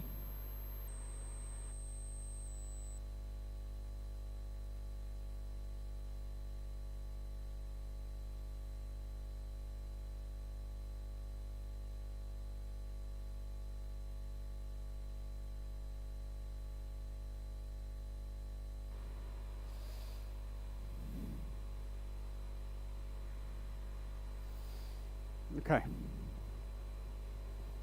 That was wifey calling.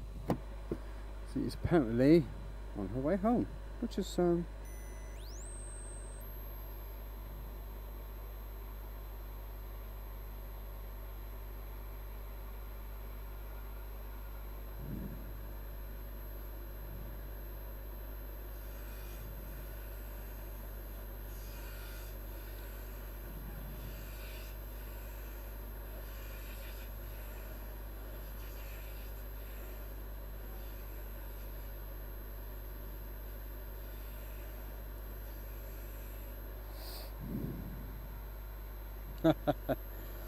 nah, she knows I'm here at the workshop. She don't care as long as as long as the money comes in.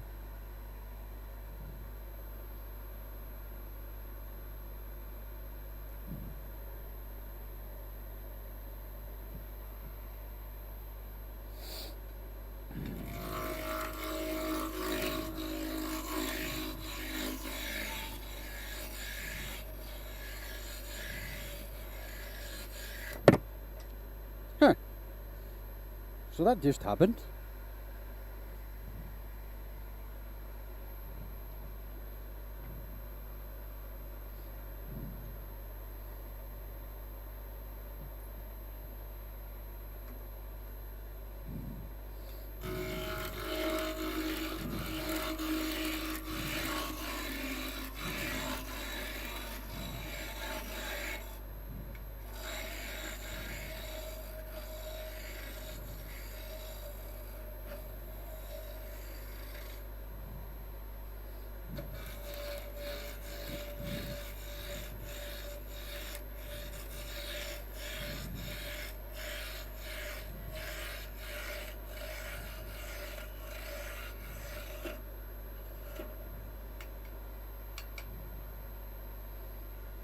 Well, yeah, if they don't break, I try to do it in a good pace. But I made, yeah, this is number 300.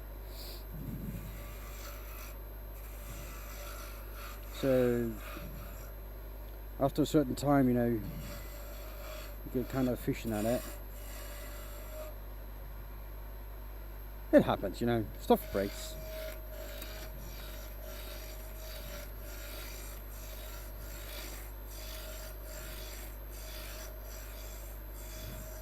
That's why I have the face shield.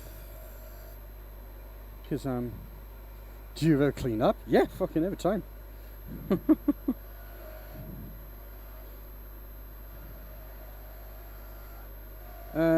I actually wiped the floor clean just like an hour ago. Something like that, maybe a little bit more. So yeah,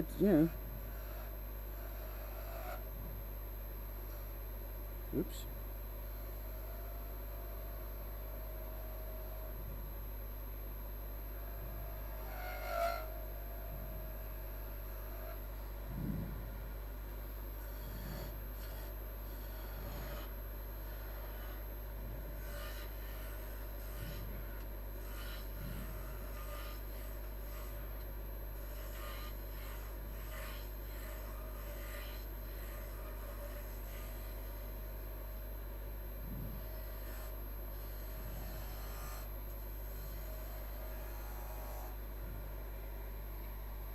There you go.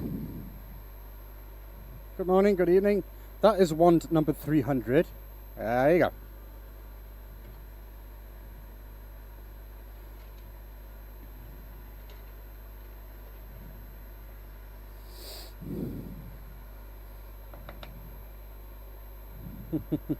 It is 1 o'clock here, PM.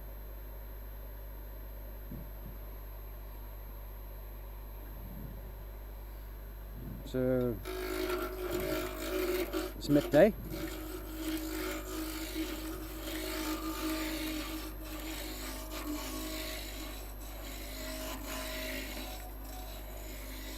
Oh, this one's probably going to break as well. It's a big knot in it, I think.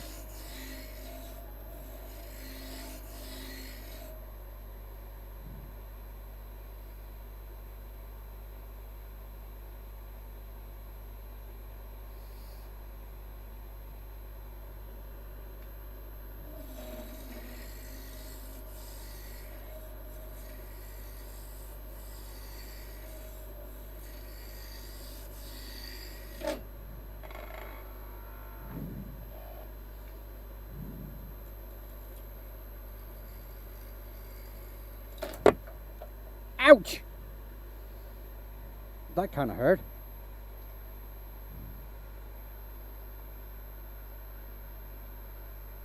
Thank you as well, dude. Sammy, thank you for the donation. I appreciate you.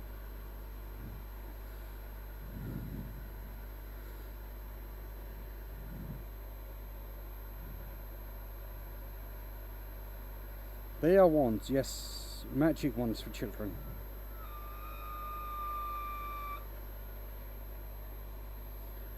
Oh, that one actually hurt.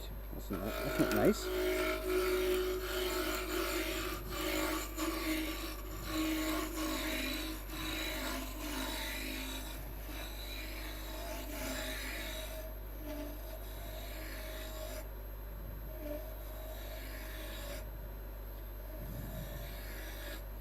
And how many ones did I make today? So I had 20.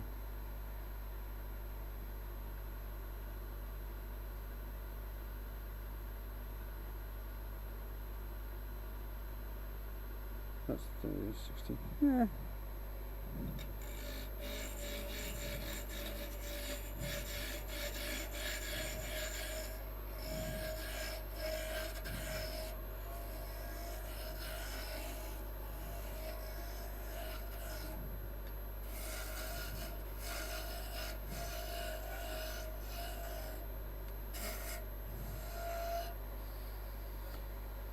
No, I don't paint them. I painted this one. Look at the sparkling on it. Yoink, yoink, yoink. It's a bit dirty though. I painted one as just a trial, but the kids should paint them and sand them and cut off the ends of it. So that's the whole trick. Children should do something as well. I do the somewhat dangerous part and they just have all the fun. It's what you're supposed to do, right?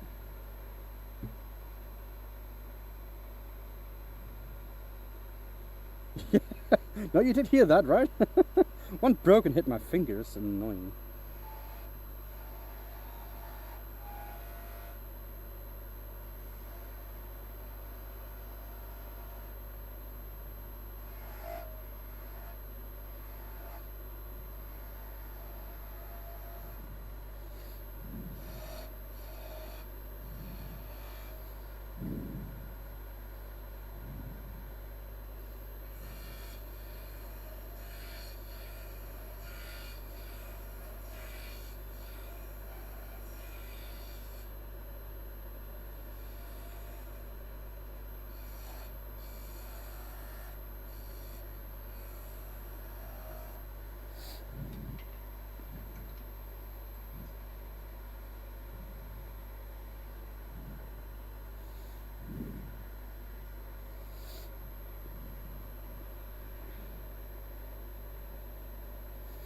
I'm gonna make it an even 70, and then I'm gonna call it for today.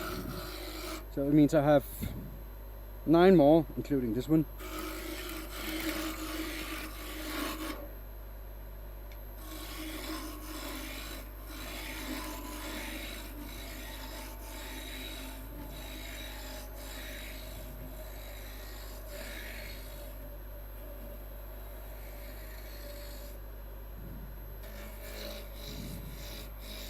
Make a custom baseball bat. Yeah, I've done that for my son, school.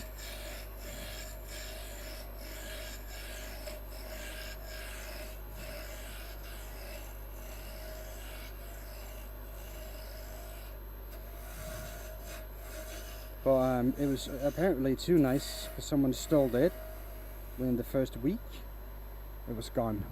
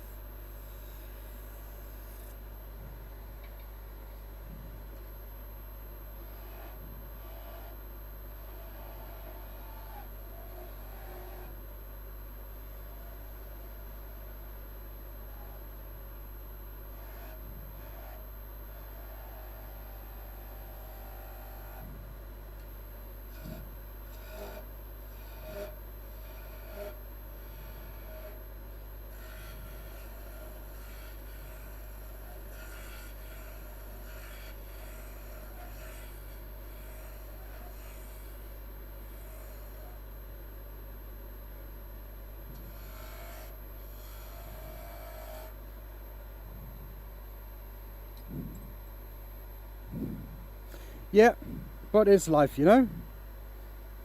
People don't think about it. It's just how it is.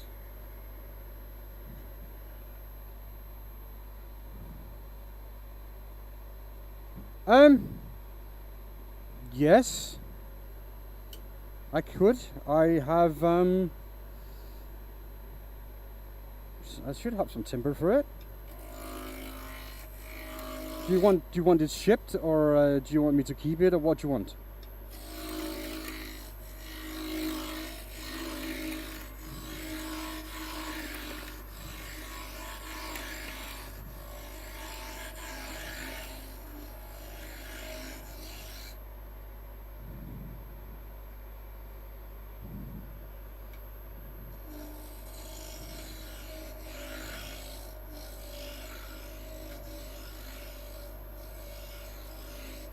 Of course, it depends on what you mean by donating.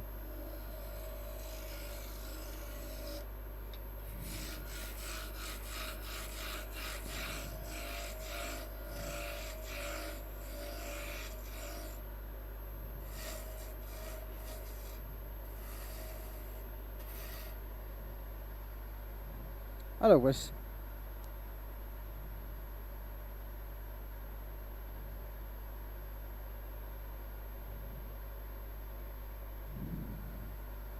Yeah, thank you, Wes.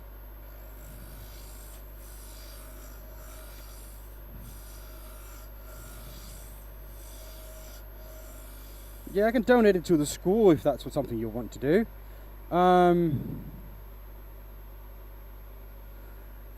If you want it over, you're gonna have to pay for shipping, but I don't mind shipping it. But depending on where you are in the world, that can vary quite a bit, of course.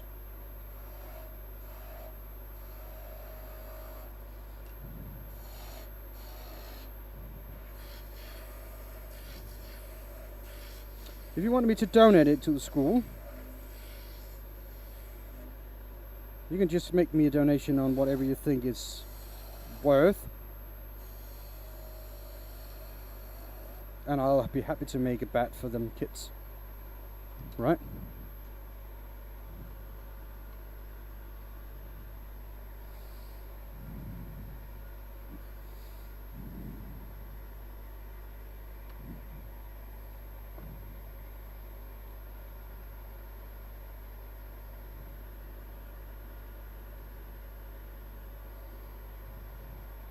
All right.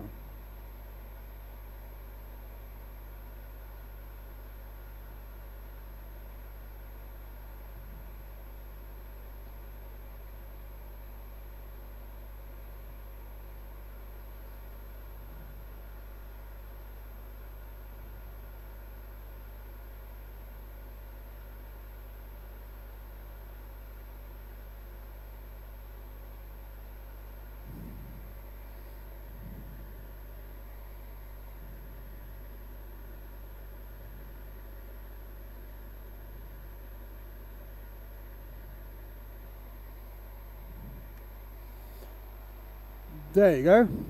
That is my PayPal mail. And I'll make a bat if that's what you wish.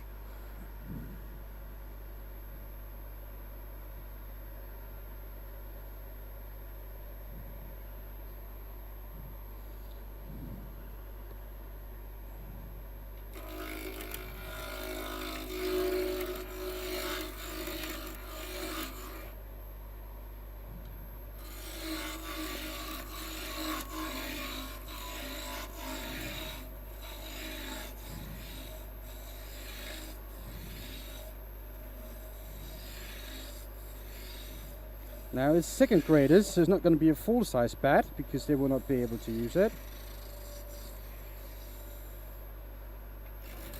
That's going to be, if it's full-size, going to be for my older son.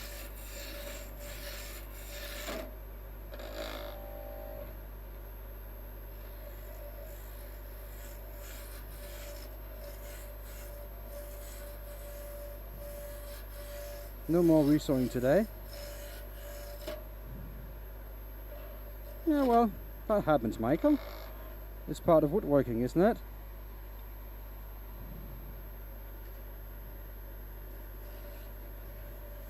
Why do your blades get fucked up? You don't know how to set up the saw properly? Or did you try to cut round pieces of timber?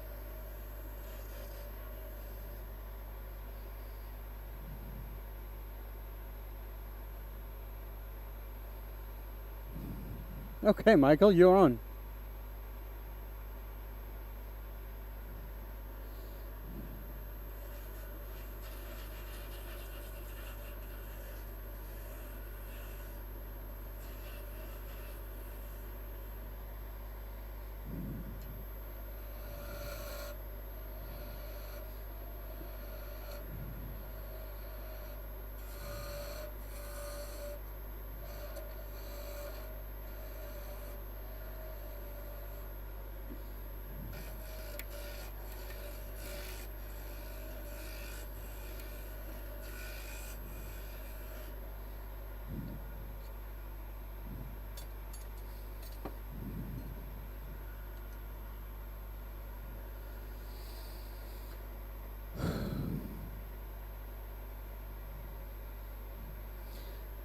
So, Steve, I'll definitely make a bat for the children.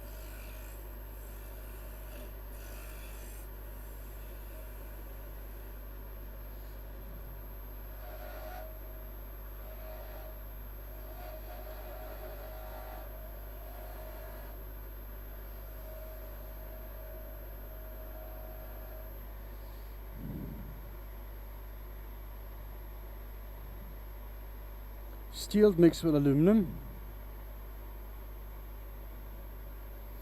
Oh, cutting steel is not good for any blade, dude.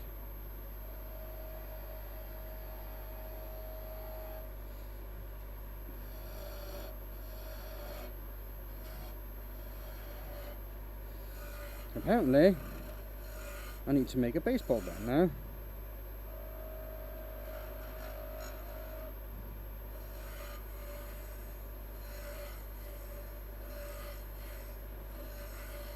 So that's what I'm going to start on.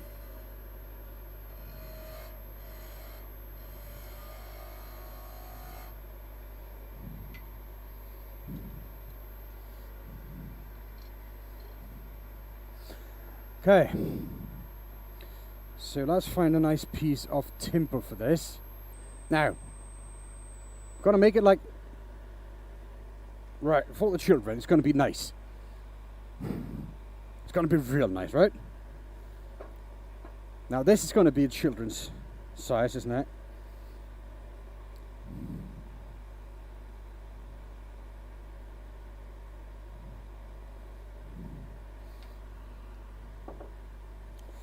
Right. This is my son's class, so I got this piece of walnut. That's a good size, small bat for like a 8-year-old child, isn't it? Is that alright? I think that's going to be alright.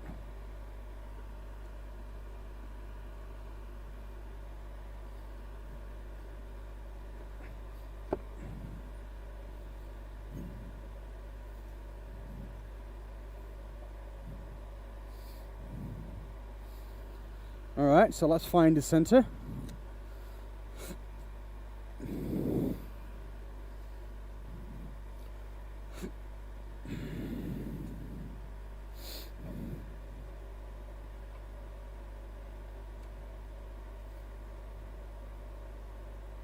Nice bit of walnut here is going to be cool.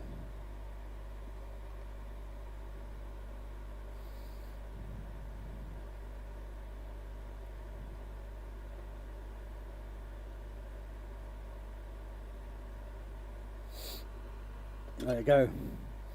So let's make the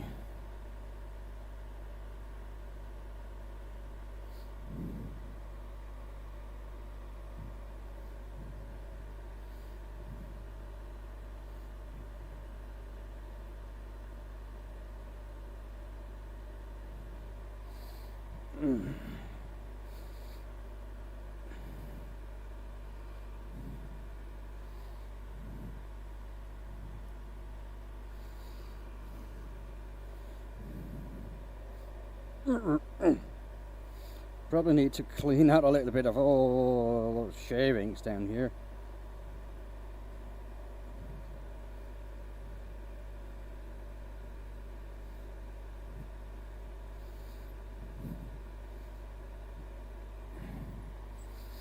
Okay, so let's see. I'm going to turn the speed down a little bit because this is a big piece of timber. Make sure that's nice and tight. How much more speed can I get? Something like that. Right. Walnut. It's nice knowing you. I've been in my workshop for many years. But it's for a course.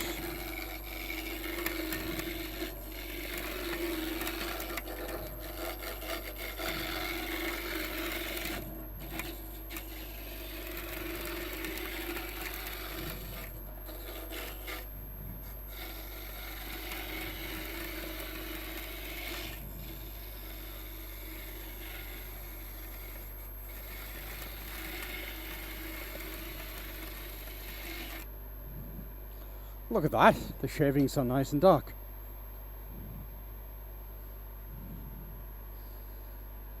So where's that remote? There it is. I think I can go to the other camera now.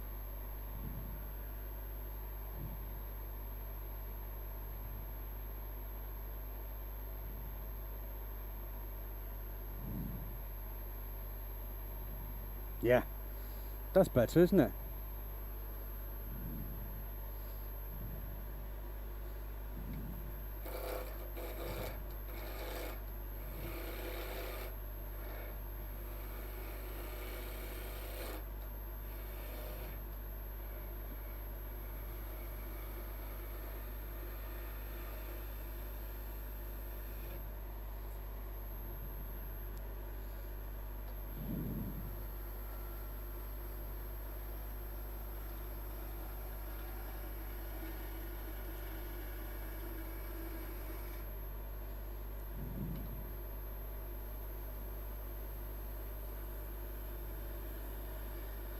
Righto.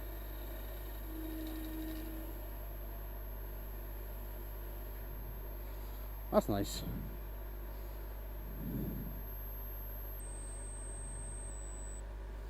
Yeah, it's good. Nice straight grain and all that, so the children are going to be happy with this.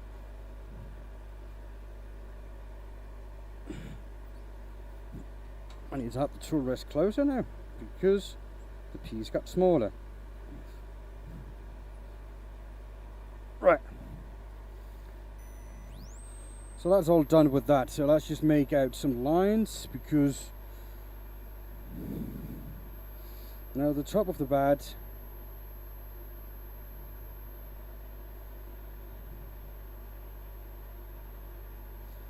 probably going to be up here somewhere. And then we got a handle.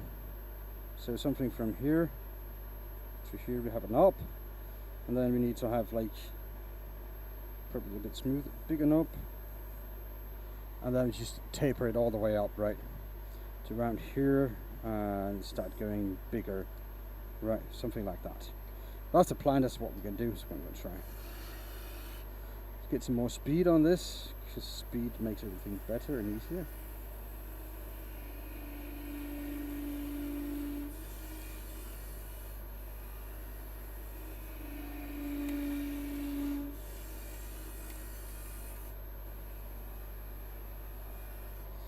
Look at them ribbons.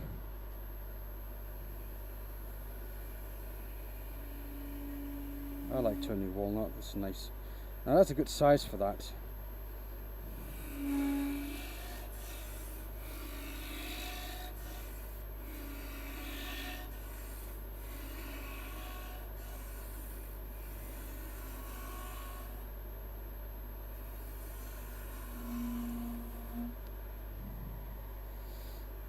Now remember, I didn't grow up with baseball, so I don't know what would be a good size for anything other than just on the top, out of the top of my head and memory.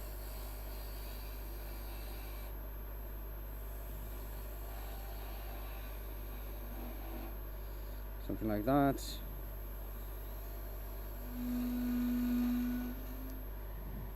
The handle's going to have to be small enough for the children to be able to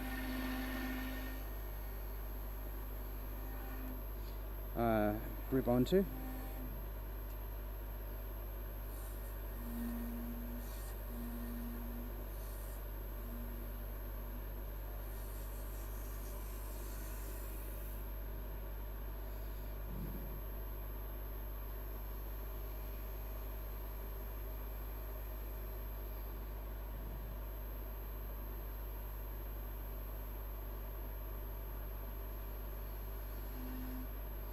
Which is probably a little bit smaller than this.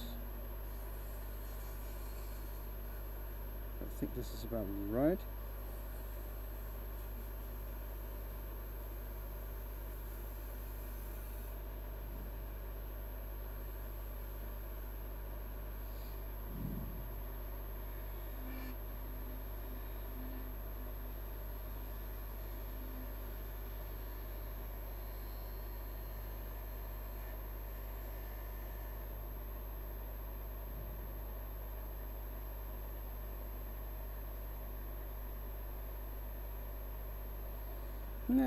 Nice little detail. There's probably not never going to be, children never pay notice to that, but you know, I will.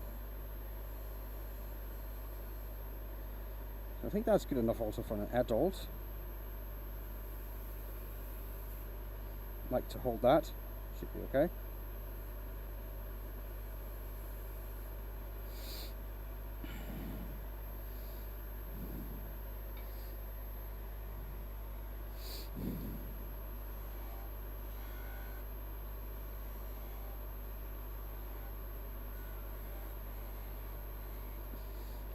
Like that. Hello, Garrett. What's Stevie here? Stevie K Official asked me if, you know, start talking about baseball bats. Then I told the story that I had made one before, but it got stolen because I gave it to my kid to bring it to this class, and someone stole it. And he said, "Oh, that's shitty. Would you make another baseball bat if I made a donation?" Yeah. So he made a donation, so now I'm making a bat. And I'm going to give it to the children again. This time I'm going to engrave it, of course. So it's they got their names on it, so the chances are they won't lose it. But we'll see. Making Harry Potter ones would be awesome. I just made 300. If you don't believe me, here are 30. And I have another back over there with some more in it. And that whole stack there is also blanks for making a wand. So yeah, I've been making wands all day.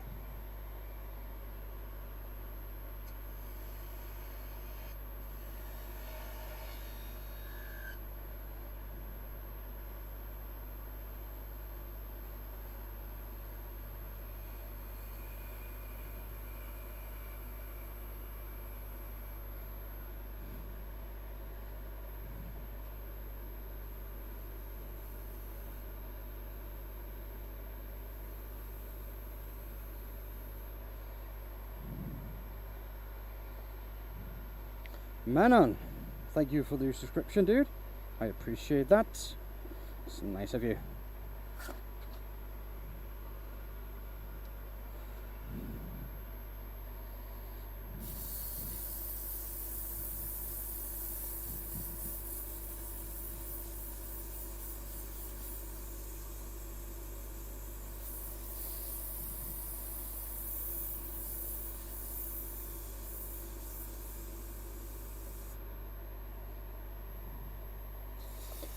What is the hardest thing you ever make?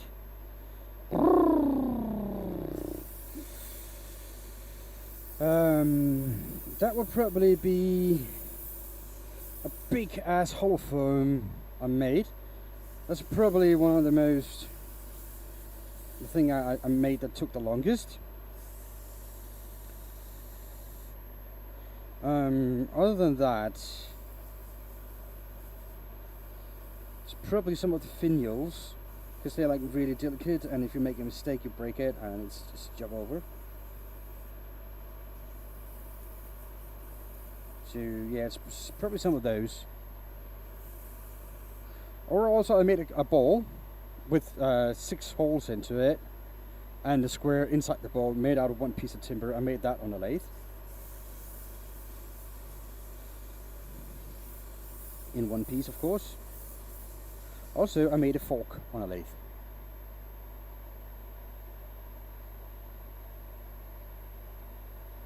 Ruslan. Hello, Ruslan. Welcome in. Happy that you joined us. I'm happy that actually you taught me your name, because I would not be able to, for here this is American walnut, because I will not be able to read that name you have there. So I'll try to remember that Ruslan if I can. Not sure though, but I'll do my best.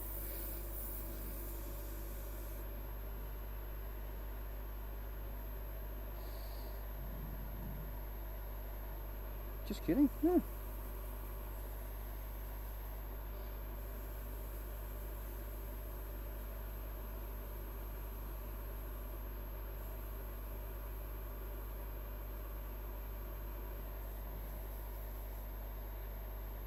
No worries, dude.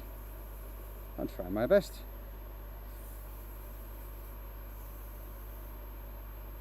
Huh. Lost that sandpaper. Anyway, I need to go up to the next grid anyway.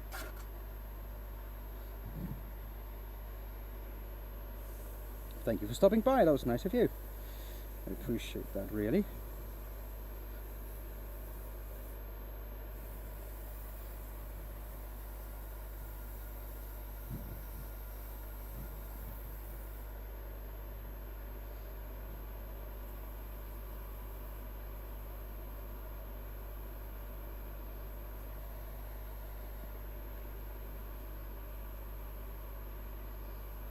I have no idea what your name is, dude.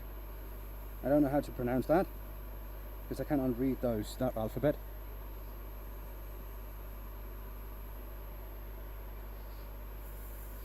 It's the same when people come in like in Russian or Greek letters or whatever they are. I have no idea what they're saying. To be honest, I'd rather not go into that, but no, I don't. But just leave it at that, because I don't want to have faith in the channel. Talk about it anyway, because it's a topic that can get people. That's all right. You don't have to delete it. That's fine. It's a subject that can divide people quite a bit and make a hefty debate, and it's just rather just avoid that.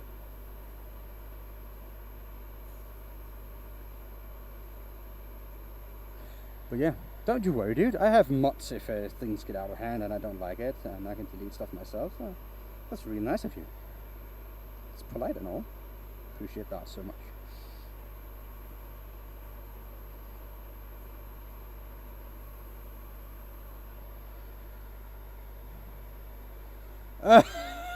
Dude, you shouldn't do that, really. It is either you drive or you are holding still, dude. You can listen, try not to watch.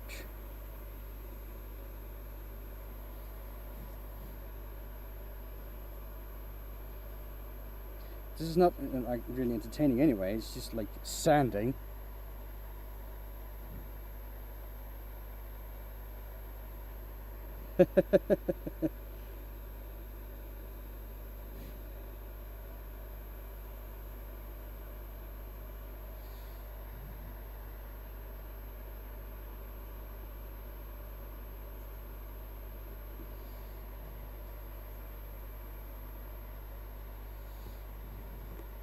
Hello, Johnny.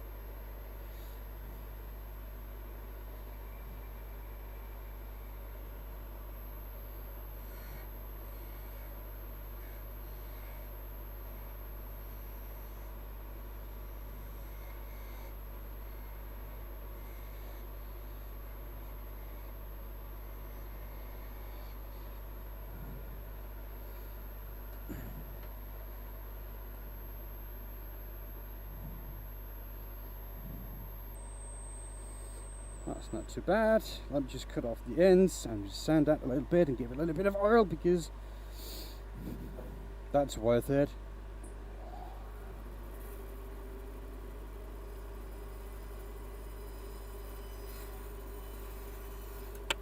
Bam.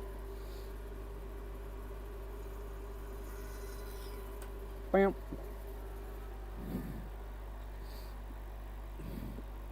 Bam, bam, bam, bam. I need to sand it a little bit more.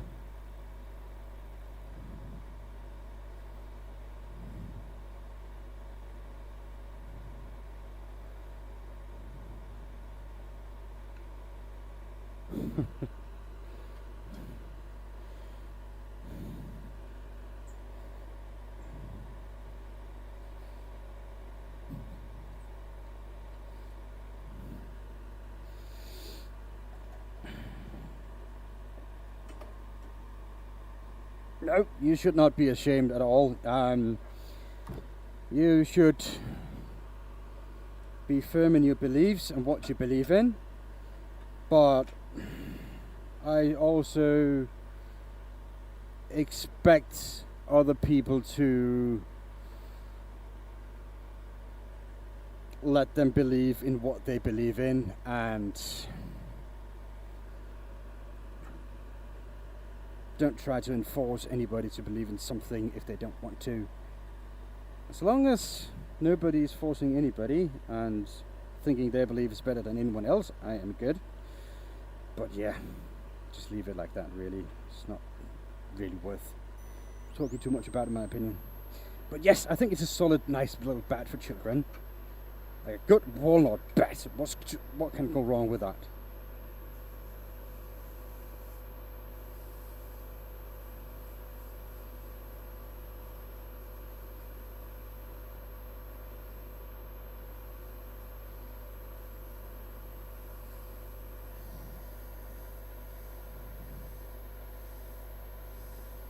I hope your data's okay there, Steve-O.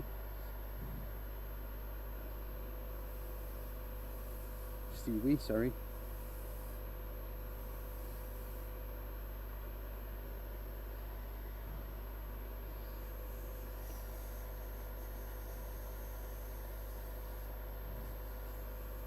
Thank you, Garrett.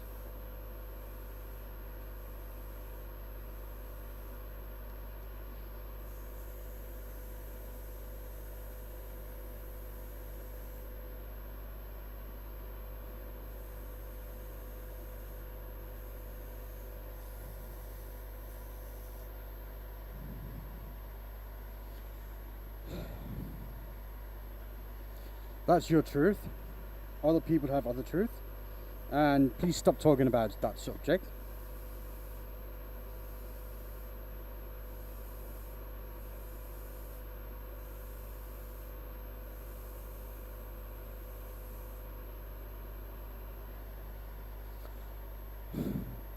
No, I told him to stop, and if he doesn't, you're free to go ahead, Michael.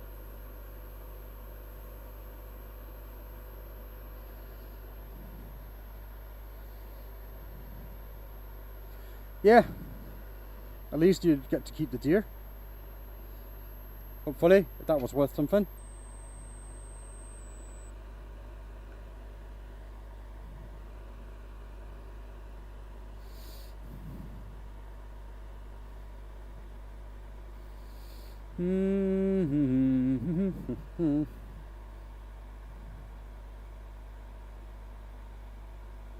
Where is my favorite? Oh, there it is.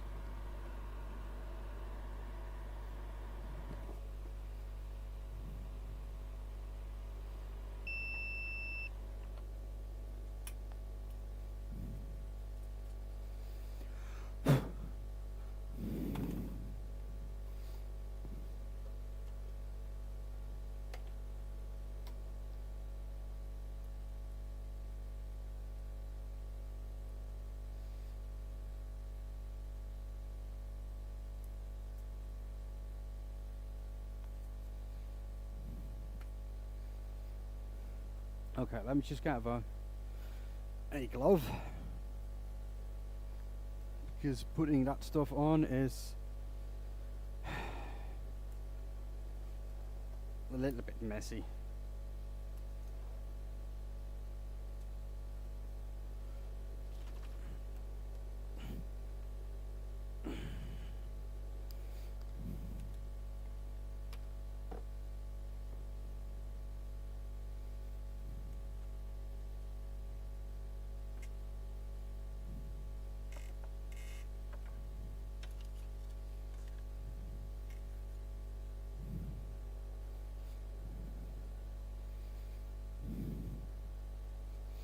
Okay, so let's give it a good slather of oil. And you can never have too much of this.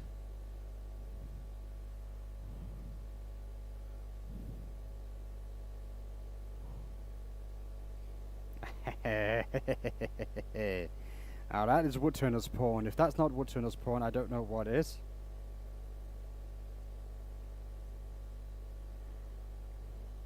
It's a mixture of tongue oil and linseed oil and some some other chemicals to make it go like that. Just two gay fellas striking outwards. Oh yeah. Yeah, man. It's nice, isn't it? I think it's good. The children will be happy. Thank you for that, Stevie.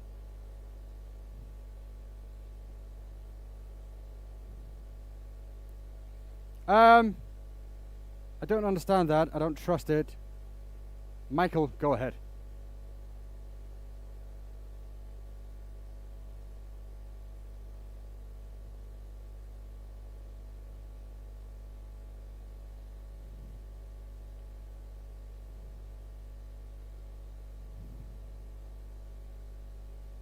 Michael, you here?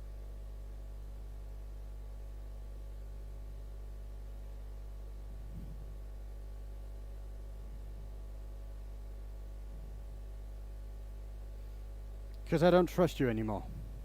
Delete that message right now.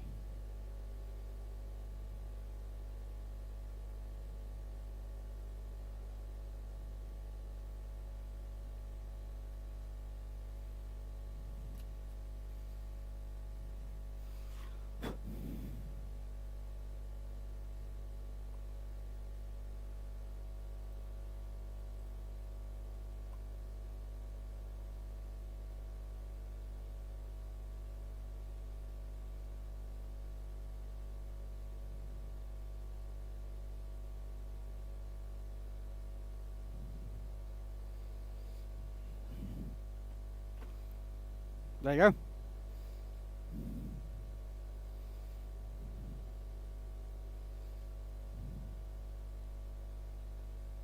Yeah, sorry about that.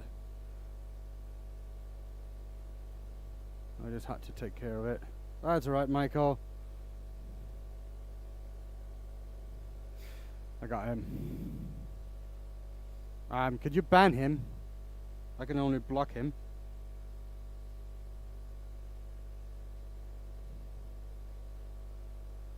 So that is. Yeah, the kids will be happy, right?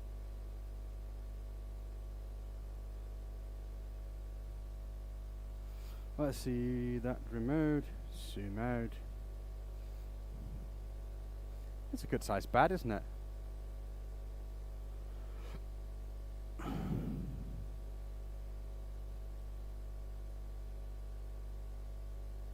Okay, that's good, thank you.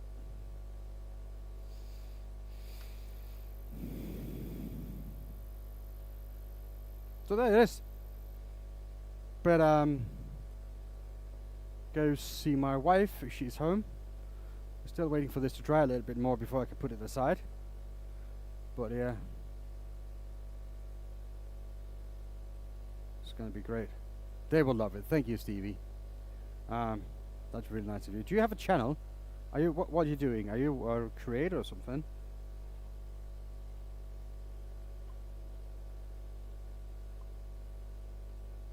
All right, Lenny, Johnny.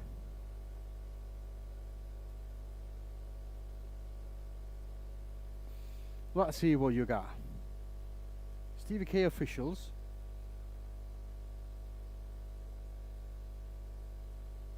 So what are you making? Music.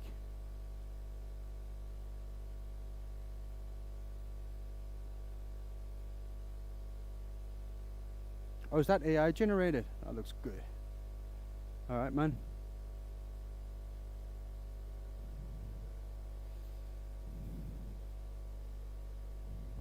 Okay. Huh.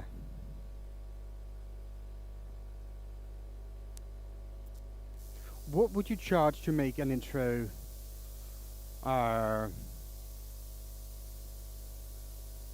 song or a music for me? Oh, there it is back in. Or some background music I can use in my videos without getting in trouble.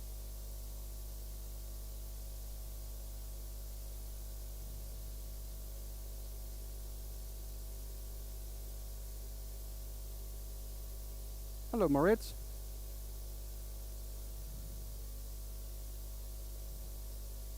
If that is something you do, Stevie.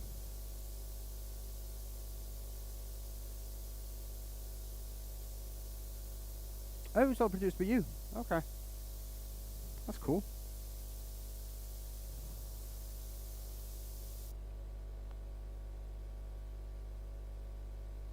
Yeah.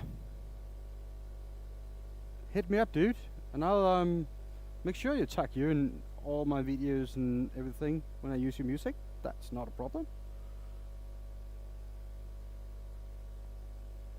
Do you got a library I can choose from or anything?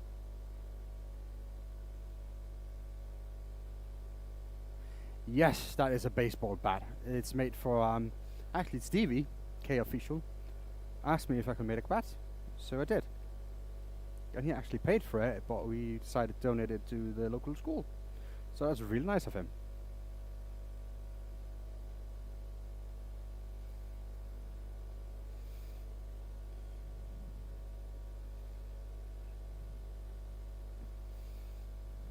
Yeah.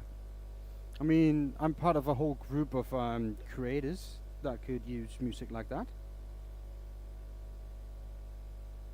So if that's something you're up to, I'll be happy to share your info.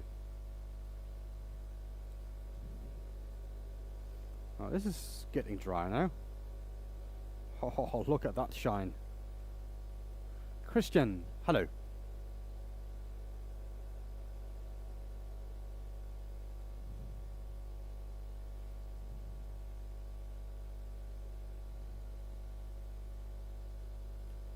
And that little detail there at the bottom, there, you can probably see it better there. Or, probably not there. There, you can see the small ring down there.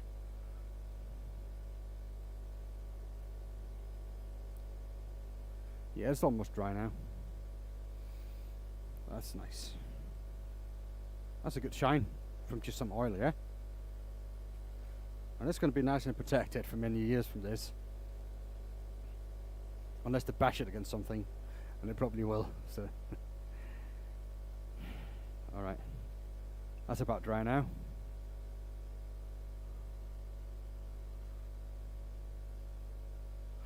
Yeah, Stevie. I'll try to get in touch with you. I got your channel up here, so I'll look into it a little bit later. I'm gonna go say hi to my wife.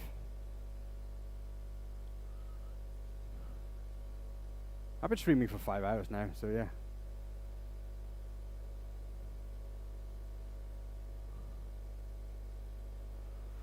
Oh, that would be awesome, dude. I will appreciate that so much. Yeah, I'll hit you up, yeah? I am finishing stream now, yes. I have plenty of wants. My wife is home, so I'm going to see her. Then I'm going to go pick up the children soon. So, yeah, that's going to be it, really. My nice little setup here. Y'all have a good day. Thank you for watching. Let me just get my camera on me, because there you go. yeah, like I said. So here you go, film now. Yeah. You all have a good day. Thank you for being here.